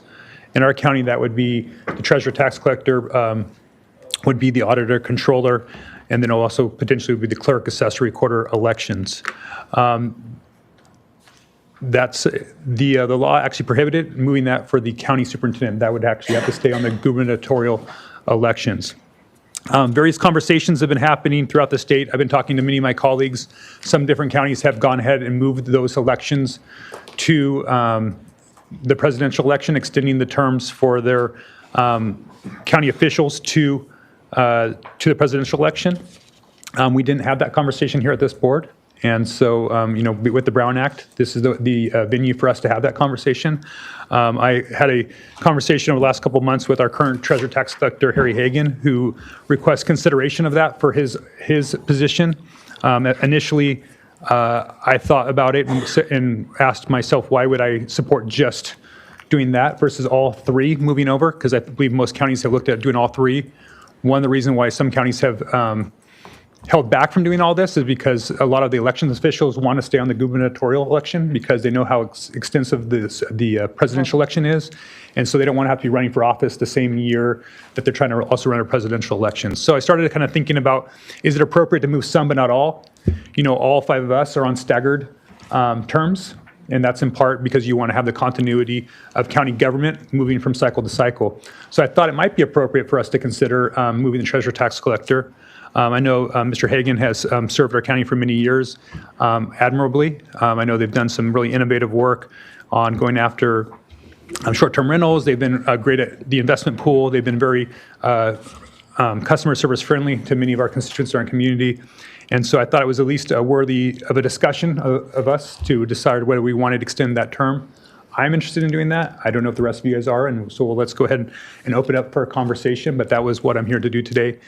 There was some questions from the public. I know that the League of Women Voters sent out a letter yesterday concerned about this, wondering what's the rush, and I'll tell you what the rush is. If we don't do it now, people can start to pull papers and want to run for office anticipating that they're going to be able to run for treasurer in 2026. By doing it today, we're able to make notice of that. There will be a second hearing and a second reading on January 13th, so there'll be 2 opportunities for the public to make input as well as this board. So there is some daylight here. There's questions on whether we are authorized to do this. In fact, we are authorized to do this. And again, the reason why we would do one and not all would be potentially to stagger these offices for continuity purposes. And there might be other reasons in the future why we might want to have this on different terms. But at least for this time, I thought it was appropriate at least to move this forward and have this discussion. So that is my presentation. I do have a recommended action if we want to move forward. Today would be the first reading of this, and then if you would If a majority of us want to move forward, we'd bring it back on January 13th for a second reading. So. Okay, Supervisor Hartman. Well, I really appreciate you thinking about this. I don't believe that I would be supporting this, but I am suggesting a different way of thinking about it. I'd like to really ask staff to explore an issue of county governance and bring back more options for the board's consideration. Several core functions of the county, the treasurer, tax collector, the auditor, controller, are held by independently elected officials, and they perform critically important work, but they operate outside the normal administrative chain of command. So in practice, this can create real challenges for coordination, accountability, and effective management, particularly in such a complex organization as the county. So I would like staff to explore whether, with voter approval, these positions could be converted to appointed positions under a director of finance reporting to the board, and to clarify the legal pathway to do so. My understanding is that absent a legislative fix, officials elected in 2026 would be entitled to serve out their 4-year terms, even if the voters later authorize a change in governance, say in 2028. I'd like staff to confirm that timing and outline any alternatives that might exist. I'm also asking that staff would look at the historic rationale for why these positions were made elective in the first place and whether the rationale still makes sense. These are kind of archaic, and money was literal cash, records were handwritten and stored locally, and elections were administered manually. That world has changed. Modern safeguards really didn't exist. There were no independent external auditors. There were no uniform accounting standards.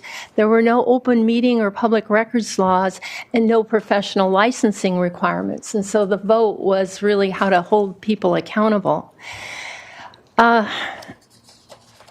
In addition, I'll go further while I'm at it. I'd like staff to explore whether the clerk, recorder, assessor elections position could be addressed through a similar voter authorized process, including what state law permits and what limitations exist. As elections administration in particular has grown more technical and operationally demanding, many counties have moved towards appointed models to ensure consistent management, responsiveness, and accountability. I want to be really clear about something, that this isn't about any individual office holder. It's about our governance structure. Yeah.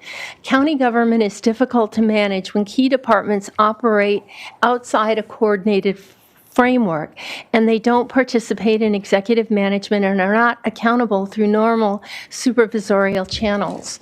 So I would like to see a legal analysis of what changes are permissible under current law and what would be required for voter approval or state legislation, a historic analysis of how these offices became elective, examples of other California counties that have adopted appointed finance or elections models, and a policy rationale outlining the potential benefits and risks of such a transition. This would give the board and the public a clear fact-based foundation to decide whether this is even something worth pursuing, and if so, how and when it could be done in a way that respects both the voters and the continuity of county operations. Thank you. Okay. Supervisor Nelson, do you want to? No, hear from others. I can go. Yeah, I mean, I agree with a lot of the questions. I think I'm not supportive either. And again, it's nothing about the office holder. It's really about the process. But I do, in a sense, I was surprised to see this on our agenda. But I think constructively, I think this has opened up a good topic for our county and our CO's office potentially to say why are these positions elected. But timing, I appreciate the league's letter because I do believe this was rushed. Unlike the legislature, and I don't know if I necessarily agreed with that legislation in 2022, that was a bill that made its way through a process, and there was a process that I'm sure was lengthy, and the governor signed it. There was daylight. There was a process. This is just kind of plopped on an agenda right before the holidays and then right after the holidays, and everyone was caught off guard. And I do not think that's the way we do democracy. And also, people voted for a 4-year term. And we can't just, I was surprised to know, I had no idea that we have the authority to do that. And I don't think that that's the way we should be doing things.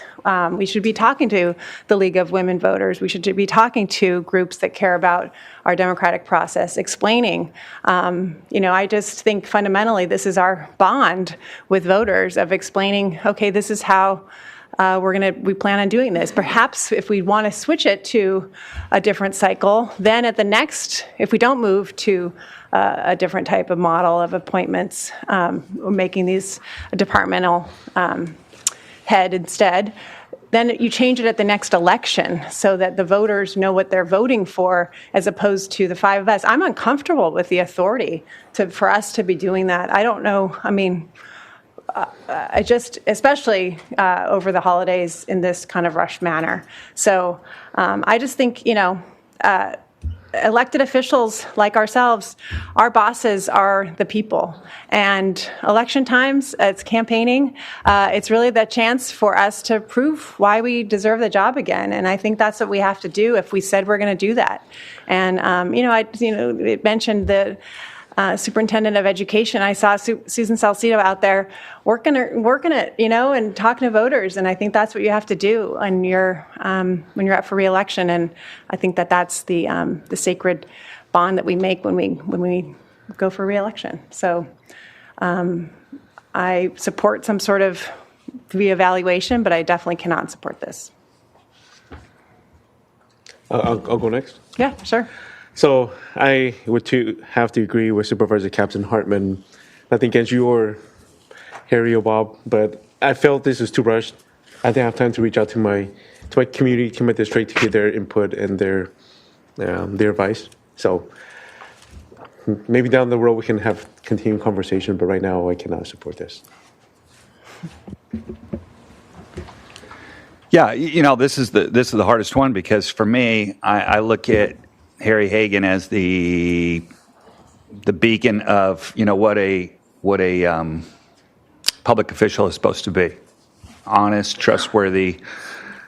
I mean, he's on the Mount Rushmore. So, but I have to agree that we kind of had to play this out, and it would have been great to talk about this 4 or 5 months ago. But on the eve of people like getting ready to pull papers or something, I think it can be construed as, someone trying to block somebody else's candidacy or something like that. And I know that's not the intention at all. Yeah.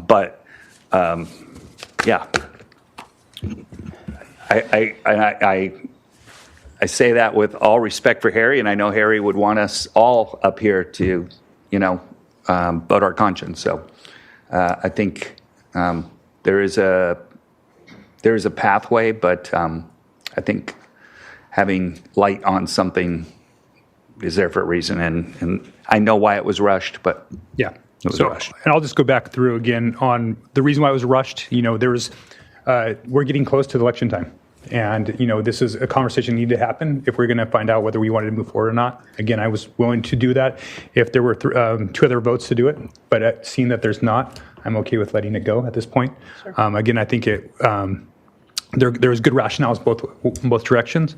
Some of the comments that Supervisor Hartman brought up are things that I'm interested in as well. I don't think that we're ready for those right now. Again, we have some challenges with just beginning that process as we're heading into election as well, because I believe that those ballot initiatives may be challenging with people potentially pulling papers for those offices as well. So, but definitely I think there should be more information available to us in the future as we look at this.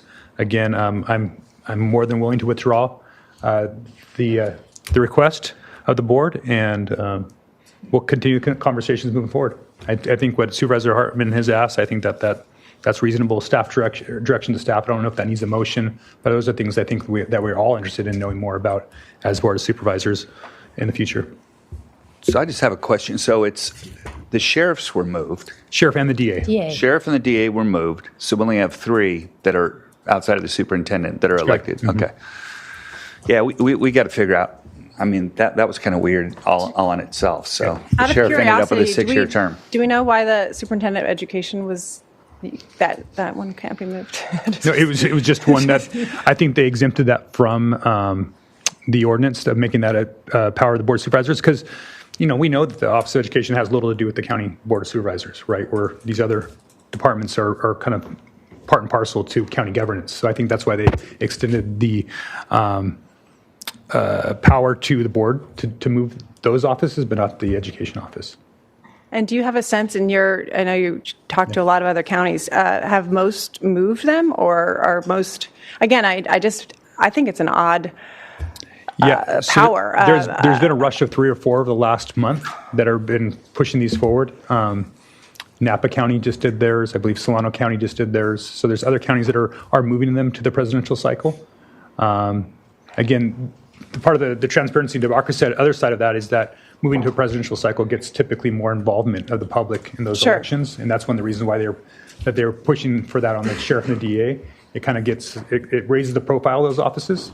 There's good reasons both ways. Again, I see the value of leaving the elections official on a gubernatorial election. I get that was the big issue in Napa County, is the elections official did not want to move to the presidential election.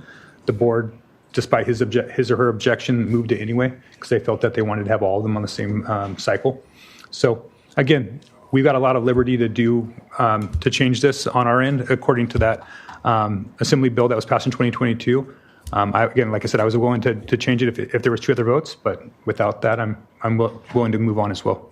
Yeah, I'd just be interested if it ever, if others do make changes, if it's done at the election time prior, so that it's somehow indicated so that people know. And I know that's happened on the city council level where they've changed the terms, but people, at least me as a voter, I've known that this is a 6-year term that I'm voting for my city council person because they've switched it over. And then, so again, I just really believe that you have to tell voters what they're voting for.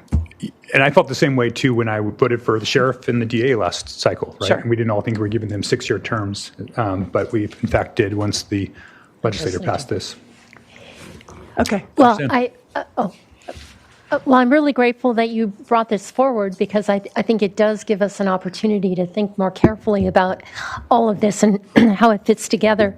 I wonder, is there consensus that we should give direction to staff? And there's not a rush on this really, but by next October or so, it would be nice to have something come back. I'd love to hear from our CEO if this is of interest, of kind of, again, you had a long list there of really interesting things. I just want to make sure that there's an appetite to dive into this. Part of it is a legal analysis on looking at county council.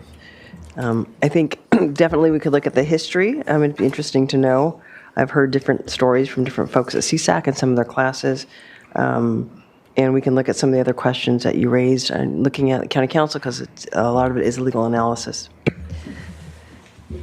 Madam Chair, members of the board, just as a preliminary matter, there's a government code section that determines which positions are elected, and it lists the treasurer, county clerk, auditor, sheriff, tax collector, district attorney, recorder, assessor, public administrator, and coroner. So just historically, that would be why those positions are elected. That same provision does allow for some of those positions to be converted to appointed by ballot measure. And so there's, I believe, 3 offices that are by constitution elected, and that's the sheriff, DA, and assessor. So it's just the preliminary answer, but there's a lot more to this, so we can certainly look at it, and when it comes back, and we can give more guidance and options. Okay. Well, do you want to summarize it? So are we you're withdrawing your motion, you're withdrawing the item, and do you want to add a different item, or just that kind of is general? Just gave general direction. General direction. Okay. So do we? No motion? No motion. Okay. All right. Thank you. Then we will move on to our final item, which is item number 6. And Chair Capps, may I go first? You may. Even before it's read into the record. You may. So my participation in the Sable issues has been somewhat convoluted. I initially recused because I knew from notices from the company mailed to my home address that the pipeline was close, and we had a crude map that indicated the same thing. In June 2025, I requested a formal FPPC opinion. County Council submitted a letter on my behalf using an analysis of distance developed by our Planning and Development Department. The FPPC issued a letter stating that I did not have a conflict and could participate. Since the last hearing, about a week and a half ago, Sable provided information stating that the pipeline runs within 8 feet of my property, something I would note they could have provided previously. Today, the FPPC informed us by phone, and they'll be following up with a letter, that the distance does create a conflict, and therefore I must recuse. So I would like County Council to elaborate a bit on this because there is some public interest in the matter. Thank you. Thank you, Supervisor Hartman, members of the board. So prior to Supervisor Hartman participating, we did reach out to the Fair Political Practices Commission on her behalf, and the FPPC regulates conflicts of interest for public officials.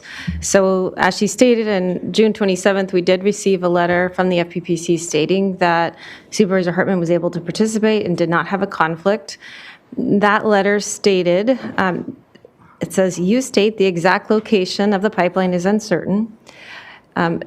Skipping ahead, it says, based on the most current information available, including permitting data and aerial images of scars from construction, it is currently estimated the closest edge of Supervisor Hartman's parcel to line 903 is approximately 900 feet, and the closest edge of Supervisor Hartman's residence to line 903 is approximately 1,040 feet. We caution these conclusions reached herein are limited on the information provided. If at any time there are indications that line 903 is in fact closer to Supervisor Hartman's property than currently estimated, Supervisor Hartman should seek additional advice prior to any further involvement in the decisions involving line 903. So on December 3rd, the applicant submitted a letter with a map attached. The map was dated November 25th, 2025, and it stated the pipeline was 8 feet from Supervisor Hartman's property. So based on this information and the prior advice from the FPPC that we seek a new letter, we did submit a new letter to the FPPC last week. We received an informal response today, again via phone and email. But they are following up with a formal letter they've indicated, and they did state, we advise the official has a disqualifying financial interest in the decisions and may not participate. So that's the background on that. All right. Thanks, Supervisor Hartman. Okay, Madam Clerk, please read it into the record.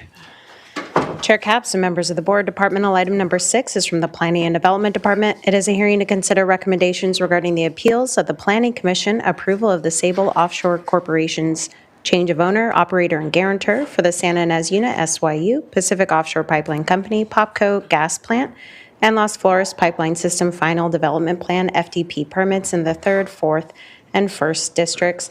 And before we proceed with ex parte deliberations, I did just want to note for the record, we have 2 submissions that were received afternoon on Friday, and per the board's procedural rules governing planning, zoning, and subdivision hearings, any submissions to the board must be filed no later than noon on the Friday before the hearing, unless a motion and 4/5 vote is made to accept the late submissions.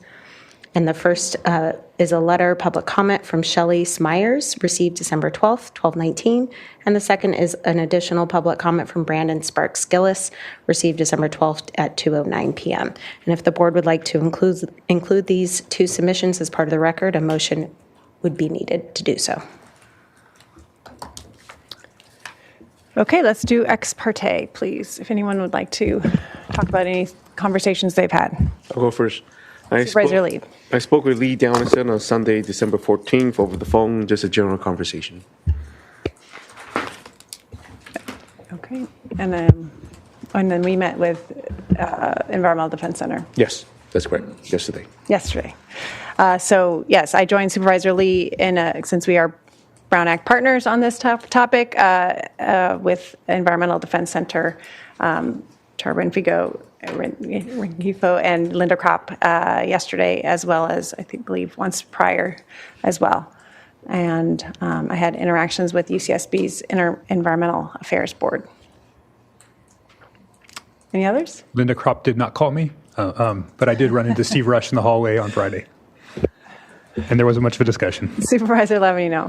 I met with Steve Rush on the 11th in my office and went over the general history. And then I did meet on Zoom with Tara Rengifo and Linda Kropp at the EDC and basically are point counterpoint. Okay. Madam Chair, members of the board. Thank you, Director Plowman. Yeah, so today we are returning to the board. We were last before the board on November 4th, and the board directed us to return with findings for denial for the change of ownership and operator from Exxon to Sable. And I have Aaron Briggs here today, who is ready to present. All right, Madam Chair and members of the board.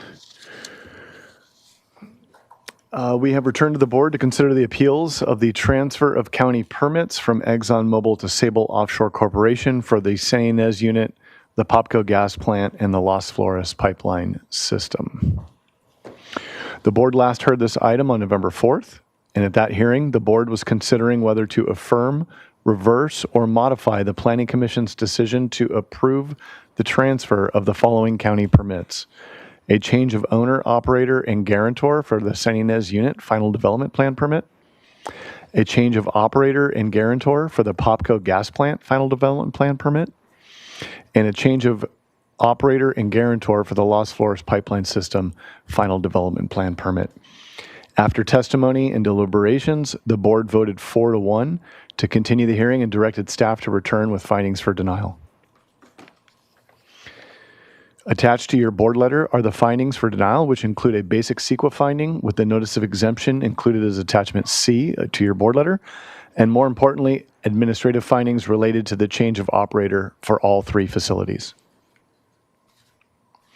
The administrative findings detail that the operator capability finding required for these facilities cannot be made because Sable has displayed a record of non-compliance related to their operation of the facilities. This record includes a pattern of failing to notify regulatory agencies prior to performing work, failing to comply with applicable laws, and ignoring regulatory agency directives, amongst other deficiencies. Again, these findings apply to the change of operator requests for all three facilities. Detailed records to support the denial findings are included in your board letter as attachment B. Staff's recommendation is to approve the appeals, case numbers 24 APL 25 and 26, make the required findings for denial of the change of owner, operator, and guarantor for the respective facilities, determine that the denial of these requests are exempt from CEQA, and then finally deny the change of owner, operator, and guarantor for the respective San Ynez unit, Popco gas plant, and Las Flores pipeline system permits. And that concludes our presentation, and we'd be happy to answer any questions. Any questions for staff at this point?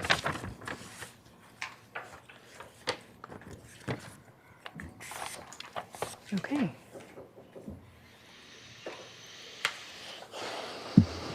Okay, then we have, I'm just checking the time. We'll go for 10 minutes to the appellant.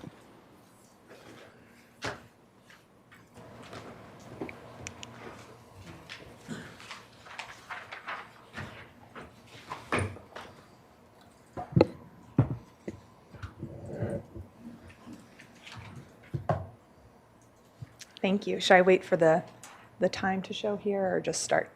Just start. Okay. Oh, thanks. Okay. Good afternoon, Chair Capps and Supervisors. My name is Tara Rengifo. I'm a senior attorney with the Environmental Defense Center. And with me today is Linda Kropp, our Chief Counsel. We are here today on behalf of our clients, EDC, GU, SB Can, Santa Barbara Channel Keeper, and our local chapter of the Sierra Club. At the hearing before the board on November 4th, the board voted 4-1 that staff prepare findings supporting denial of Sable's applications to transfer the permits for certain oil and gas facilities. We strongly support denial based on the overwhelming evidence in the record. County staff has now drafted findings of denial, which we support, but we also have identified additional evidence and additional findings that support denial. My presentation will focus on 2 of the 3 independent findings that support denial, and my colleague with the center will focus her presentation on the 3rd finding. First, with regards to the operator capability finding, the records show that Sable is not capable of responsibly operating the facilities and that Sable lacks the necessary resources of responding to a disaster or abandoning the facilities. And second, concerning compliance with existing requirements findings, there are permit compliance issues with respect to the pipeline in particular. While making any one of these findings is enough to support denial, all of these findings are supported by substantial evidence in the record and must be included in the final findings. Starting with the operator capability finding, county staff grouped the evidence supporting denial of this finding into the following categories: unauthorized work, failure to follow regulatory directives, failure to provide accurate and timely information, noncompliance with state law, and unsafe or environmentally harmful actions. Although staff has identified substantial evidence to support denial, additional relevant evidence exists and was omitted and must be incorporated into the final findings. This evidence further confirms that Sable is either unwilling or unable to follow fundamental environmental protections under the law. Before turning to the evidence, it is important to be clear about the board's broad authority to decide whether this finding can be made or not in this case. County Council has established in its recent briefing in federal court that the operator capability finding calls for broad discretion. County Council affirmatively rejected Sable's narrow construction of this finding as contrary to the plain language of the ordinance. County Council confirmed that the board may consider any relevant evidence relating to a proposed operator's skills, training, and resources, and is not limited to just records of compliance.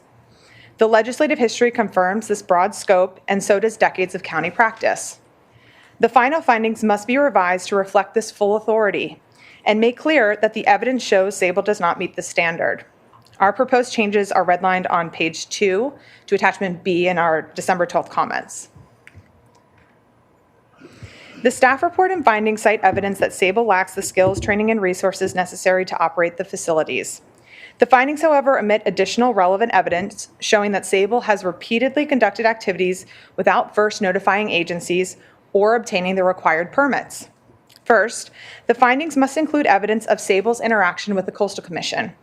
Specifically, there is clear evidence that Sable conducted excavation, grading, vegetation removal, dewatering, pipeline repairs, and offshore sandbag placement, all without prior Coastal Act authorization.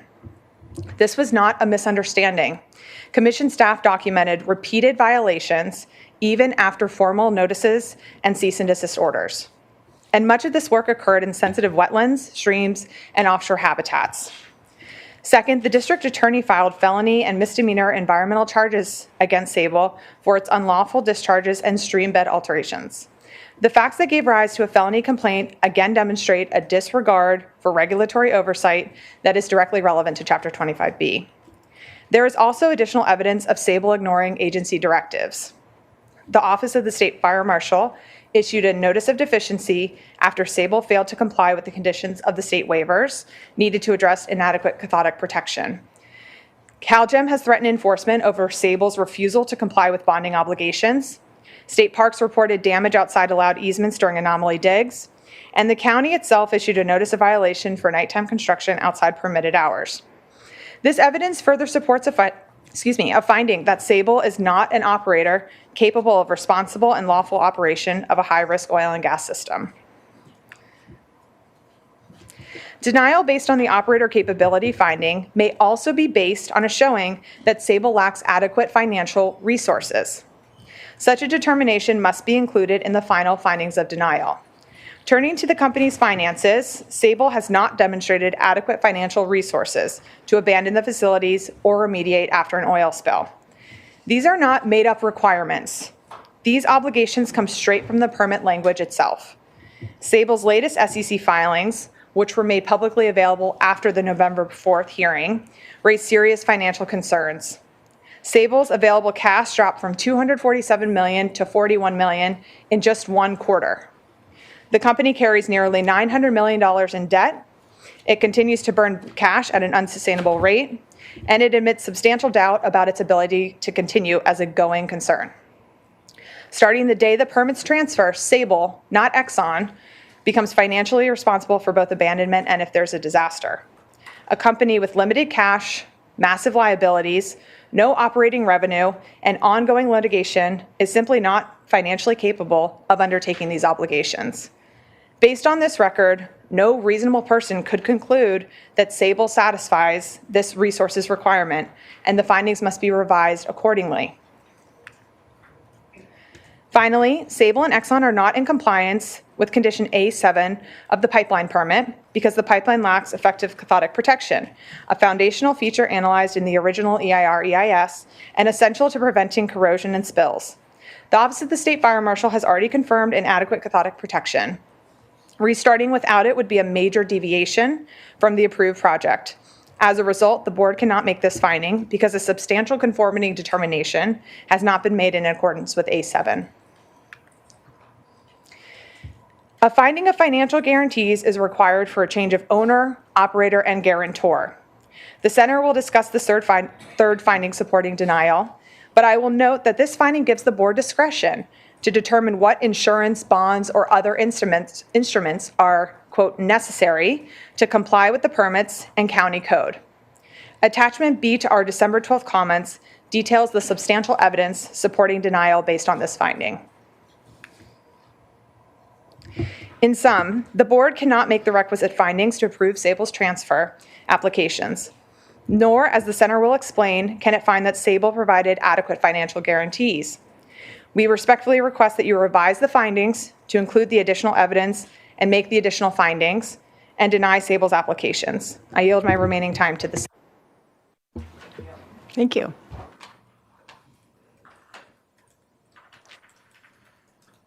Afternoon, my name is Talia Nimmer, and I'm here representing Appellant Center for Biological Diversity and Wisdoyo Foundation. We've just heard from our colleagues at the Environmental Defense Center why the board is precluded from finding that Sable has the skills, training, and resources necessary to operate the facilities in compliance with the permits and the law.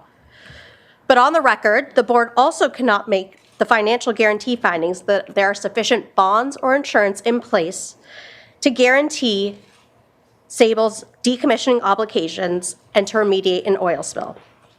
This further necessitates a denial of the transfer of the development plan permits. As our colleagues just addressed, Sable's latest SEC filing demonstrates that it is in a financially precarious situation, raising concerns not only about its resources, but also its financial capacity to decommission the facilities and to remediate oil spills. When it comes to decommissioning, we know that these costs can easily run into hundreds of millions of dollars, so adequate financial guarantees are essential to protecting both Santa Barbara County and its taxpayers. For example, according to a 2020 estimate by the Bureau of Ocean Energy Management, the estimate costs for decommissioning the offshore facilities alone exceeds $471 million. This does not even include the onshore facilities. In light of these high costs, it's no surprise that ExxonMobil has required a $350 million bond of Sable for decommissioning in order to protect itself. And CalGEM has also required a $31.9 million decommissioning bond for the production facilities. It is critical to note, however, that Sable to date has not posted either one of these bonds. Despite these astonishing numbers, the county currently has no bond or other financial guarantee in place to use in the event that Sable defaults on its decommissioning obligations. As for oil spill remediation, as the county is well aware, these costs can also run into the hundreds of millions of dollars. As of this year, the aggregate total costs incurred by the pipeline owner for the 2015 oil spill from this very pipeline system is approximately $870 million.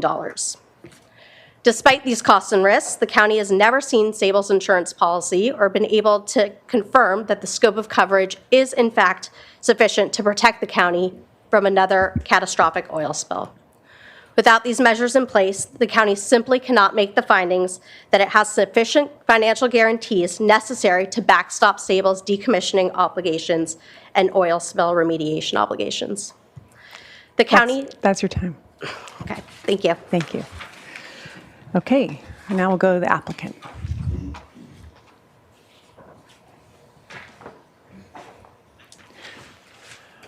Ten minutes. Welcome.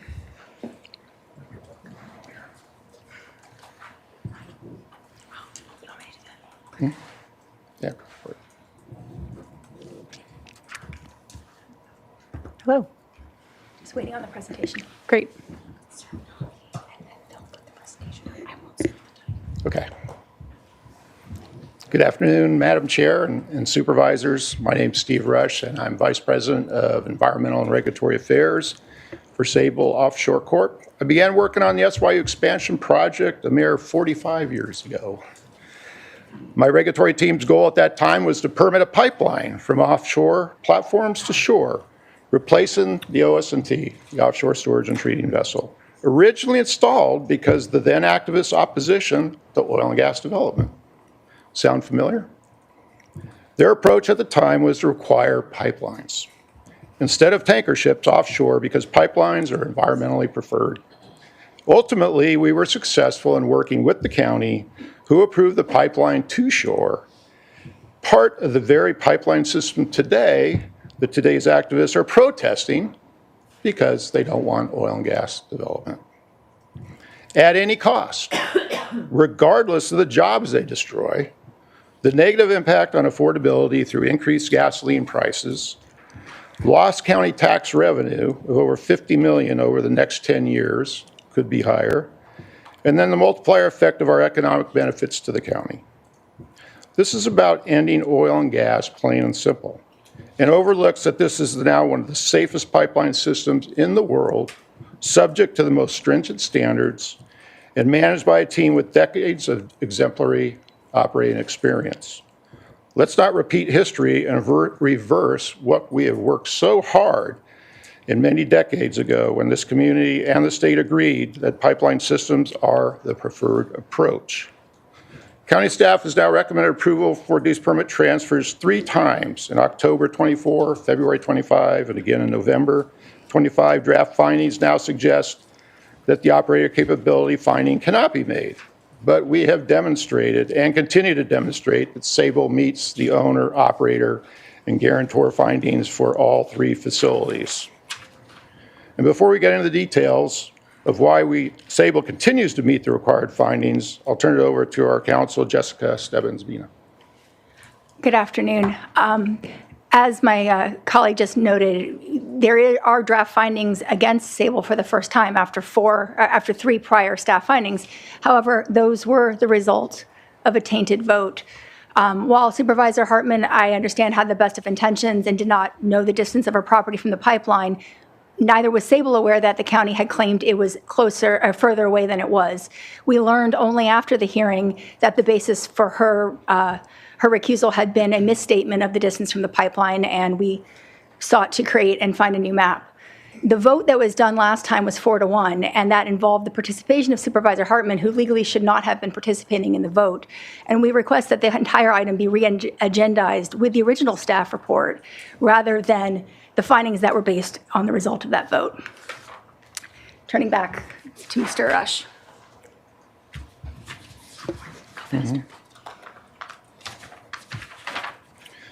As Sable has explained previously, the operator capability findings are preempted for the pipeline, as pipeline operations are governed exclusively by federal law, and the operations capability finding has been met for SYU and POPCO. Sable meets and exceeds the operator capability requirements. Speaking from my combined 45 years of experience working on SYU with Exxon and Sable, and the intervening years working with PXP and Freeport, where we operated at one time 15 platforms offshore California. Our team is uniquely qualified to operate SYU safely and in full compliance with the laws and regulations. Our management team has been together for decades, essentially the same team that was awarded the one and only the best operator for outstanding performance by the Santa Barbara County Board of Supervisors. This is the same think of outside the box team that in 2008 struck the one and only deal with EDC and Get Oil Out for Project Offshore Vandenberg Air Force Base. I was happily retired when I received a call to rejoin the team in 2023. 30 years after we secured the approvals to start up in December 1993. I believe this project, I believe in Sable, I believe in my state of California, I believe we are exemplary operators. And I truly believe we can all work together again as we have proven in the past. You have my commitment. The draft findings cite Sable's dispute with the Coastal Commission. The most important point here is that Sable has relied on the county's own authorization and confirmation letter that Sable's anomaly repair work was already authorized by the pipeline's existing lawfully issued coastal development permits. While the draft findings now complain that Sable did not ask permission before beginning work, Sable and county staff discussed these repairs before any work began. As county staff has expressly confirmed that no application or action by the county was required because existing permits are already in place and cover the repairs. It would be arbitrary and capricious for the county to deny the transfers based on the conduct expressly authorized. Lastly, since the last hearing, the trial court has admitted it could have applied alternative standard of review in the writ proceeding, and a further briefing was filed on December 12th. With respect to the notices from the regional board and the Fish and Wildlife, these are not a basis to deny the operator transfer. None of these involve discharges of hazardous materials. All were part of legally required pipeline repairs. This is about, this is about moving dirt. We strongly denied any wrongdoing with both agencies. And most recently, just today, we learned that we've been fully permitted by the Water Board. Just received an email about an hour ago. And we're now in the final permitting process with Fish and Wildlife, so we're making a lot of progress, as we mentioned at the last hearing. With respect to the State Lands Commission Chair's letter, this is not a notice of violation, it was simply her opinion. It does not serve as a relevant compliance record. The conditions of the lease were complied with. The draft findings also mention SEC lawsuits. Well, there are no SEC filed lawsuits against Sable. There are 2 private lawsuits, and there have been no findings against Sable in either of them. The draft findings also argue that Sable was required to process a management change protocols before taking certain actions. That's not right either. The MOC process is an entirely internal Sable process. There's no provision of the SYU permit that requires Sable to notify system safety in connection with these activities. And since the draft findings don't cite one, in any event, we voluntarily provided an MOC. The draft findings also point to 2 minor self-reported non-hydrocarbon spills. These don't show noncompliance either. They demonstrate the opposite. Sable promptly self-reported. Sable's quick response demonstrate that they are responsible operators. The same is true with respect to the self-reported NOVs from the Santa Barbara County Air Pollution Control District. These minor technical violations are common and do not demonstrate systemic noncompliance or safety concerns. Plus, the fact that Sable self-reported these incidents demonstrates again that we are prudent operators and promptly communicate with our regulators. Finally, the draft findings cite an online news article. Chapter 25B does not authorize the board to consider press articles related to an operator, nor does the article relate to our operator capability. Jessica? I will note as well that the Judge G in the pending litigation has not made any findings regarding the scope of operator of discretion with respect to the operator finding. We heard some things from that on appellants, which is just wrong. She has not ruled on that issue. The draft findings don't discuss these incidents, but I do want to briefly address them since they were raised by the appellants. One was a notice of planning development regarding a noise complaint. A single noise complaint is not evidence of systemic noncompliance. It was a minor violation. Second, they point to the OSFM letter. That, again, did not raise any noncompliance. And since the last hearing, Sable has designated the pipeline an interstate pipeline, placing it fully within PHMSA's jurisdiction. Finally, they point to communications with state parks and CalGEM. Neither agency has issued any sort of enforcement action against the applicants. We are in ongoing communications with both agencies. As the slides we've just gone through show, Sable fully meets the operator capability findings, which is the only contested finding, and the board should affirm that. I will also note that the draft findings do not make any findings with respect to owner or guarantor proceedings, or owner and guarantor approvals. There is no basis to deny those, and the board should affirm, should deny the appeals with respect to them as well. Thank you.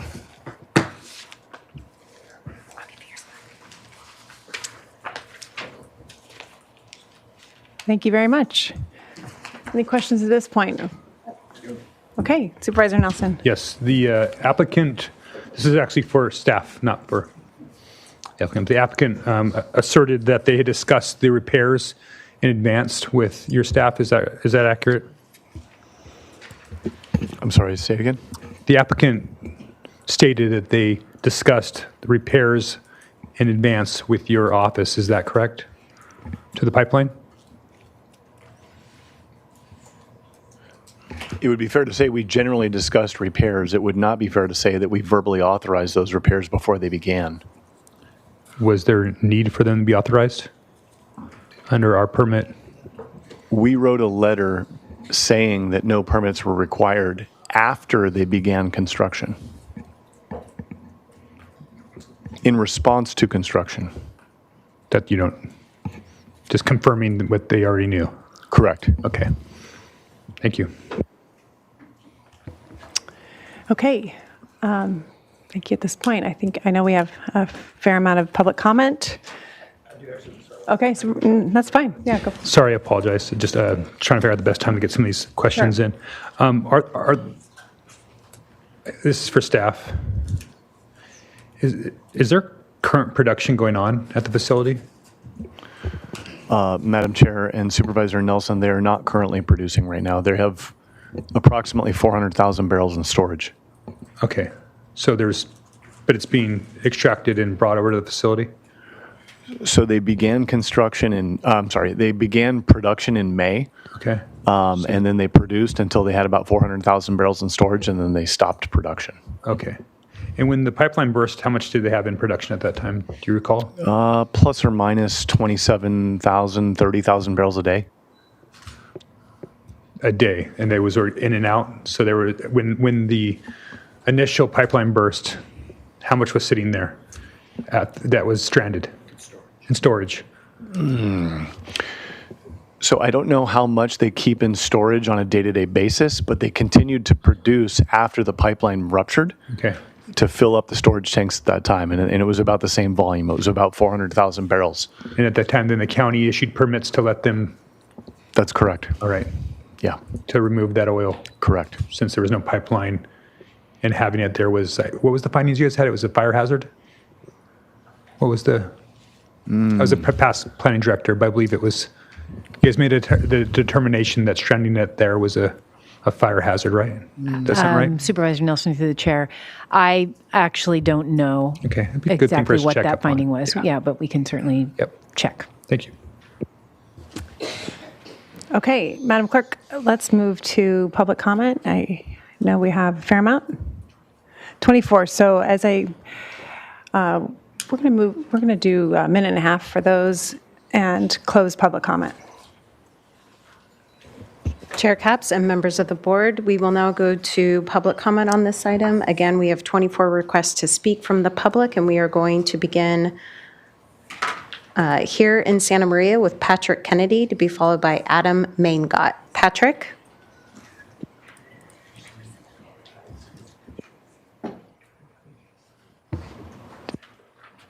Did they hear that, though? Good to go. And just wanted to clarify before we began, sorry, just so everyone is aware in the public, each member of the public will get a minute and a half to speak. Thank you. Good afternoon, Chair and members of the board. My name is Patrick Kennedy. My work and personal life have long been tied to the ocean and this coastline. From surfing and diving to serving as an ocean lifeguard for over 20 years, protecting it is undeniably important to me. Because of that background, I share many of the same concerns about protecting this coastline as others do in this room. But I support Sable Offshore today. I support Sable today because I'm first-hand operations supervisor at Los Flores Canyon. I see how work is planned, how risks are evaluated, and how decisions are made on the ground. I began my career in the industry with ExxonMobil, where I've worked 14 years across offshore and onshore operations, led research laboratories, and worked within health, safety, environmental, and emergency management teams. Often in roles where doing the right thing came at a real difficulty or cost. Today, I also work with several legacy ExxonMobil employees who ran these facilities safely in the past, and through the transition of these facilities to Sable Offshore, my firsthand experience has been one of continuity and safety expectations, regulatory discipline, and integrity. And integrity does not mean perfection, it means accountability when issues occur, even if one that reflects poorly upon us. They are reported, addressed, and corrected, as Sable did with the 2 releases referenced in the draft findings. In our daily safety meetings, for the first things we talk about are people, the environment, and facility integrity. People means our employees, our contractors, and the surrounding community. Environment means air, water, wildlife, and the coastline we all value. And facility integrity is what includes the pipeline, is what prevents harm to either.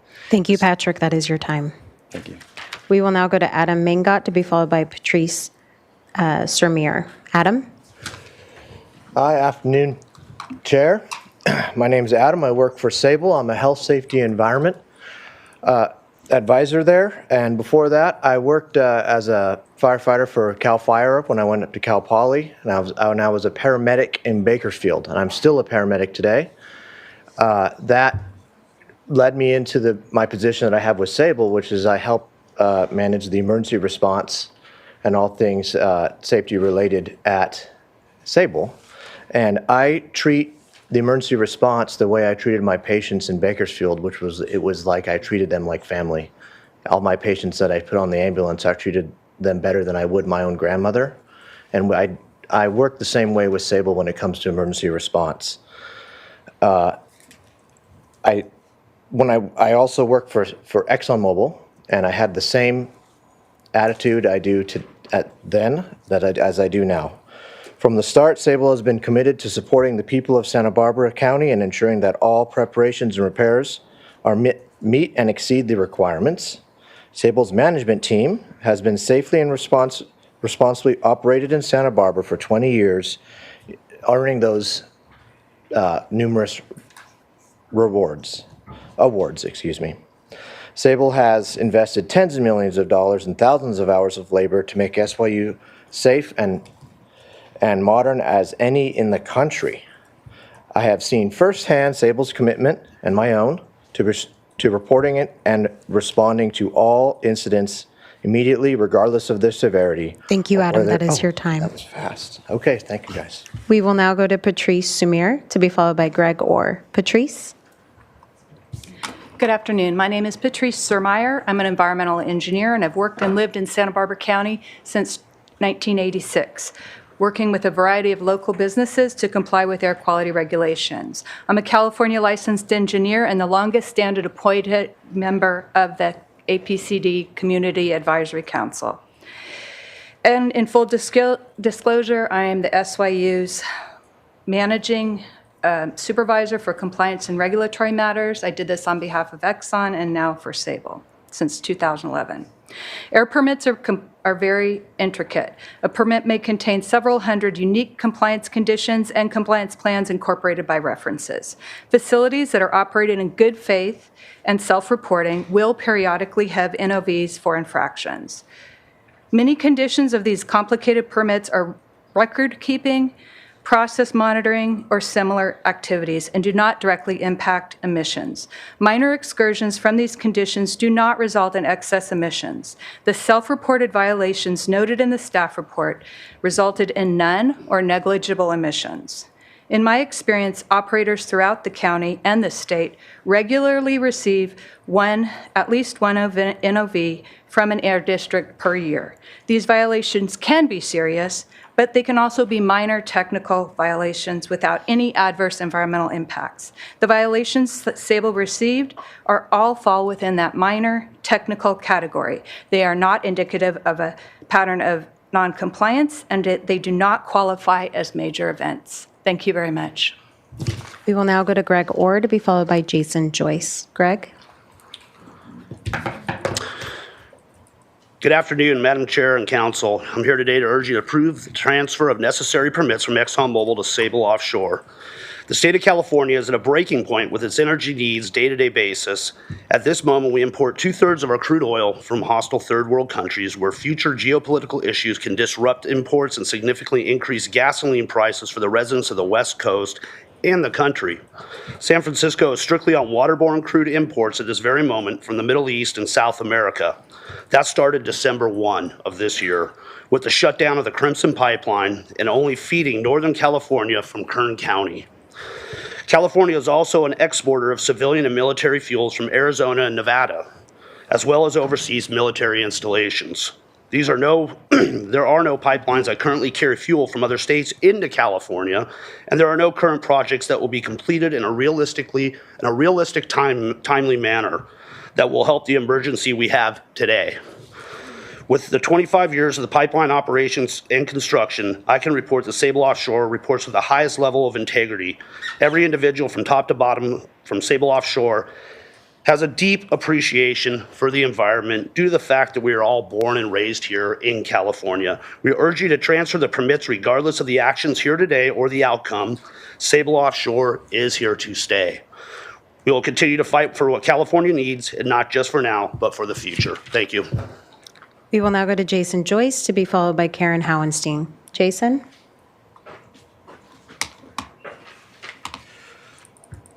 Good afternoon. My name is Jason Joyce, and I've worked in environmental health and safety in Santa Barbara County for more than 15 years.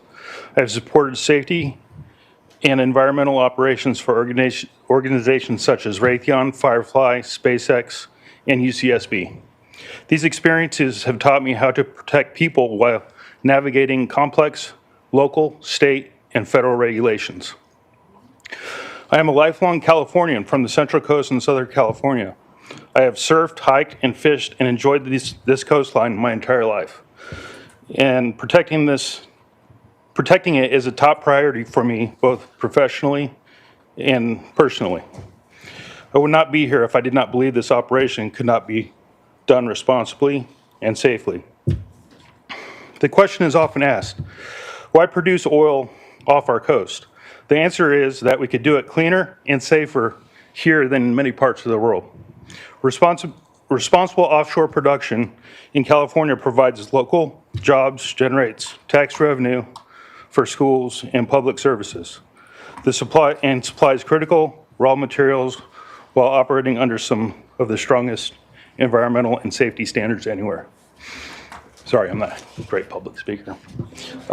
Sable has taken significant steps to design and operate one of the safest pipeline and offshore systems possible. I have seen firsthand how organizations learn from past challenges, improve systems, and move forward responsibly. Thank you, Jason. That is your time. There you go. We will now go to Karen Howenstein to be followed by Jeannie Sparks. Karen? Partisan political interests. That's what we see being pushed here by Laura and, well, before when we had Joan up there. Partisan political interests and environmental liberal attorneys. Liberal attorneys sued me in civil court during the pandemic for made-up environmental things, but they left the cannabis producer off the complaint. I'm not kidding. In 20CV-02746, they bankrupted me, but they left the cannabis producers off the complaint because Joyce Dudley knew that those cannabis producers were trying to steal our property. I found that out recently, and it enrages me. That's one of the reasons why you're never going to see me leave this dais, Laura. Now, I've also been watching the county roll back CEQA for their own uses. They rolled back CEQA for 5G Verizon structures and are allowing them within 200 feet of a doorstep to a home. That's what they think about CEQA. We will now go to Jeannie Sparks to be followed by Joyce Howerton. Jeannie? Good afternoon, Chair Capps and Supervisors. I'm Jeannie Sparks, Co-Executive Director of Santa Barbara County Action Network. SBCAN is represented by the Environmental Defense Center on this matter. We thank your board for directing that findings for denial be prepared to stop the transfer of permits to Sable Offshore. When we addressed your board last February, we focused on the genesis and purposes of Chapter 25B, which requires the board to make specific findings before approving a permit transfer. We noted the recent track record of Sable Offshore, which had not been operating within the regulatory framework. As was recognized by your board last month, Sable's violations continued unabated and, in fact, grew by leaps and bounds as described by EDC. SBCAN supports the recommendation to deny the permit transfers and urges your board to strengthen the findings for denial by including EDC's recommendations. Thank you for your consideration and for your service. We will now go to Joyce Howerton to be followed by Ellen Bauer-Harvey. Joyce? Good afternoon, Chair Capps, members of the board. You know, I agree with Steve Rush. We've been doing this way too long. So you're the governing body for this county. The people, the land, the environment, and the future. I think everything that can be said about this issue has been said. I strongly encourage a denial. Thank you. We will now go to Ellen Bauer-Harvey, then we will go to Santa Barbara with Mike Stoker. Ellen? Hi, thank you for your time. I'm a native Californian and a retired school teacher of 35 years. I feel like I'm speaking for future generations.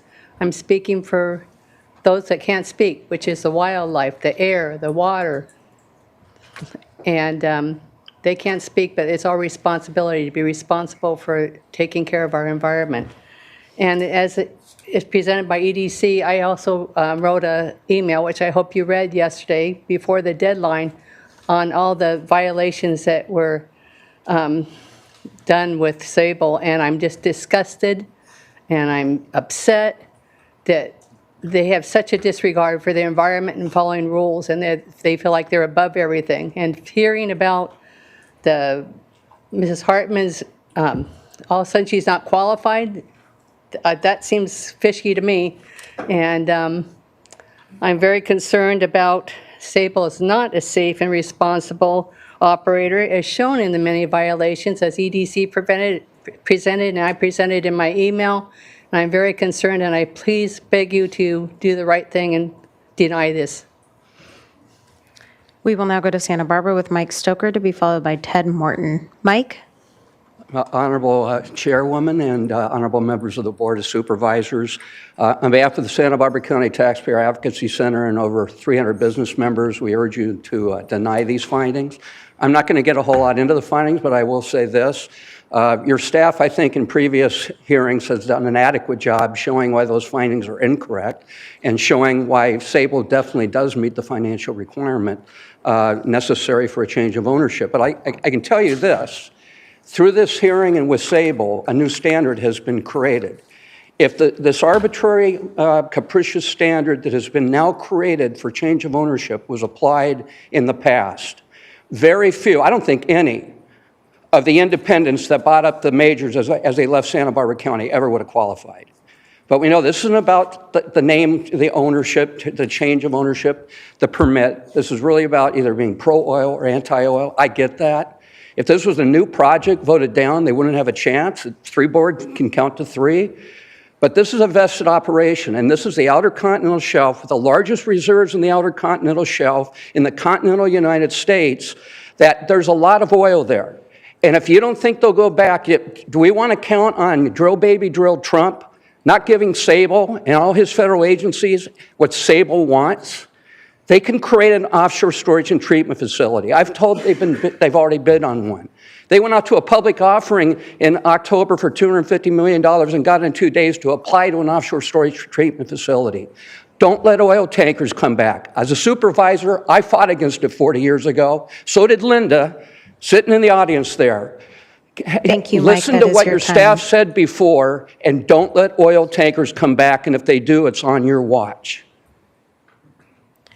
We will now go to Ted Morton, then we will go to Zoom with Sarah Ebe. Ted?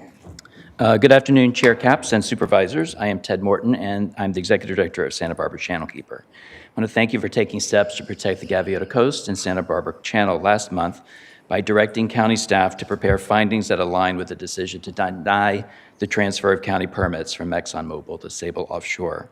Sable's record makes clear the company does not have the skills, training, or financial resources to operate these facilities in compliance with required permits, abandoning the facilities, or responding to an oil spill. The actions and statements of Sable have demonstrated a disturbing disregard for environmental safeguards, standard decision-making processes, and local and state oversight. I want to thank you for providing the public the opportunity to fully weigh in on this important project over the past year and considering the intense community concerns about the risk and what is at stake for coastal dependent businesses and the environment. I urge you to deny the applications. Thank you. We will now go to Zoom with Sarah Ebe to be followed by Jonathan Ullman. Sarah? Good afternoon, Supervisors. My name is Sarah Ebe. I am a lifelong Californian, born in the Bay Area and attended UCSB and have lived in Santa Barbara and Ventura counties for the past 20 years. I'm here today representing Patagonia. I head up Patagonia's climate solutions work. And as a Ventura-based company, Patagonia is deeply invested in the health of our coastline and watersheds. We've been headquartered here in Ventura for more than 50 years, and nearly 600 local employees rely upon the public resources we have for drinking water, recreation, beach days with their families, and our overall way of life. The local coastline and surf breaks make Santa Barbara and Ventura counties desirable places for our employees to live and for our company to be based, and they support recruiting and retention. Preventing environmental destruction is imperative to maintaining all of it. Sable Offshore Corp's plan to restart Las Flores pipeline system and the 3 offshore drilling platforms is a threat to Patagonia's business and to our community's health. We urge you to deny Sable's application to transfer the permits for the Santa Ynez unit, Las Flores pipelines, and onshore processing facilities. This is the same pipeline system that in 2015 ruptured and spilled what experts now believe to be 450,000 gallons of crude oil onto the coast, killing wildlife and poisoning ecosystems for months. This devastation must be prevented from occurring again. Patagonia urges you to deny— Thank you, Sarah. That is your time. Permits. We will now go to Jonathan Ullman to be followed by Seth Steiner. Jonathan? Honorable Supervisors, my name is Jonathan Ullman. I'm the Director of the Santa Barbara Ventura chapter of the Sierra Club. On behalf of our more than 8,000 members and supporters, we thank you immensely for doing your job to protect our community and denying this permit transfer. Santa Barbara Channel, the jewel of California, is not for sale.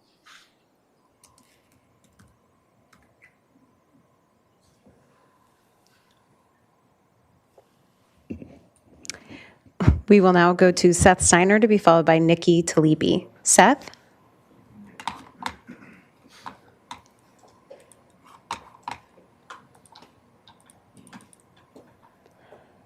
Sorry.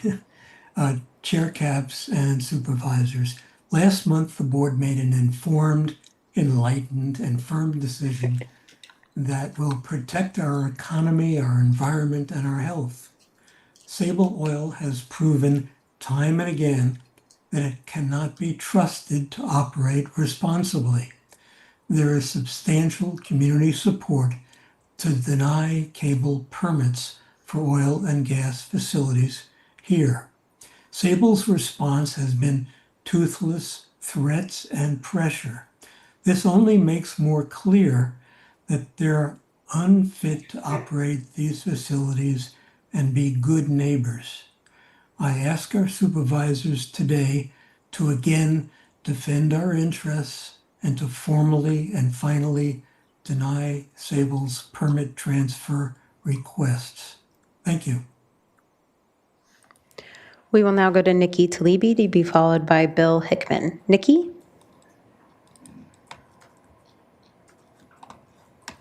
Good afternoon, Supervisors. My name is Nikki Talibi, and I am here representing UCSB's Environmental Affairs Board.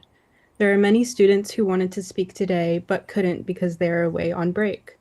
I'm here taking time out of my break to represent these students and thank you for your votes last month. I appreciate that you all voted with your conscience on November 4th, and I hope that you can do that again. I support a full denial of the lease transfer today to prevent the imminent threat that Sable poses to the health of our community. Thank you. We will now go to Bill Hickman to be followed by Larry Bishop. Bill?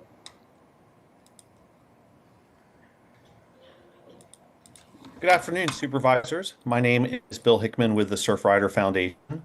Surfrider is dedicated to the protection and enjoyment of the world's ocean, waves, and beaches for all people, and I appreciate the opportunity to speak today. I encourage you to deny the transfer of permits to Sable. Sable's track record makes it clear that the company is either unwilling or unable to follow the law and operate safely. We can't risk another devastating oil spill. Please deny the permit transfer today and continue the transition to a clean energy future. The only energy emergency we are facing is too slow of a transition to clean energy. Thank you for your time. We will now go to Larry Bishop to be followed by LaWanda Lyons Pruitt. Larry?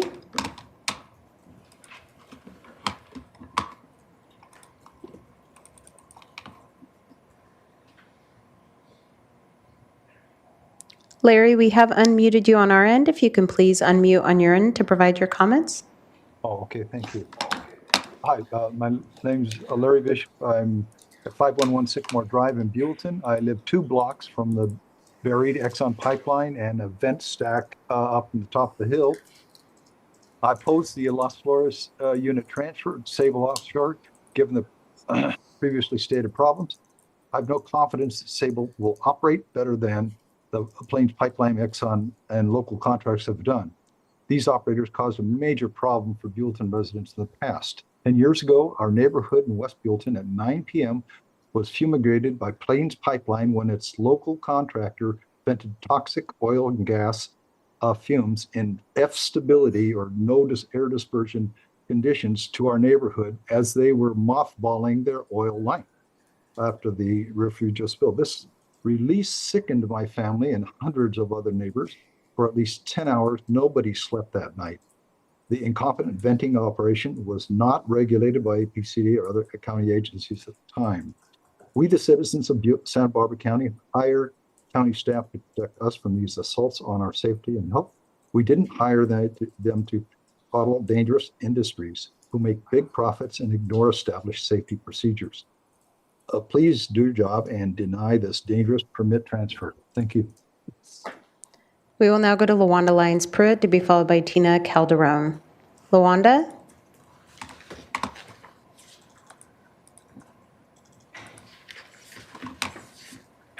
Good afternoon, Chair Cap, Supervisors, LaWanda Lyons Pruitt, representing the Santa Maria Lompoc branch of the NAACP. I am also a board member of SBCAN. You must deny Sable's application to transfer the permits. Their records make it clear that they do not have the skills, training, or financial resources to operate these facilities. Our interest is not about a job. It's about protecting our future, our children, our coast, our beautiful coast, and our environment. Thank you.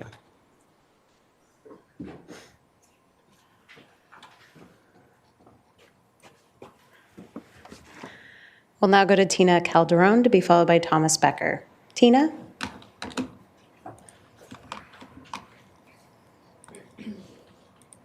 Okay, I'm here.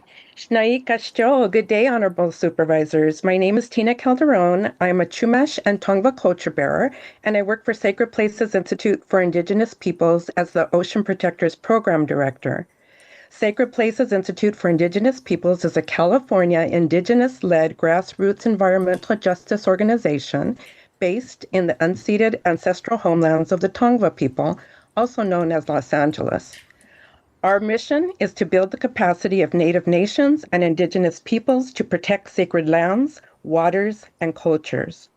We at SPI thank you for all the good work you do to protect our communities and our environment. We were pleased with the Board of Supervisors' vote results to phase out oil extraction in Santa Barbara County on October 21st. We understand that the decision to protect our coast is complicated when we consider the livelihood of those working in the oil and gas industry. Yet, protecting the health and wellness of people, as well as the health of the ocean and all of life which thrive there, must take precedence.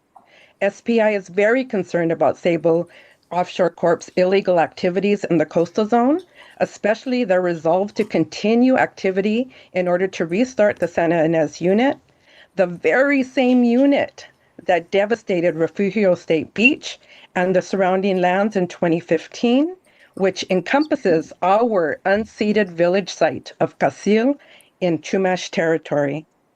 Oil Thank you, Tina. spills That is your caused- time. Please deny the permits. We will now go to Thomas Becker to be followed by Pasha Madavi, who is our final speaker. Thomas? Hi, can you hear me? Yes, we can. Please proceed. Thank you. The applicant submitted a 45-page letter prepared by their attorneys dated December 12th, 2025. There is no evidence that staff, county council, or the appellants responded or even looked at that December 12th letter. The December 12th letter contains issues of due process and jurisdiction. Staff, county council, and the appellants must respond point by point to the issues raised in the December 12th, 2025 letter submitted by the applicant. Allegations are not evidence. Allegations must not be treated as evidence, and you can't use your emotions either as evidence. Joan Hartman may have known back in the last meeting that the pipeline was within 8 feet of her property. She participated as a member of the board, possibly knowing that she had a conflict of interest. And that's extremely disturbing that a board member would participate knowing they had a conflict of interest. That contaminates the whole process, as far as I'm concerned. And this process must be fair and it must be good and right. Thank you. We will now go to Pasha Madavi, who is our final speaker on this item. Pasha? Well, good afternoon. My name is Pasha Madavi. I'm a professor of political science and environmental science and management at UCSB. Here I am, once again, albeit virtually, urging the Board of Supervisors to deny the transfer of permits to Sable Offshore for the Santa Ynez unit, its POPCO facilities, and Las Flores pipeline system. I've been researching Sable for over a year now, and I have discovered a company that consistently misrepresents its oil, its impacts on California markets, and its capacity to manage a safe and secure operation, including managing the costs of a cleanup when, not if, there is another spill. And now it's misrepresenting its financial record, which, for lack of a better word, is abysmal. As we've seen, based on its latest securities filings, the company is teetering on the edge of a perilous fiscal cliff. Even if production commences, this is not a company that's financially stable to cover the costs of any disaster, let alone cover the costs of routine operations and repairs. And if the county does not grant permits, the company's effectively threatening to forego the pipelines and sell its crude via an offshore storage and treatment vessel. Yet here again, there are misrepresentations. Not only does the company lack the financing to do this, there are no available OS&Ts on the market, nor will there be, for upwards of 3 years. So enough is enough. This company is misinformed, misrepresented, and mischaracterized itself since day one. And I strongly urge the board to stick to its November vote and deny the permit transfer once and for all. Thank you. And that concludes public comment on this item. Okay, thanks to the members of the public. Now it's time for rebuttals. So we'll move to the appellant rebuttal, which is 10 minutes.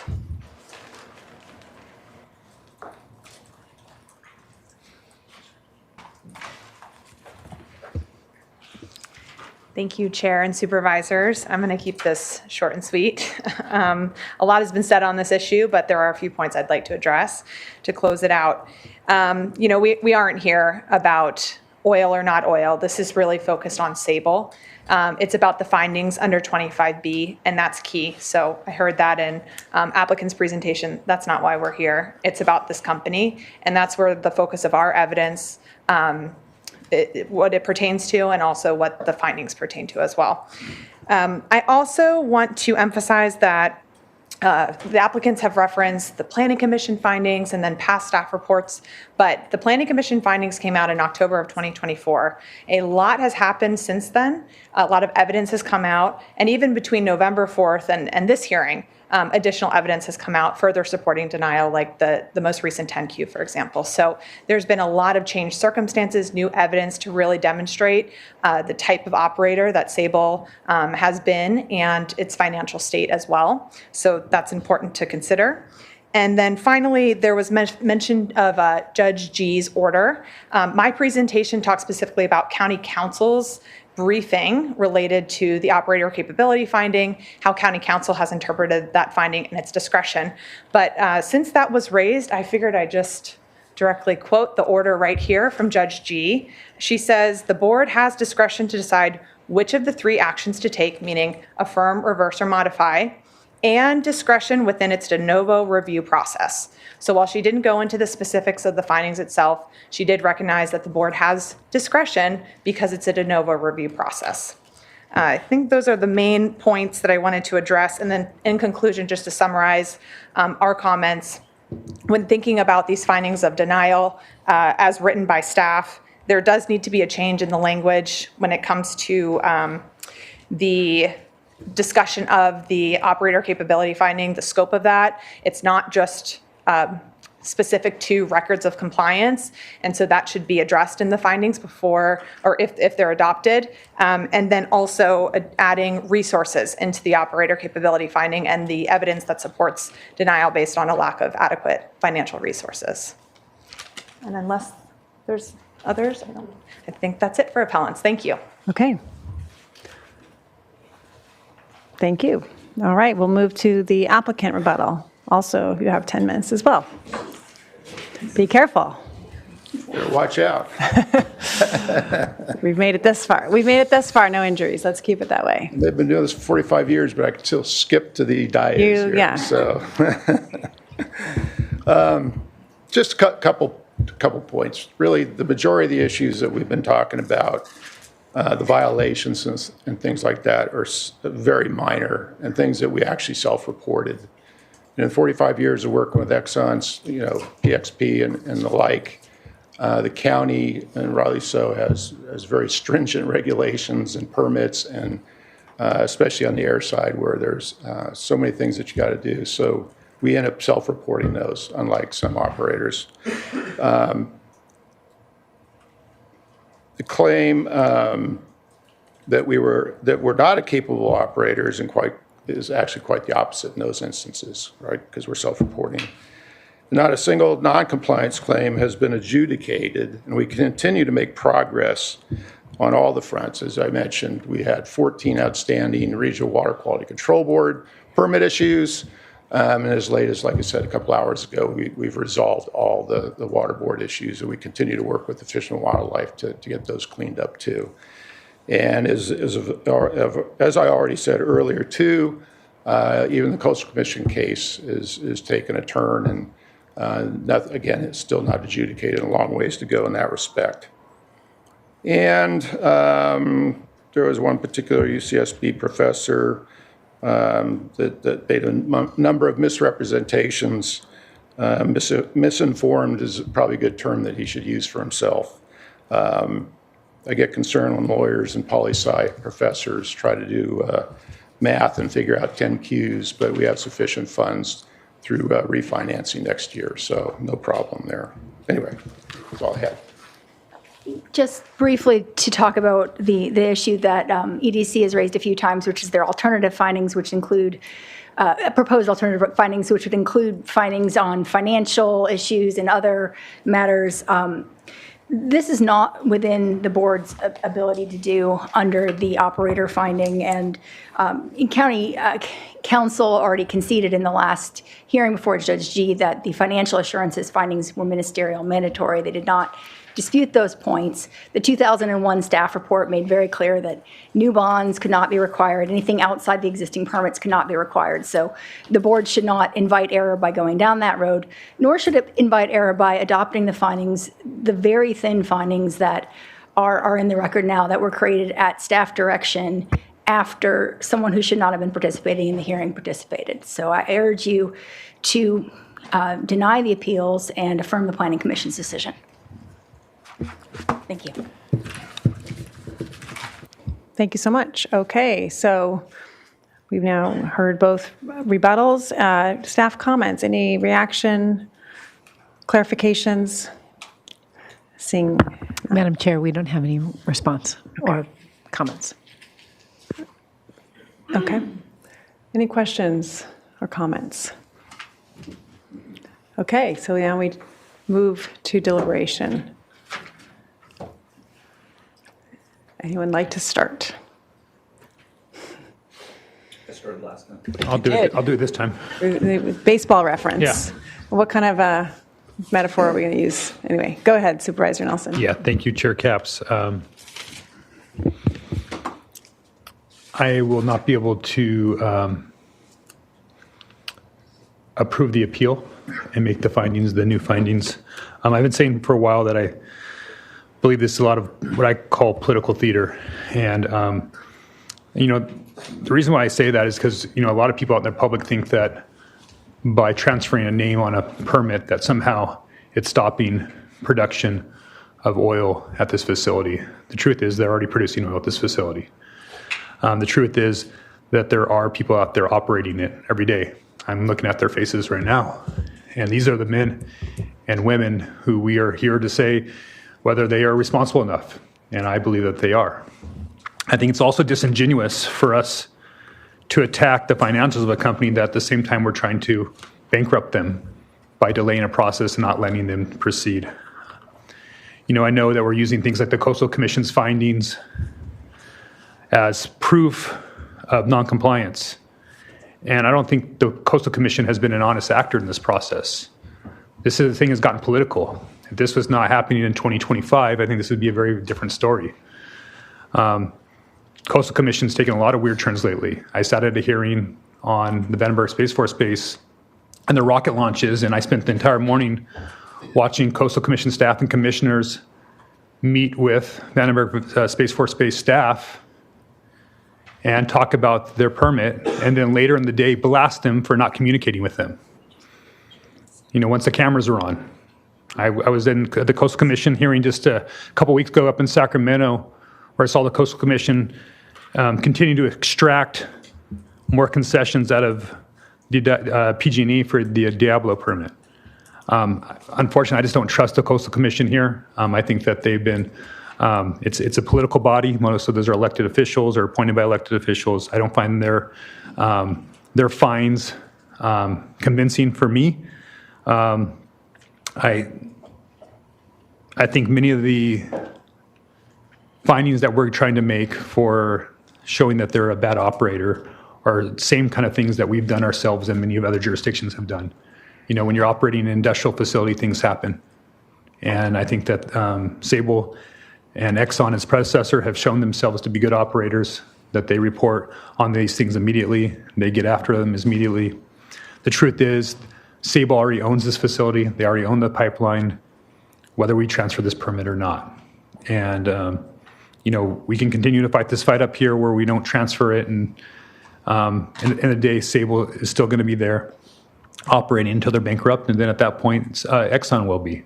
And I think, and I don't want that to happen. I want to make sure that the people in this room are continuing to work. I want to make sure that we're producing valuable assets and making money for local businesses as well as for the taxpayers. So I'm not going to be able to approve the appeals and the new findings. I still, so when that time comes, I will be voting against that, if that's the motion. Okay. I'm happy.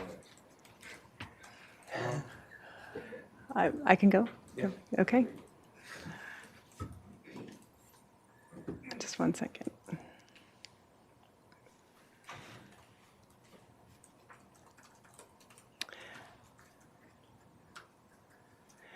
So as I've stated at the last hearing, and in my review of all of the evidence put before us in this hearing, the board is not free to approve these transfers unless all required Chapter 25B findings can be made. And Chapter 25B requires that any new operator must have, quote, the skills, training, and resources necessary to operate the permitted facility.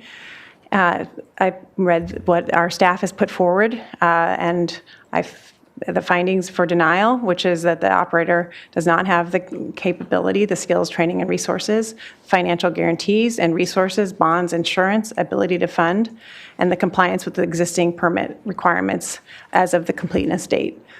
And I just think it's important to note that, again, our purview is to look at the evidence up until this date, not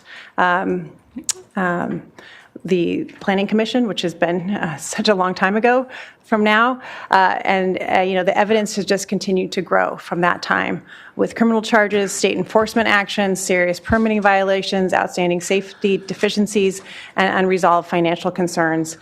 To me, it's clear as day that standard has clearly not met.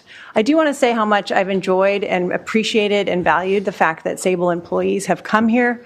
They came to our hearing in Santa Barbara, and they've come here today in Santa Maria to hear about your experiences, to hear about the values you care about. This is not a reflection of your work, of your role in our community. This is about management. This is about a company. And this is not a reflection of my thoughts about you as individuals or you as employees. And I just want to appreciate you being here and you speaking out for the work that you do. I honor that. Thank you. I'll go next. Supervisor Lee.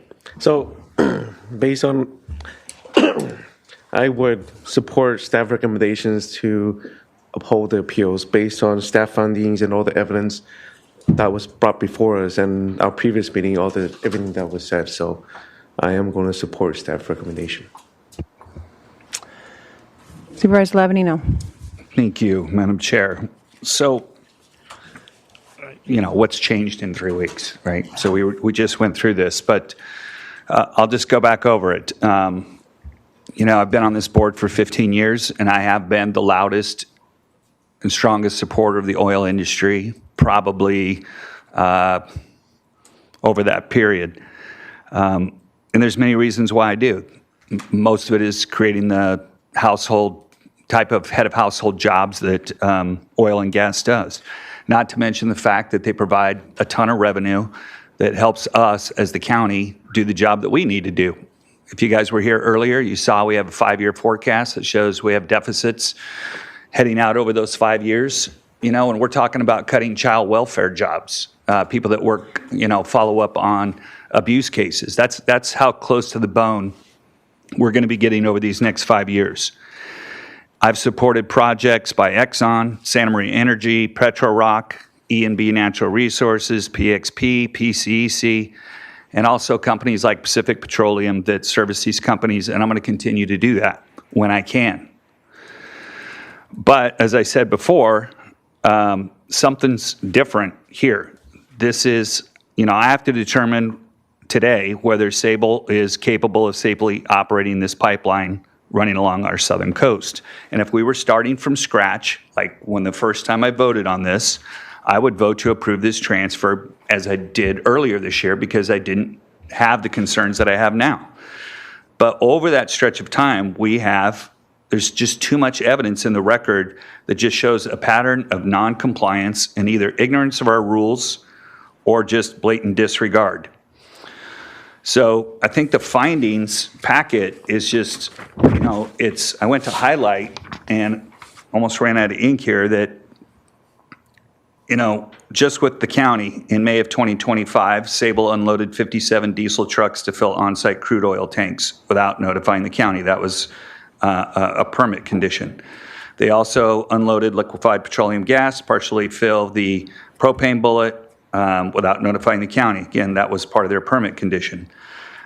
They moved oil from the platforms to onshore prior to formally notifying the county. And all these things, somebody might consider, these are all minor, okay?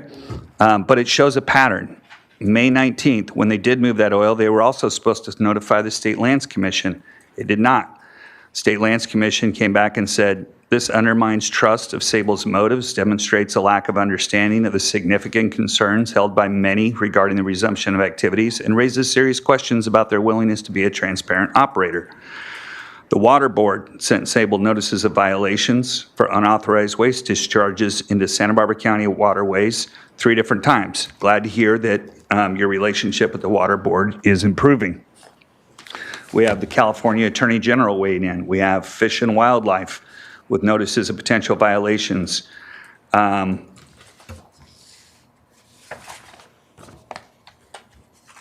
We talked about APCD, and I understand I've sat on that board for 15 years. I know there are some NOVs are routine when you're operating a facility, but again, there are a number of those violations. Not to mention the California Coastal Commission having 2 cease and desist orders, and I understand that you disagreed with whether or not they had the authority to do that, but the county never authorized Sable to ignore the directives of the Coastal Commission.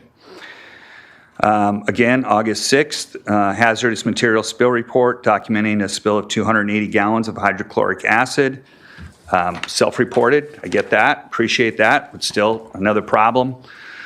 So, and I'm not going to go into all the strange things I heard when I listened to the October 2025 investors call with the CEO.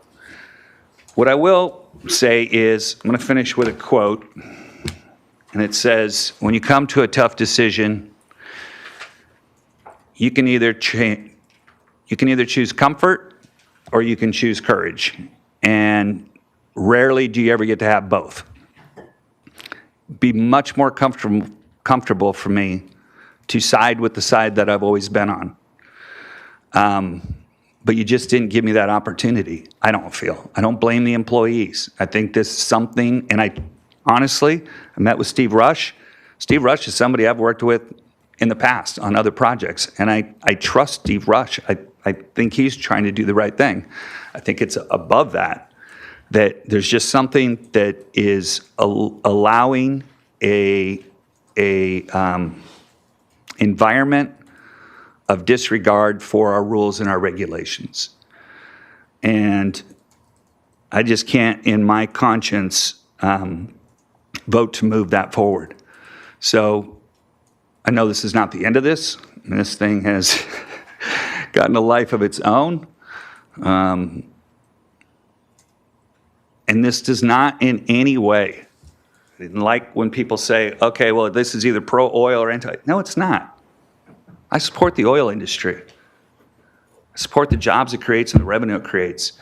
And I've been there from day one. But you guys put me in a box, and if I'm going to follow the law and what our ordinance says, you gave me no other option. So unfortunately, I have to side with our staff recommendation for findings of denial. Okay, so before we move to the final motion, I do need a motion to accept the 2 late documents as noted by the clerk. I will make that motion. I'll second that. Okay, all those in favor, please say aye. Aye. No. Okay, so that's 3 to 1. It doesn't pass. It needs forfeits. Okay, so that does not pass, so those late documents will not be accepted into the record. Okay, so that with that, for the sake of it, we'll do a roll call vote. Oh, yes, we'll make a motion. Would you like to? Steve. Okay. I don't think it matters. I will move staff's recommendation for denial. Okay. I'll second that. Okay. Wait, does that? Wait, staff Do you guys need something stronger? Yeah. A through D. Okay, I'll go with recommended actions A through D. Second. Okay, we have a motion and a second. And now we will do, please, roll call vote, please. Supervisor Lavanino, That's an aye to the negative. Yes. Just getting this right. Aye to Okay, your aye. motion. Supervisor Nelson? No. Supervisor. My apologies, my mic was off. Supervisor Nelson? No. Supervisor Lee? Aye. And Chair Capps? Aye. Motion passes 3-1. Okay, thank you, everybody, for being here. And we will adjourn till 2026 with a changing of the guard of chair. So that'll be exciting. Have a wonderful holiday season. Everybody be safe. Call an Uber. Thank you. We got pomegranates. Pomegranates, get pomegranates.